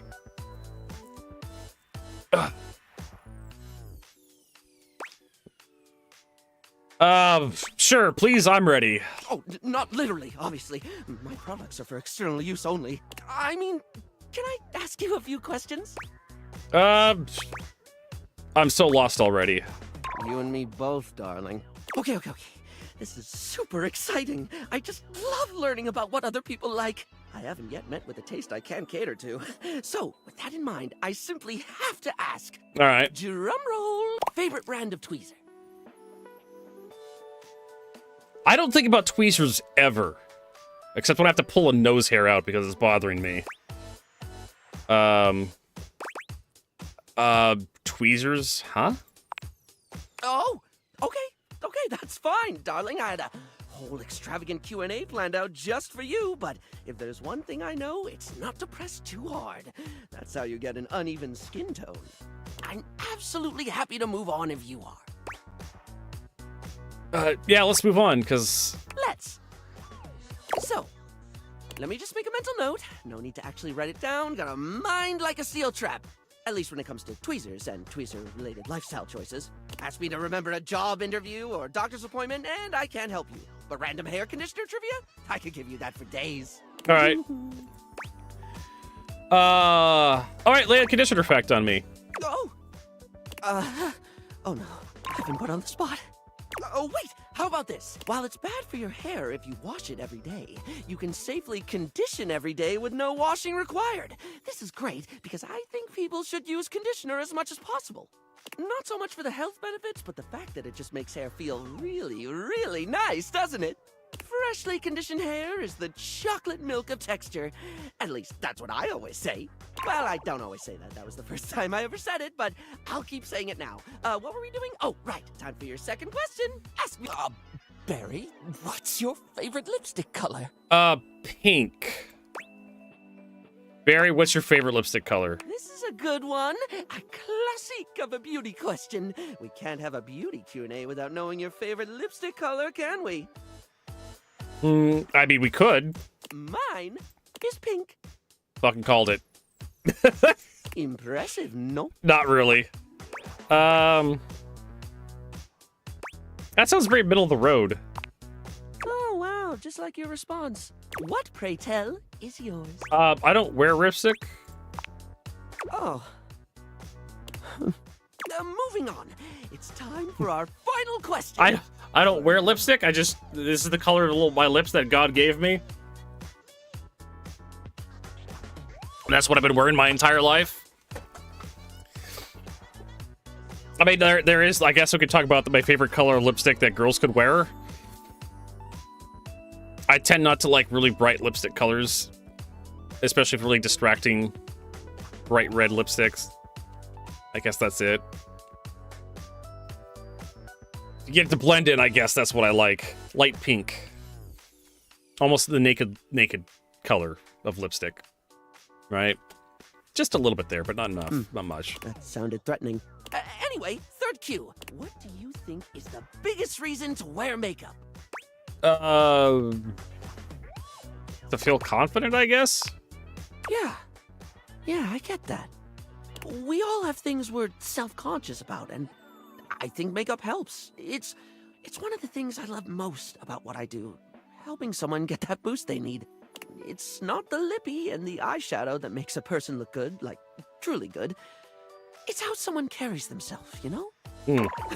Sorry, I spoke a lot again. Of course I did. I'm an overshare. Need to stop that.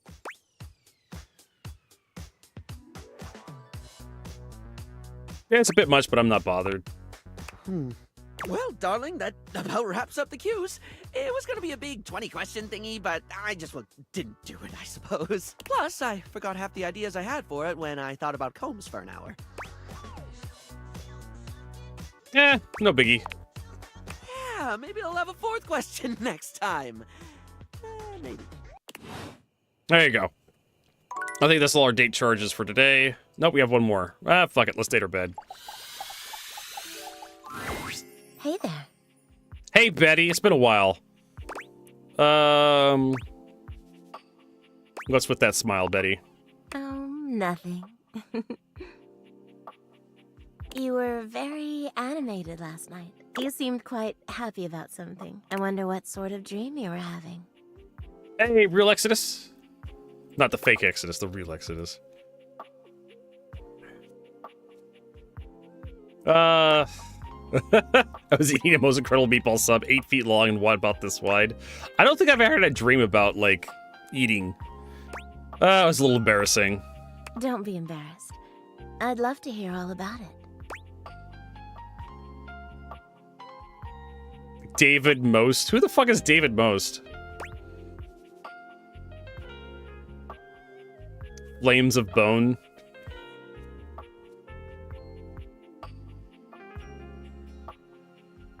Which one is David Most again? Oh, it's the guy who, like, he's my boss, or he's the CEO of Valvidian. And he's, like, coming to get us. Right? I have no idea. I guess I was up for promotion in my old job, but I got fired. Oh? When I got there, it was just me and the board of directors. Don't tell me. They told me to strip, get on the table, and earn my promotion if you know what I meant. Oh. God, I've always loved that sort of power dynamic. A little boss-employee fantasy. This is the genre for this Exodus is, if you haven't seen it before, it's called a dating simulator. It's essentially a virtual novel. Usually these require a lot of reading, but this one is a little bit higher, has a little bit higher production value where they hired a lot of voice actors. So it has 100 different characters you can date. Seriously, like virtual novels or dating simulators are a very popular genre in some circles. I mean, there's a lot of them. If you actually search for dating simulators on Steam, you'll come up with a lot of them. Because they're really easy to produce. A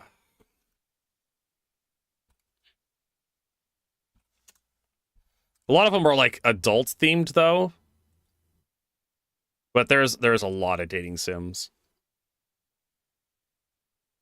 Here we go, dating sim. The Sims 4. There's a lot of, we're looking for like the dating sim chains, like VR Chat Monster Wild, Date Everything. We already have that. Ultra Kill is not a dating simulator. 5 Hearts Under One Roof Season 2. And sometimes you end up with games like Persona 5, which have like dating sim-like elements in them, where you have to like level up characters and make them like you. That's basically the long and short of the KFC one. Oh my god, fine. Oh, it's like Date the Colonel. Oh, gotta date them all. Dave the Diver. Honestly, Dave the Diver is pretty good. Pretty fun little game. KF. It should show up here. All right. Store.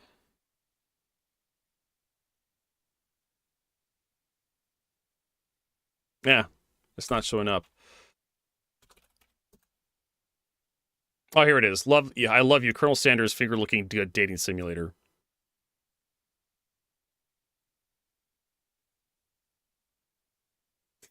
And there's also Hatful Boyfriend, which is like a pigeon dating simulator. We could like I played that like last year. I haven't. Oh, this is actually free. Fuck me. I'm gonna add it to my library. We'll do that later. It's been added to your account now in your library. So this was actually like produced and yeah, this was published by KFC. It's like this anime theme dating simulator. God damn it! I didn't mean to click off. There we go.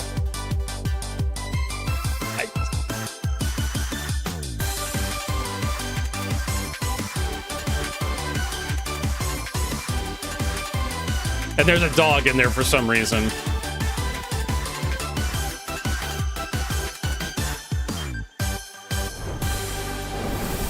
And whatever the fuck that was. Yeah, there's also Hatful Boyfriend, which I played. I don't know if I can actually find it. I can't remember how to spell it.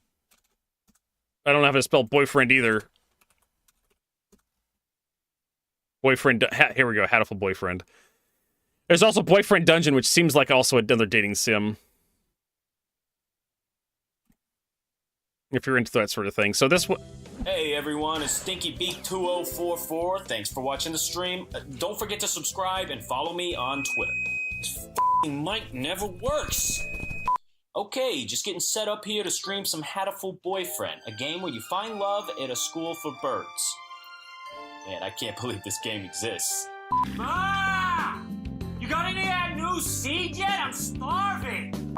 Saki is being a real whiny bitch here, so I'm gonna side with Oko-san on this one. Love me for who I am, damn it. Relax, I said I'd be down in a minute. All right. So, as I found out that this game is a psyop. This game is literally a psyop to promote. I'm not ready. This game was made. This game was not made. It wasn't made by. It was produced by a cafe in Japan. It's a bird cafe, and Japan has a lot of these. There's I mean, if you haven't heard about them, there's the idea if you go to a cafe to hang out with like pets and whatnot. So they have like cat cafes, dog cafe, bird cafes, and it's actually a thing in Japan where they actually raise like birds for just like as pets, right? Little finches and whatnot. And they'll have bird cafes where you can just go hang out with, get a cup of tea, hang out with some really cute birds. Cat cafes are a thing. I think there's like a sheep cafe in Korea. I'm kind of vaguely aware of. So think of like a petting zoo, except they serve coffee, right? And so this was produced by a bird cafe to promote their cafe a while ago, like 2014. Yeah, it was over 11 years ago. And it's bizarre, but dating sims are kind of popular within Japan, I think. They're kind of spreading out the rest of the world. They're easy to produce because they're basically like PowerPoint presentations with like, unless you want to hire voice actors, you can produce a dating simulator super cheap. Release it on Steam and make a little bit of money. So there's people that like them because they don't require a lot of like fast reflex. It's not Call of Duty kind of stuff. So you can sit there, you can read the stuff to yourself, and you can click on like options you think are appropriate. So there is I mean, they're easy to produce, and there is a fan base out there that actually likes playing these. If you haven't seen like dating simulators, you're probably not interested in the genre. But the only reason why I played Hatful Boyfriend was because of the premise of dating pigeons, and there were some kind of funny moments in there where your character leaves school, right? You're going to a school you're a transfer student, which is kind of like this trope in like Japanese writing, like modern day Japanese writing, where you have a new transfer student that comes into school, because a lot of Japanese lifestyle revolves around like going to school. So that's how when you write, like, people kind of understand, like, oh, you went to high school, because they're very big on education in Japan, making sure their kids know how much grain grows in like the Okinawa prefecture or something. That's important to know. But having a transfer student is like very unusual, so that's how a lot of the stories start out. We got this new transfer student from another school in Japan, or they're a foreign exchange student, so they're from America. And so you're an exchange student in this academy that deals with pigeons, and then you deal with the pigeons and you go home and you live in a cave. It's just a fucking cave. A damp cave. And I was just like, what the fuck? And it's just like you needed to go somewhere to meet another pigeon, like at work or something. And so you had a couple scenes, couple PowerPoint slides where you're traveling through the city, and then like the city's just all fucked up and like burning, like the apocalypse, like Fallout. It was like the game Fallout where the city's like on fire and just destroyed, and like the next scene is like the fucking restaurant you're trying to go to work for. And I'm just like, wait, back the fuck up. What is the absolute lore for this game? Time out. I live in a fucking cave in a city. The entire city's burned out, and I'm trying to get a job at a cafe with other pigeons. So yeah, there were some just amusing things about Hatoful Boyfriend, but at the end of the day, it's a dating simulator.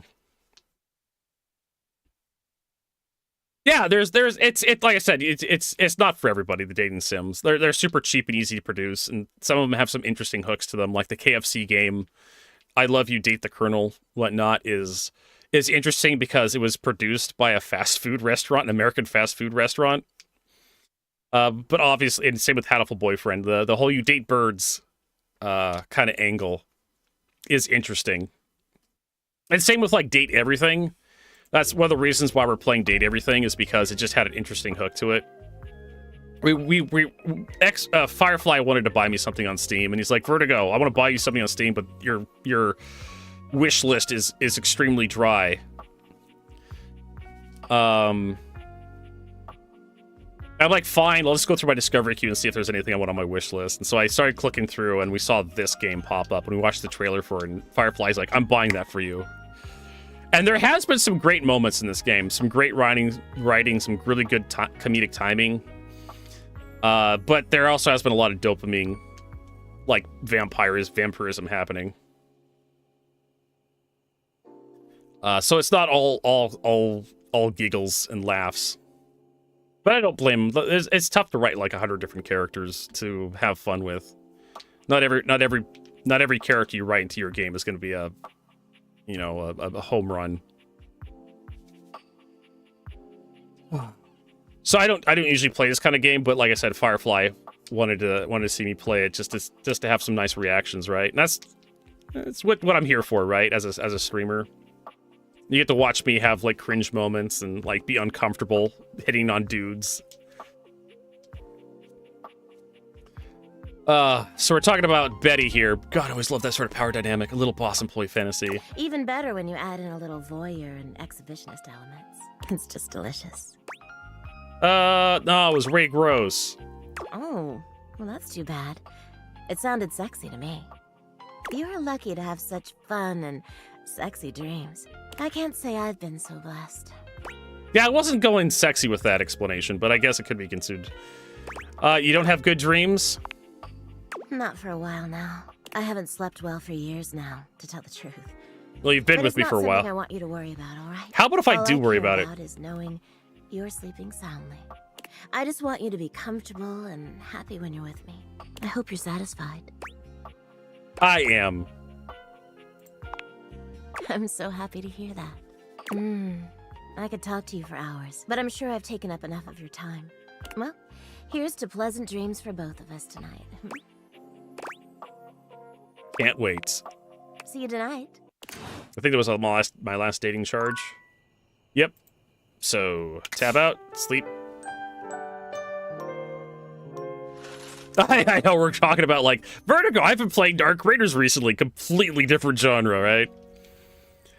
Laugh or something. I don't know. Like, I haven't played enough dating simulators. Is Date Everything, like, on sale? I think it is, right? It's like $20. I don't think I'd recommend the DLC. They say love sees not with the eyes, but with the heart. Perhaps that's why it turns up where you least expect it. Wait, so you're telling me you can date everything? The washing machine, the chair, the refrigerator? Time for a snack. This door, that door, even front and back door. What are you looking at? The fan, the wall, the microwave, the Yep. toilet, the Yeah. dust bunny behind the couch. All right then. The curtains, bed, treadmill, mousetrap, dishwasher, desk, piano, dirty laundry, clock, candelabra, the TV, bath, towels, rubber duck, shower, floor, ceilings, shelves, ironing board, trash can, air fryer, vacuum cleaner, the devs, a glitch in the game itself, the shadows, water, earth, fire, air, your overwhelming sense of existential dread. You can even date the kitchen sink. Everything leads to love. You can date So remember, love isn't where the heart is told to look, but where it dares to wander. Date everything. Out now. Like I said, we saw that trailer and like we got to get that for you, Vertigo. So there you go. It's not a genre that everybody likes, but it does exist. All right, so Saturday. All right. I don't know. Do we need to talk to what's her name on the phone? Phoenicia. Phoenicia is full on sweating, hopping from foot to foot and fanning herself frantically with her hands. Oh no! Alert! Ooh, I hope you like your data extra crispy because we're headed for a full-scale meltdown in here. I think she's having hot flashes. He thinks she's like, oh, you know what? She's probably like a couple of years old. In phone years, it's like ancient. Remove Phoenicia's case. You carefully remove Phoenicia's case. Her body is alarmingly hot. Seems you've acted just in time. There! That wasn't so hard, was it? Ah, that was close. Kidding, you're on fire. Watch yourself. I run hot. Listen, you mind if I stick with you for a while? Just in case I feel another meltdown coming on. I'd hate to I think she's having menopause. Because a phone, phone years in terms of phone, like a 4-year-old phone is like ancient, right? So she could be having menopause. That could be like what they're talking about here. I'm just gonna kind of throw that out there. Oh, speaking of which, I need to do another update I've been putting off now that we're back in the green zone. Talk more later. You got it, darling. Oh, you bad. All right. So we also need to talk to Mateo because we're trying to find the stupid elephant of his. I think I know where the elephant is. It's in the Lint! Oh my god, it's the Lint Bunny. Lint! Lint, come on, buddy. Remember what happened last time? Oh my god, this Lint creature. It's so obnoxious. If you don't slow down, you're gonna... Mateo doesn't even manage to finish his warning. Lint crashes into something just out of sight. I'll get the broom. Looks like you guys could use a hand. It's just Lint Eastwood. Dolly's menopause on a cell phone is crazy. There's a fucking sentence I never thought I would read in my stream chat. Yeah, that combination of words I could never imagine being strung together in that order. Honestly, sounds like a good album for like some jazz band. Menopause on a cell phone. Thank you. Thank you, Molly Lawson, for that. This game does bring some great moments for streaming. It's just Lint Eastwood, Dolly's pets, always gets zoomies after a bath. Speaking of... Linty! There's my big handsome boy. Look at you, fresh as a daisy. Dolly bends down to pick up Lint, planting a sweet kiss to the top of his head. Oh, now are you a good boy for our So- Mateo here? She's the embodiment of hair, dead skin cells, and dead bugs, all rolled up into a sexy bunny outfit. And he's like the embodiment of like a comfy, just a blanket. Mateo. Tell me honest, he didn't give you any trouble this time, did he? Philo, no, nothing I couldn't handle. He actually did better with the trimmer. I think he's finally starting to trust me. Is that right? I am so proud of you, my fuzzy sweetie lumpkins. Oh, thanks for always taking such good care of him. I know he can be a handful, but, well, he's my handful. He's welcome back anytime, Dolly. Come on, let's get you home. Didn't have the heart to tell her you knocked over the jar on the counter. Mateo giggles nervously. You don't think she noticed, do you? He really has gotten a lot better. The first time she brought him in, he almost caused a riot between some of the newer rescues. At least now he doesn't try to jump out of the wash tub every time I reach for the shampoo. Aw. Alright, well, it's cleanup time. You're a saint. Alright. So there's Mateo. Like I said, we could date the dust bunny, the lust bunny. That's behind our couch. Date the chairs, date the lamps, everything. And if you bump into the furniture, they actually start making kind of sexy giggles at you. Wait a minute, can I light the fire?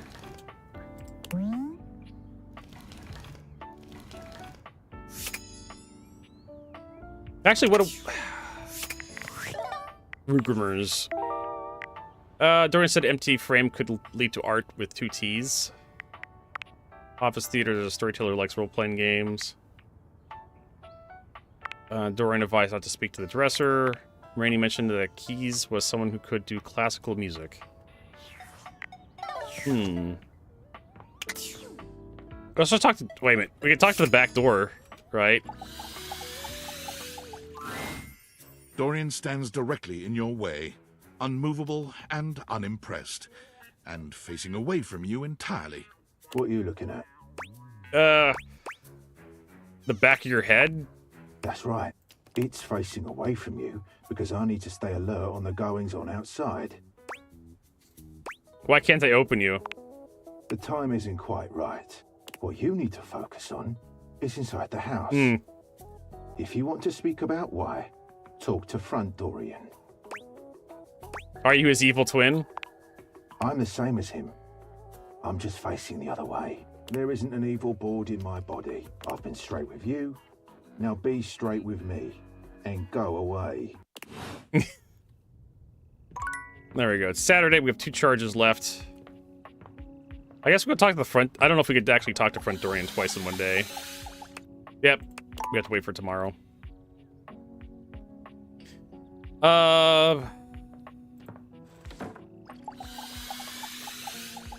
Nope, we already talked. Dun, dun, dun.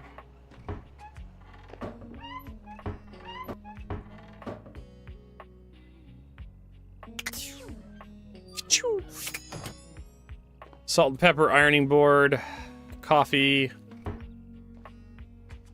Got 2 charges left. We could go for a drink. Who's the chair gonna be? Welcome back. Oh, it's her. It's Saturday Night Dead. Tonight's play is called Throw It All Away. It's a mystery, obviously. Oh, so she's every chair in the place. What play do you do each day again? Tuesdays are musicals, Wednesdays are romantic dramas, Thursday is sci-fi, Friday is high fantasy, and Saturdays are murder mysteries. All right. And remember, I'm working my day jobs during the daylight hours to support my passion, so come by at night for some theater. 6 p.m. sharp. Otherwise, I might be sleeping. Got it. It's Saturday Night Dead. Tonight's play is called Throw It All Away. All right. It's a mystery, obviously. Sure. Awesome. Here we go. Murder mystery. Florence is a big fan of these. She's here every Saturday. It's true. I'm just an absolute sucker for crime shows. Sometimes I picture myself pulling off that devilish body outlining chalk floor look. Yeah. Is that weird? I guess. Okay, partner. Listen up. I'll be playing the part of the poor old rocking chair whose husband has gone missing. You're the detective investigating the disappearance. I'll play along with whatever direction you decide to take the story. Just remember, keep it respectful and fun. And lights up! Jeremy clasps her hands together, becoming a new chair altogether in the blink of an eye. Oh, dearie me, detective. Is there any news about my husband? I love the big question mark on the throw pillow. Henry David He's Thoreau. been missing for nearly 4 days, and I'm worried sick. No, sorry, ma'am. No news so far. No. It's so quiet here without him. I haven't been able to sleep a wink. Detective, please let me join the investigation. You have to. You just Yes, have yes, to. Galatrix, thank you. Oh, I'm going crazy. cooped up here all by my lonesome.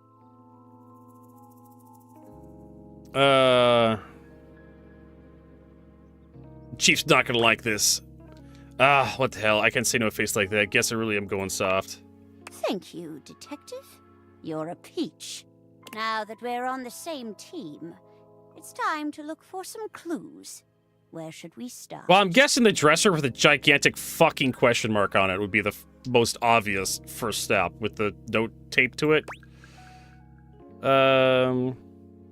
Yes, no, let's not take the creepy option. Let's check out the clue closet. Oh, of course. The clue closet. Why didn't I think of that? Dear Henry always loved the clue closet. He was always jotting down little notes in there.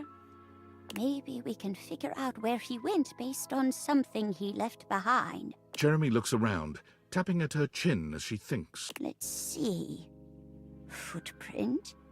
Painting with eyes that follow you wherever you go. Suspiciously stained sheet. Here we go. A note. Oh, it's a bit hard to make out. I'll need my glasses. She mimes pulling a pair of reading glasses out, unfolding them and putting them on. It says, walled in. Goodness! My husband, Henry David Thoreau, wrote, walled in. Do you know what that means? He must be trapped in the walls. We have to get him out of there. It's too late, man. He's been there for 4 days. There's no way he could have survived that long. You're wrong. You have to be. Henry? Henry! Are you there? Henry! Henry! I'm sorry, ma'am. He's gone. No. The wail of grief Jeremy lets out nearly startles you. It feels so convincing. She slumps to the floor, sobbing on her knees. They're going all out for this. Oh, no. And see. Lights down. I can't believe it. It's too tragic for words. Some people don't like bummer endings, but I do. I like a story that leaves you thinking for a while after it's done. Oh, there's her, her throw pillar husband. Oh, fantastic work. As always. Come back on another day if you want to try out another play. Or even today, if you want. You're so much fun to play off of. I'm really looking forward to it. Jeremy gives a delightful little curtsy. All right, well, there you go. Got one more dateable charge left. I mean, we take to talk to Drysdale, I guess. See if we get these two guys back together. Oh, you're back. Try not to. This is Astarion, by the way, if you can't figure out who the voice actor is from Baldur's Gate 3. They had some big name actors come down, or voice actors come down and do this game. I challenge you to leave me speechless. Fuck you. My. What a lucky spider. Ever seen a tarantula on a trampoline? Because that's how tight these glutes are. Oh, goodness. I do love to play. What's life without a little, harmless diversion? I don't know that I call me harmless. I'm fucking harmless. Well, it's just like I'm Battlefield. fairly easy to amuse. Cards, conversation, a nice Chardonnay, all three. Fuck you. Pretty jealous you keep that figure with all those hobbies. Well, those aren't my only pastimes. I do have other, more physical pursuits. Ah, yes. Like weightlifting? Not exactly. Well, sometimes I would be the weight rather than the lifter. Ah, yes. Yeah, that's interesting. I knew it. You have an aversion to boys being on top of boys. No, I just don't want you being on top of me. No, not at all. Gold Star for bringing sex back into the conversation, though. My. Look at you. collecting all the points and the gold stars and the defending of the personal freedoms. I love it. You know what else I love? Flowers. Big bouquets of them. Birds of paradise are my favorites. They're impossible to get here. I'd get you flowers, I promise. Like, I mean, here might be the laundry room. Yes, it's something about the humidity, which I think is ridiculous, because paradise by definition is tropical. Or maybe it's something about the fact that it's inside, which again is asinine, because I've met so many birds and the majority of them were thrilled with their cages, which were, without exception, inside. That's a lot of information. Yes, wasn't it? It's just been so long since I had anyone to talk to. Oh, how are you going to take care of me if you don't know my personal tastes? Oh, you're right. I'll ask. Points. What the fuck is this? What was that? Did he just give me a gold coin? Ask me a question. Divine my being. All right. What's your favorite color? Forever and perfectly a combination of lavender purple and baby blue, culminating in a sultry, subtle, undeniable periwinkle. Next question. All right. Periwinkle. Sultry periwinkle. Sultry, my darling examiner. I am seduced by beauty. All right. How do you make a cake rice with it? I know this question. There is a German chocolate cake that uses just egg whites, similar to a souffle. I can't remember the name of the cake. I think it's a German chocolate cake. But you beat a bunch of egg whites, to foam them up. You dump in some flour and sugar and chocolate powder, cocoa, and then you bake that. And you have to be very careful while you're folding in all the ingredients, because if you work the batter too much, it'll actually cause it to deflate.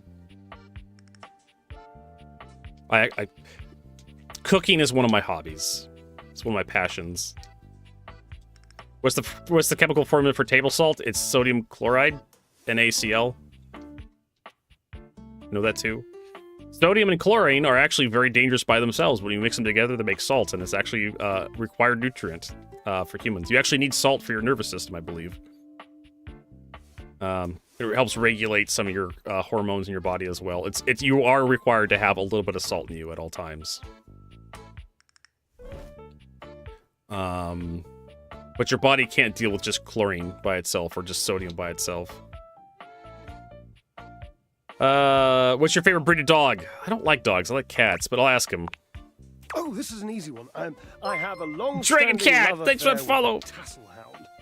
A tassel hound? What the fuck is a tassel hound? Oh, that's for Mateo, like the ends of the curtains. Little tassels on the curtains and pillows and whatnot. And if you don't know what a tassel hound is, which wouldn't surprise me, given that you're, well, human, you must go and chat with Mateo. Yep, cats are fun. Yes, so damn many of them, you know, and they are adorable. Yeah. Oh, I've met him. I'm helping to find his own tassel hound.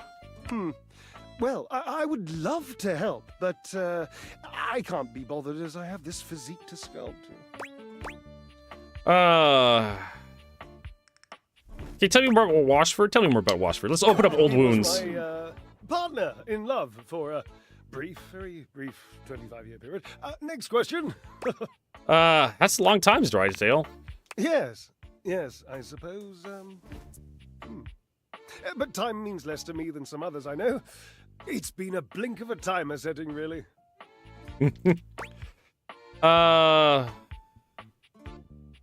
Let's see here. You're a pretty lousy pretender, Drysdale. I was better at it in the beginning, but it's been so long. How long since you talked to him? A very long, lonely... I know, right? Just a brief 25-year... oh my god. And he just got divorced, right?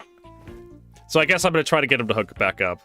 And that must be the end of your game, because it was by far the most important and tricky and insightful question. And since I answered all of them correctly, I win! I love to win. Oh, I love gold stars. I love Washford. I love Washford. Oh, Drysdale. Oh no. Oh no. You've done a mistake. Oh, damn it. You've done a thing. Drysdale runs a hand through his hair, shaking his head. Oh, God. I can't tell you how inconvenient this is. I mean, what's inconvenient? You're in love. You don't understand. To have a love like I've had, so deep, so... Oh, it's infuriating. I'm trying to explain to you how I still love this character, this absurd amalgam of pathos and muscle, and I don't have the words. I sound like him with his searching and his verbosity, trying to describe how much I love and loathe his searching and his verbosity. Yeah, he is very convoluted in his speech. Yes, profanity is allowed in chat. Just don't use slurs. But you can say fuck, ass, piss, cunt, shit, tit, body. All the naughty words are very woody sounding. What about tit, dear? Tit. Oh, that's a very tinny word. Bonus points if you know what that's from. You actually watched that clip a couple days ago. What a circus. And not the good kind.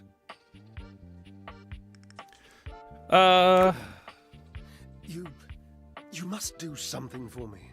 You can see now, I trust, that I am incapable of solving this puzzle on my own. I'm too bound up in it, and I have loved being bound up before, Cherub. Just, he keeps talking about his sex life. Just injects it into every fucking conversation. With this dramatic pause, I am entangled, and you must help me.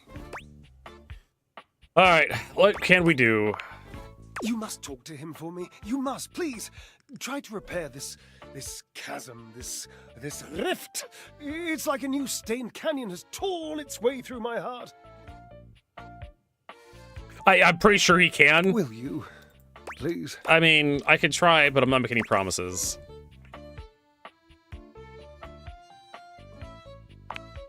Understood. I've always considered promises to be rather passé anyway. Sort of just like berry hats. Just, don't. Really. Thank you. Yeah, there we go. And that's our last dating charge for the day. So it's vitally important to my survival as a human being to make sure that Washford and Twyford get back together. Because if I don't, and get what's her name to actually become a real person. What's the name of the glasses gal again? Skylar. If I don't get Skylar to become a real person, my former boss is gonna hunt me down and have me executed on an island where they hunt men for sport.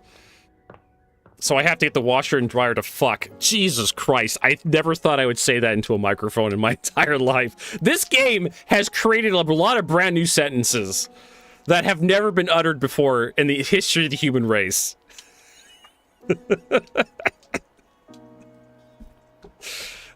I still like going for my Howard Hughes. I'm a millionaire that's off his med, is having a schizophrenic breakdown. Like alone in his house, like he's too afraid to go outside. That's my headcanon for like what's happening. I think there's like some sort of evil conspiracy. No, it's just me just going crazy, just off my meds. Oh my god. Okay, let's see what we can do. Ah, you are returned. Each sunrise should be greeted with the same surprise and gratitude. I am, as you might have gleaned, glad to see you. I've been thinking about you. I'm sure you know by now that words come to me like moths gather round a candle. They flap in my brain and alight in the most delightful... This motherfucker owns a dictionary. That's what he's trying to tell us. Rhythm.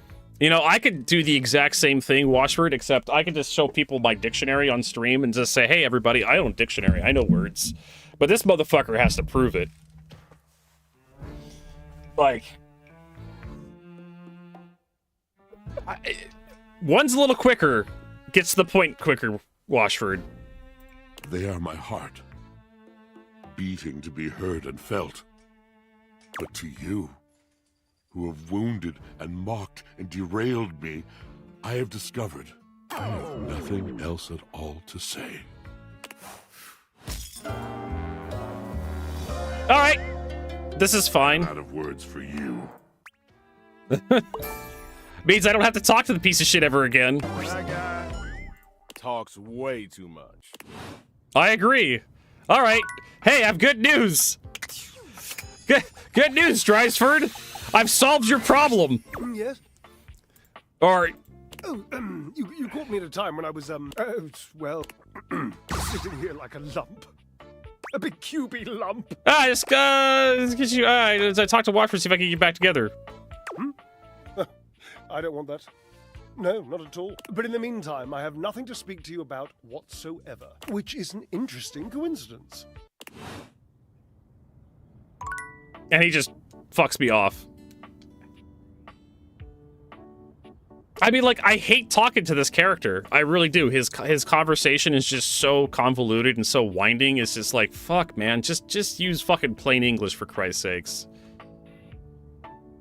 I just didn't want to talk to him.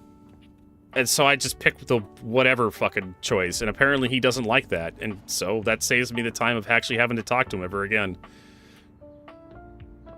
I'm sorry, I'm that kind of guy. If you come at me with really big words and it takes me a half hour to listen to you talk, I'm just gonna wander off mentally. Just gonna check the fuck out. He's one of the characters I don't like that make this game difficult. Where he just talks and he talks and he talks and he talks. Just shut the fuck up. Jesus Christ. Alright, so what else we got?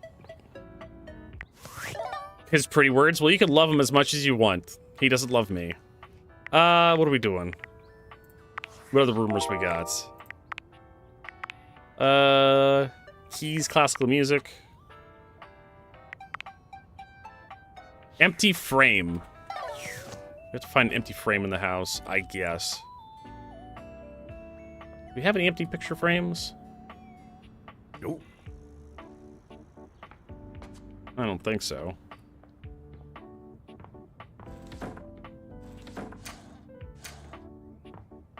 Honestly, like Washford, you could delete Washford for the entire game, and it would make the game so much better. One of those 100 characters that could be like removed, and it would be just fine. No one would notice.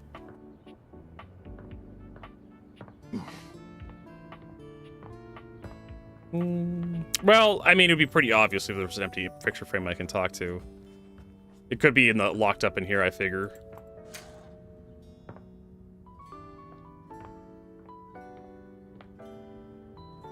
And I'm not seeing it. I think it would be like in the bedroom or something.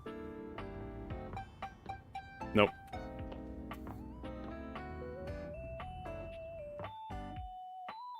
Now we have to turn our glasses off to open the dresser drawer up. What was our problem with our dresser?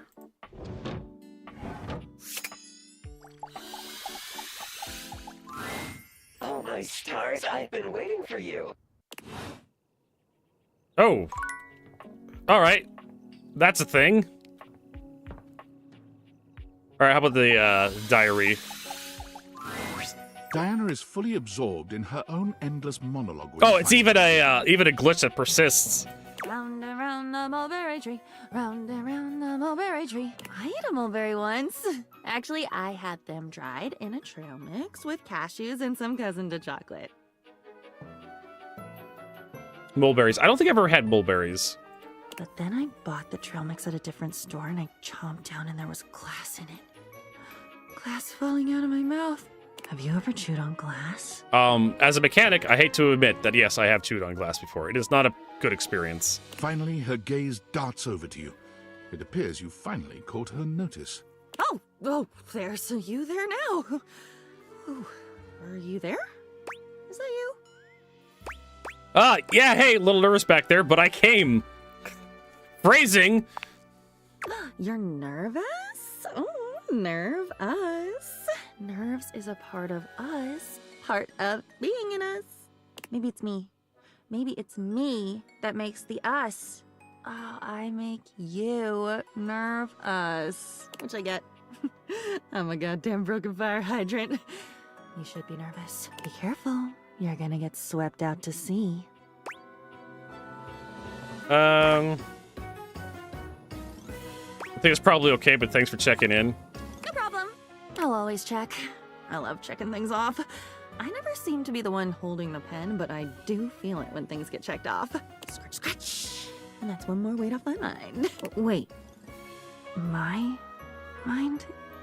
Is it mine? I thought... I'm getting tired. Do you ever have that? Where you get so tired you think, maybe soon you'll stop caring enough to keep your heart beating. That one day, just a few moments from now, you'll watch as it slows and stops. And you won't mind. Never mind. Don't worry. Oh yes, dying in my sleep. That's something I pray for every night before I go to bed. I really hated that teacher. He bumped into me. He spilled my food all over me and then yelled at me in front of Never felt as quiet as I did in that moment. In that linoleum lunchroom, embedded with the scent of turkey tetrazzini. That's my story, but that happened to be in high school.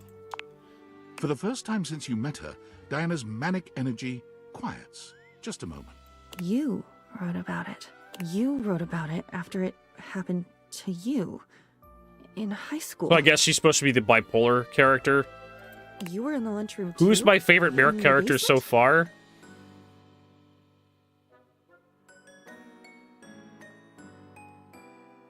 I'm trying to think. Mateo, he's pretty cool. Yeah, I wrote about it with you. You did this? You put that in me? Hey, You little put that S. story, that memory. Wait, I'm not that story. That story has been eating away at me, you know, like bleaching coral. You know about bleaching coral? Why would you? Because I am not you. Because you're so good at keeping secrets. I was that. I am that. I should be that. Shouldn't a diary be the safest place? Safe, like a fortress with a great moat. Still thinking Safe, about who's my keeping favorite male everyone character. out, so nobody can hear Dorian's my pretty screams cool. from the inside. Mostly because Dorian doesn't want to have sex with me all the time for no fucking reason. Ugh. Unlike the washer and dryer, who just want to fuck constantly. I'm shouting, I'm bleeding, I'm leaking. And I don't recognize what should be my own blood. Yes, tell me, tell me! Oh, I feel like I'm nothing if you don't tell me. And then I'm nothing when you do because I don't get to keep any of it. But I'd never tell, I promise. I promise I'd never mean to.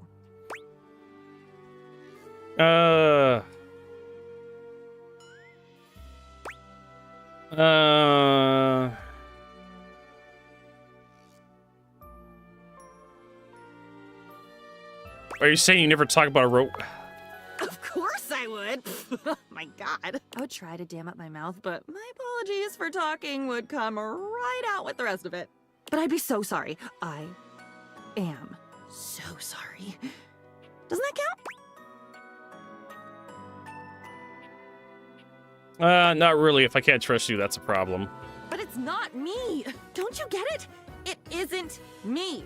You just said so. There was a great green bug, and he split himself open trying to live, and he died, and then something else got born, but I can't remember. What are you talking about? You tell me! You tell me! And tell me quickly, before it doesn't matter anymore. Soon I won't care. It's already slipping away from me. Soon it won't even matter that I can feel it. I can feel that the secrets aren't mine. You trusted me once. I know you did. I have it all here. I have it written down. Was before I haven't. That was before I haven't written a diary for a long time now. Don't I know it? I don't know what's heavier, what I don't know or what I do know. About you? About me? How many other voices? How many of us would there be if you added all the voices together? Can you hear the dark chorus? Aren't they deafening?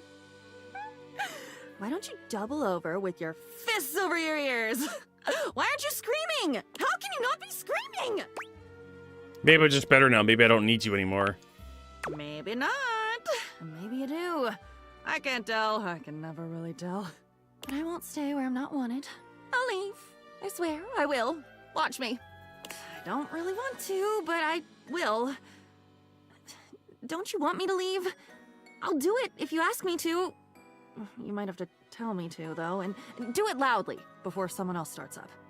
Oh, she's got multiple personality disorder. Weird! I love that word. Weird.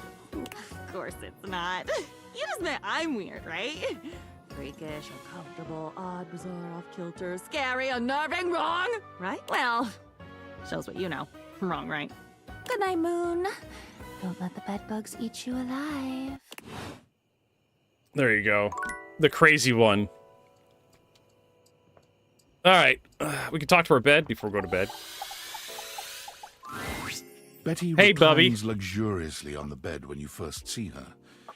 Thinking about how your bed can be lying on the bed makes your brain start to short-circuit, but some way or another, it's happening. It's your bed on your bed. She looks effortlessly comfortable and luxurious, but her expression is more pensive. Yes. than anything. I She don't think I smiles can when she fix her. sees you, sitting up and patting the blanket next to her. I was just thinking about you. Were your ears ringing?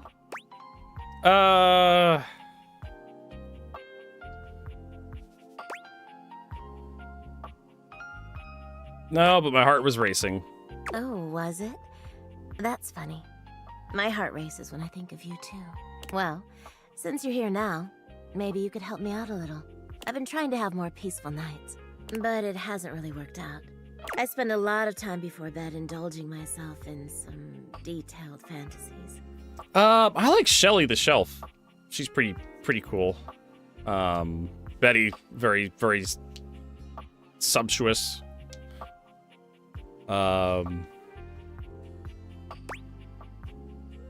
What sort of fantasies? Oh, well, I have this crush who doesn't seem to notice me. Sometimes we're so close I could just reach out and kiss them, but... Oh, is it the lamp or something? So, in this fantasy, I tell myself I'm finally going to get their attention. I do all kinds of things. Beverly's Then I good, too. touch myself and call their name when they're next to me. Aww.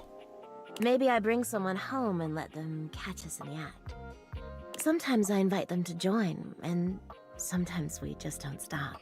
But our eyes meet. And they know that when I'm gasping and moaning someone else's name, what I really want is to say theirs. To let the entire house know who it is that has me so worked up. Wow.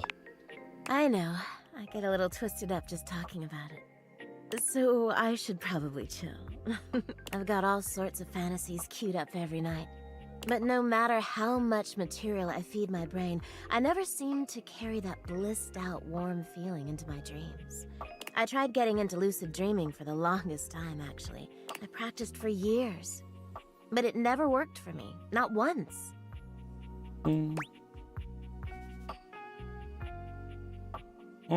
That's really too bad.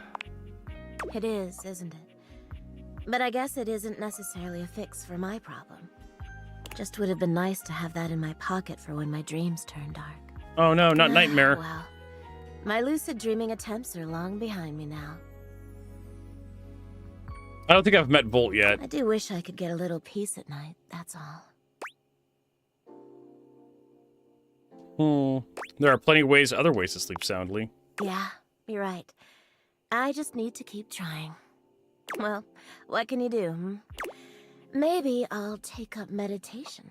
See you tonight, then? Can't wait. Me too. There you go. Boop, boop, boop, boop. Yeah, Beverly's kind of cool. I can look at the thing here to actually give like a more comprehensive breakdown. Skylar, definitely like Skylar.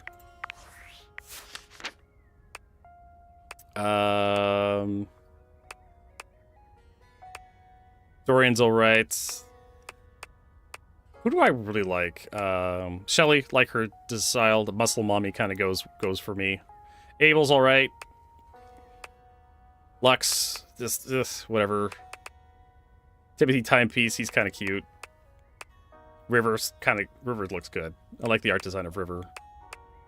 Koa's alright. Dolly's bunny girl, very classic, you know, kind of Playboy thing. Telly, oh god, I hate his design so much. Luna's okay. Like, how can you make a video game system look interesting? And oh, they tried. Jacques Sparrow. Whatever. Mateo's, he's pretty cool. Beverly, I like the design a little bit. The weird hair, liquid hair thing is eh. Michelin, nope. Sinclair, nope. Freddy Yeti, nope. I talked to him once and that was it. There's Stefan, talked to him once and that was it. Miranda, that's Daisuke, actually a fairly grounded design, believe it or not. Just Japanese dude wearing a kimono. Then there's Fire Earl, whatever. Kofi, I think I talked to them once, and I talked to him a couple times. It's okay. Cam, fuck off. Amir, I like his name is an interesting play on words, right? I like how his name is literally a mirror. Jean-Luc Pissor, fuck off.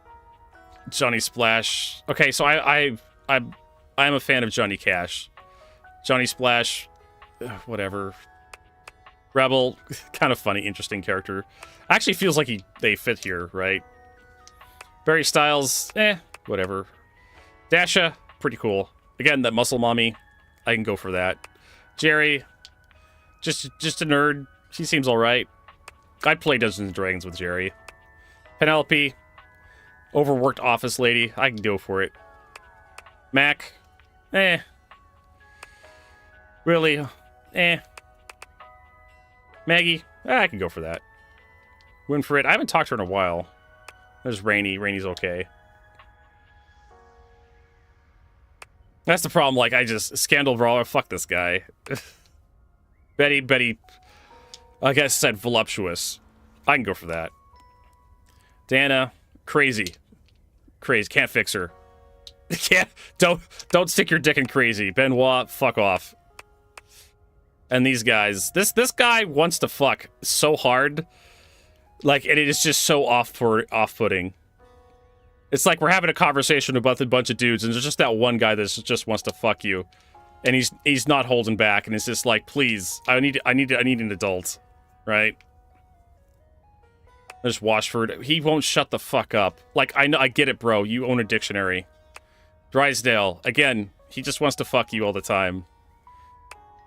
Harper, sure, why not? I've only talked to her like once.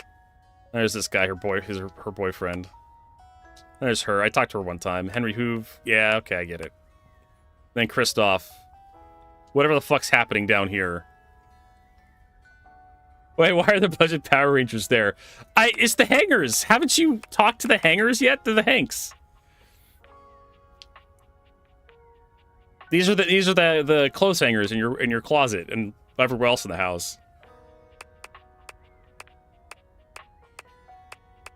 And Sassy Chap, he's just the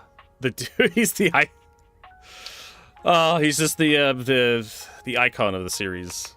Nightmare, it's like whatever. There's Reggie, just whatever.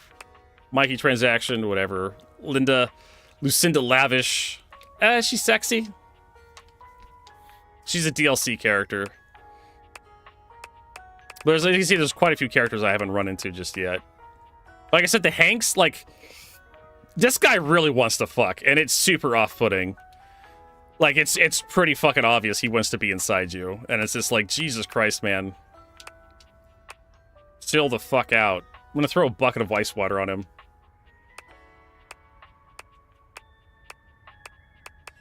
Lucinda, I don't know where Lucinda is on this list. Just my dick refuses to negotiate with my brain.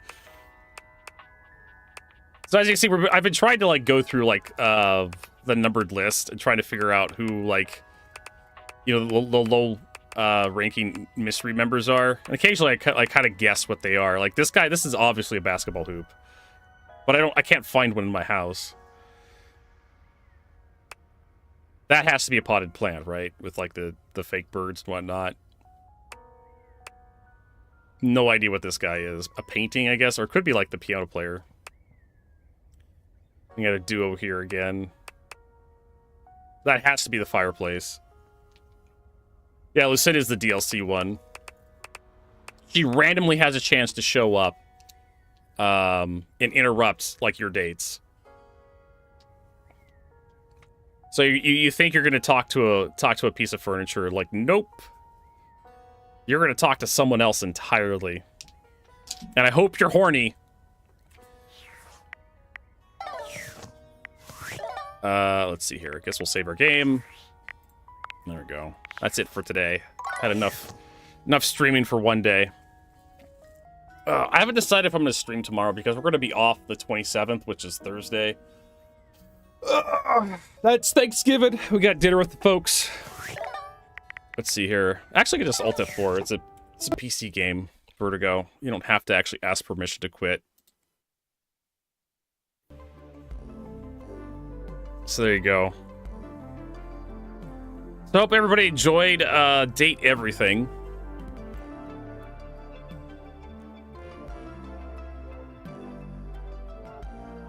So, for those who enjoyed the stream, don't forget to hit that follow button, both on YouTube and Twitch. Hit subscribe on Twitch. Maybe we will stream a little bit tomorrow. I do want to make some progress in MechWarrior 5 Clans. Perhaps we'll do that. And we'll next Monday we'll be right back to Date Everything, because I do want to get through it, because there is some fun stuff in here. And I know some of you actually like this stuff for some reason. You like watching me be uncomfortable while a guy's trying to fuck my throat. You sickos.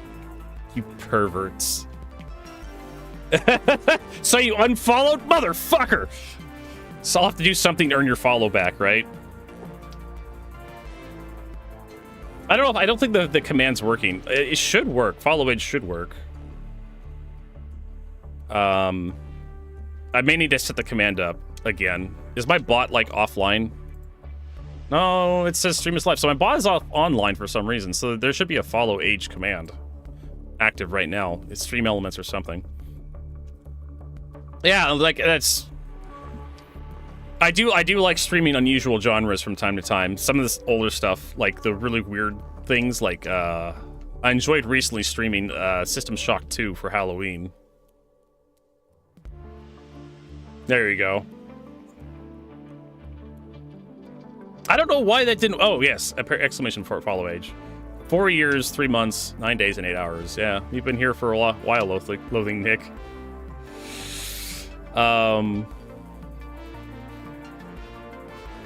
A lot of I've been doing this for a long time, about 9 years, since 2016. I mean, my 10-year anniversary next year, around January 20th, I want to say, is my partner anniversary.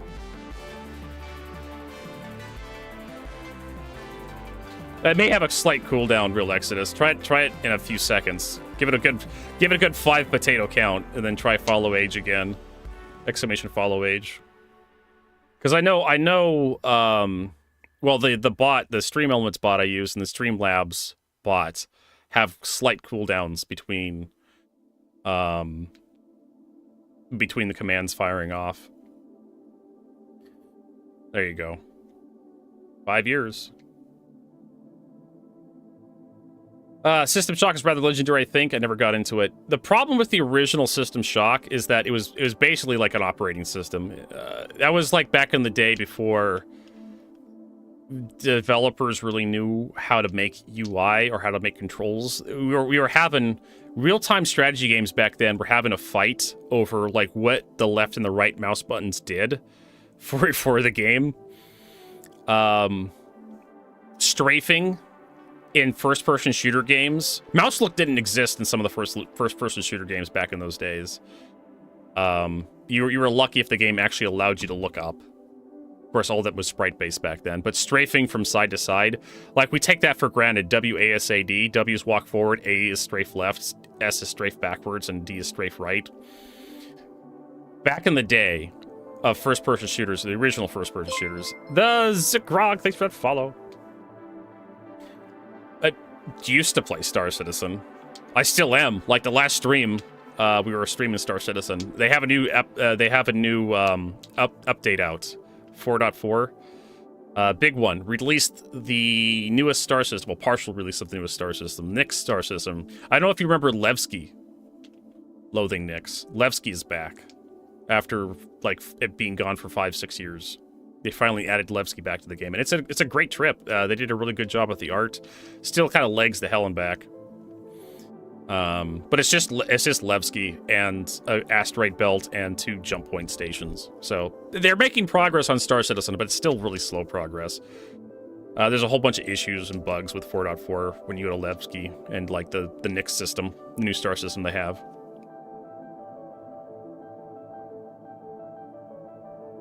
Got the game. Yeah, it's worth loading in. For any people who are worth getting into Star Citizen that haven't been playing for a while, it's definitely worth downloading 4.4, the new patch, to go visit Levski for the nostalgia trip and doing the ASD missions, which are in the stand system, because they really cooked. They did a really good job with the ASD underground facilities. They have just, oh man, if you remember playing like Half-Life, like the very first Half-Life, they did a really good job of like evoking that vibe of that underground science bunker that things have started going wrong. And it's definitely worth going in there and experience the vibes and seeing the art and the assets and how the level plays. It's definitely worth checking that, especially like the engineering core. It's definitely worth visiting the engineering core at least once just to kind of like see what they've done and just like, wow, that's got a lot of potential. So we still stream Star Citizen. I usually take Mondays off for just my own sanity. You know, when you get the Valve Steam machine, you find out runs on electricity. That's a good joke. Just for the sake of my own sanity, so I don't like it. Because Star Citizen has a lot of bugs and issues. It's not quite ready to be a full-time game for a lot of people. But it is what I'm known for. It's what I've built my viewership up over the years. So I get more viewers by streaming Star Citizen than anything else. But I do like taking a day off to at least like stream something else just so I can get a break. And show off some other cool stuff that people may be interested in. But I definitely think it's worth downloading 4.4. Visit Levski, check out the ASD facilities you haven't logged in a while, check out some of the new ships. They're doing the Intergalactic Aerospace Expo right now, and there is a free fly at the moment, so you can download Star Citizen for free. Let me get the free fly command. If I got my hands on the keyboard properly. I got this joystick in the way. So there, you can go there, use my referral code, you can sign up for an account, you can download and play for free without spending a dime until December 3rd. So if you want to experience Star Citizen, just check it out. Like, the best way to experience Star Citizen is for free. That way you can make a decision. You don't have to listen to my or anyone else's opinion. You can just download it, try it out, and figure if you want to throw it in the trash or if you want to wait for a few years.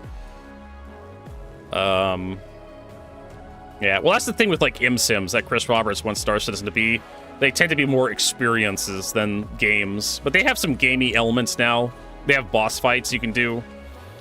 They have an Apex Valakar, which is a gigantic sandworm you can fight in Pyro, one of the other star systems they have. They also have, like, another worm fight. They really love the worms that pop out of the ground to fight. No, base building's way off. It looks like we're going to get engineering this year, maybe.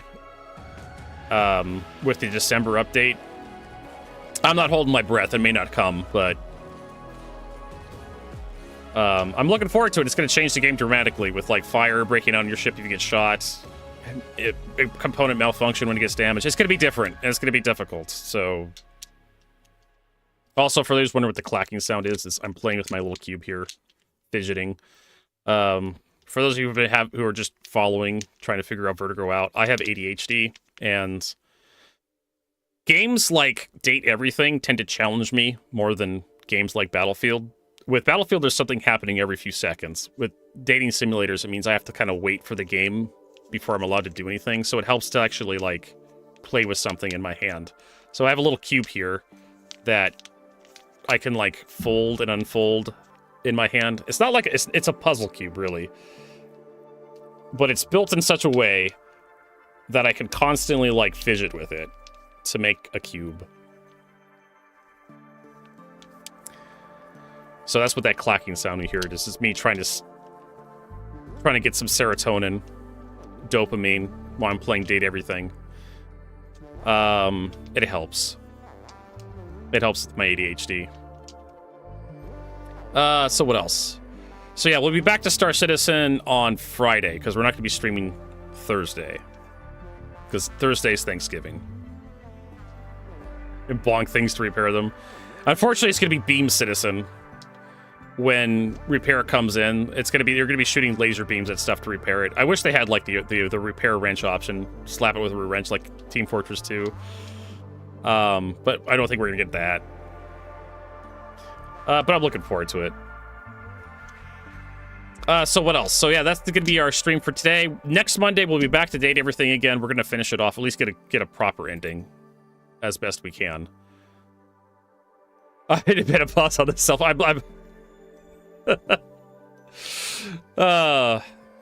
Yes, menopause on the cell phone. That was good shit. I love that joke. Let's see here. Who are we gonna host?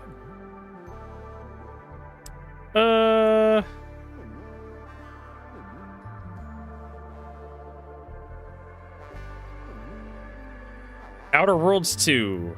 Surviving Mars. Just kind of looking at see what our fairly streamers, our streamers that we follow are playing.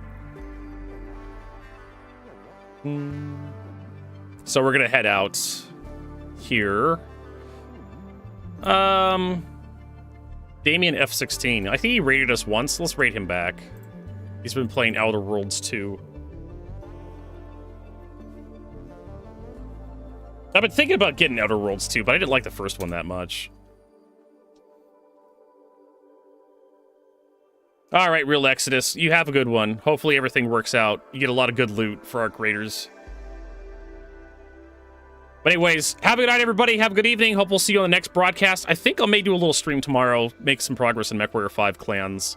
We'll find out when I wake up how motivated I am. But have a good night.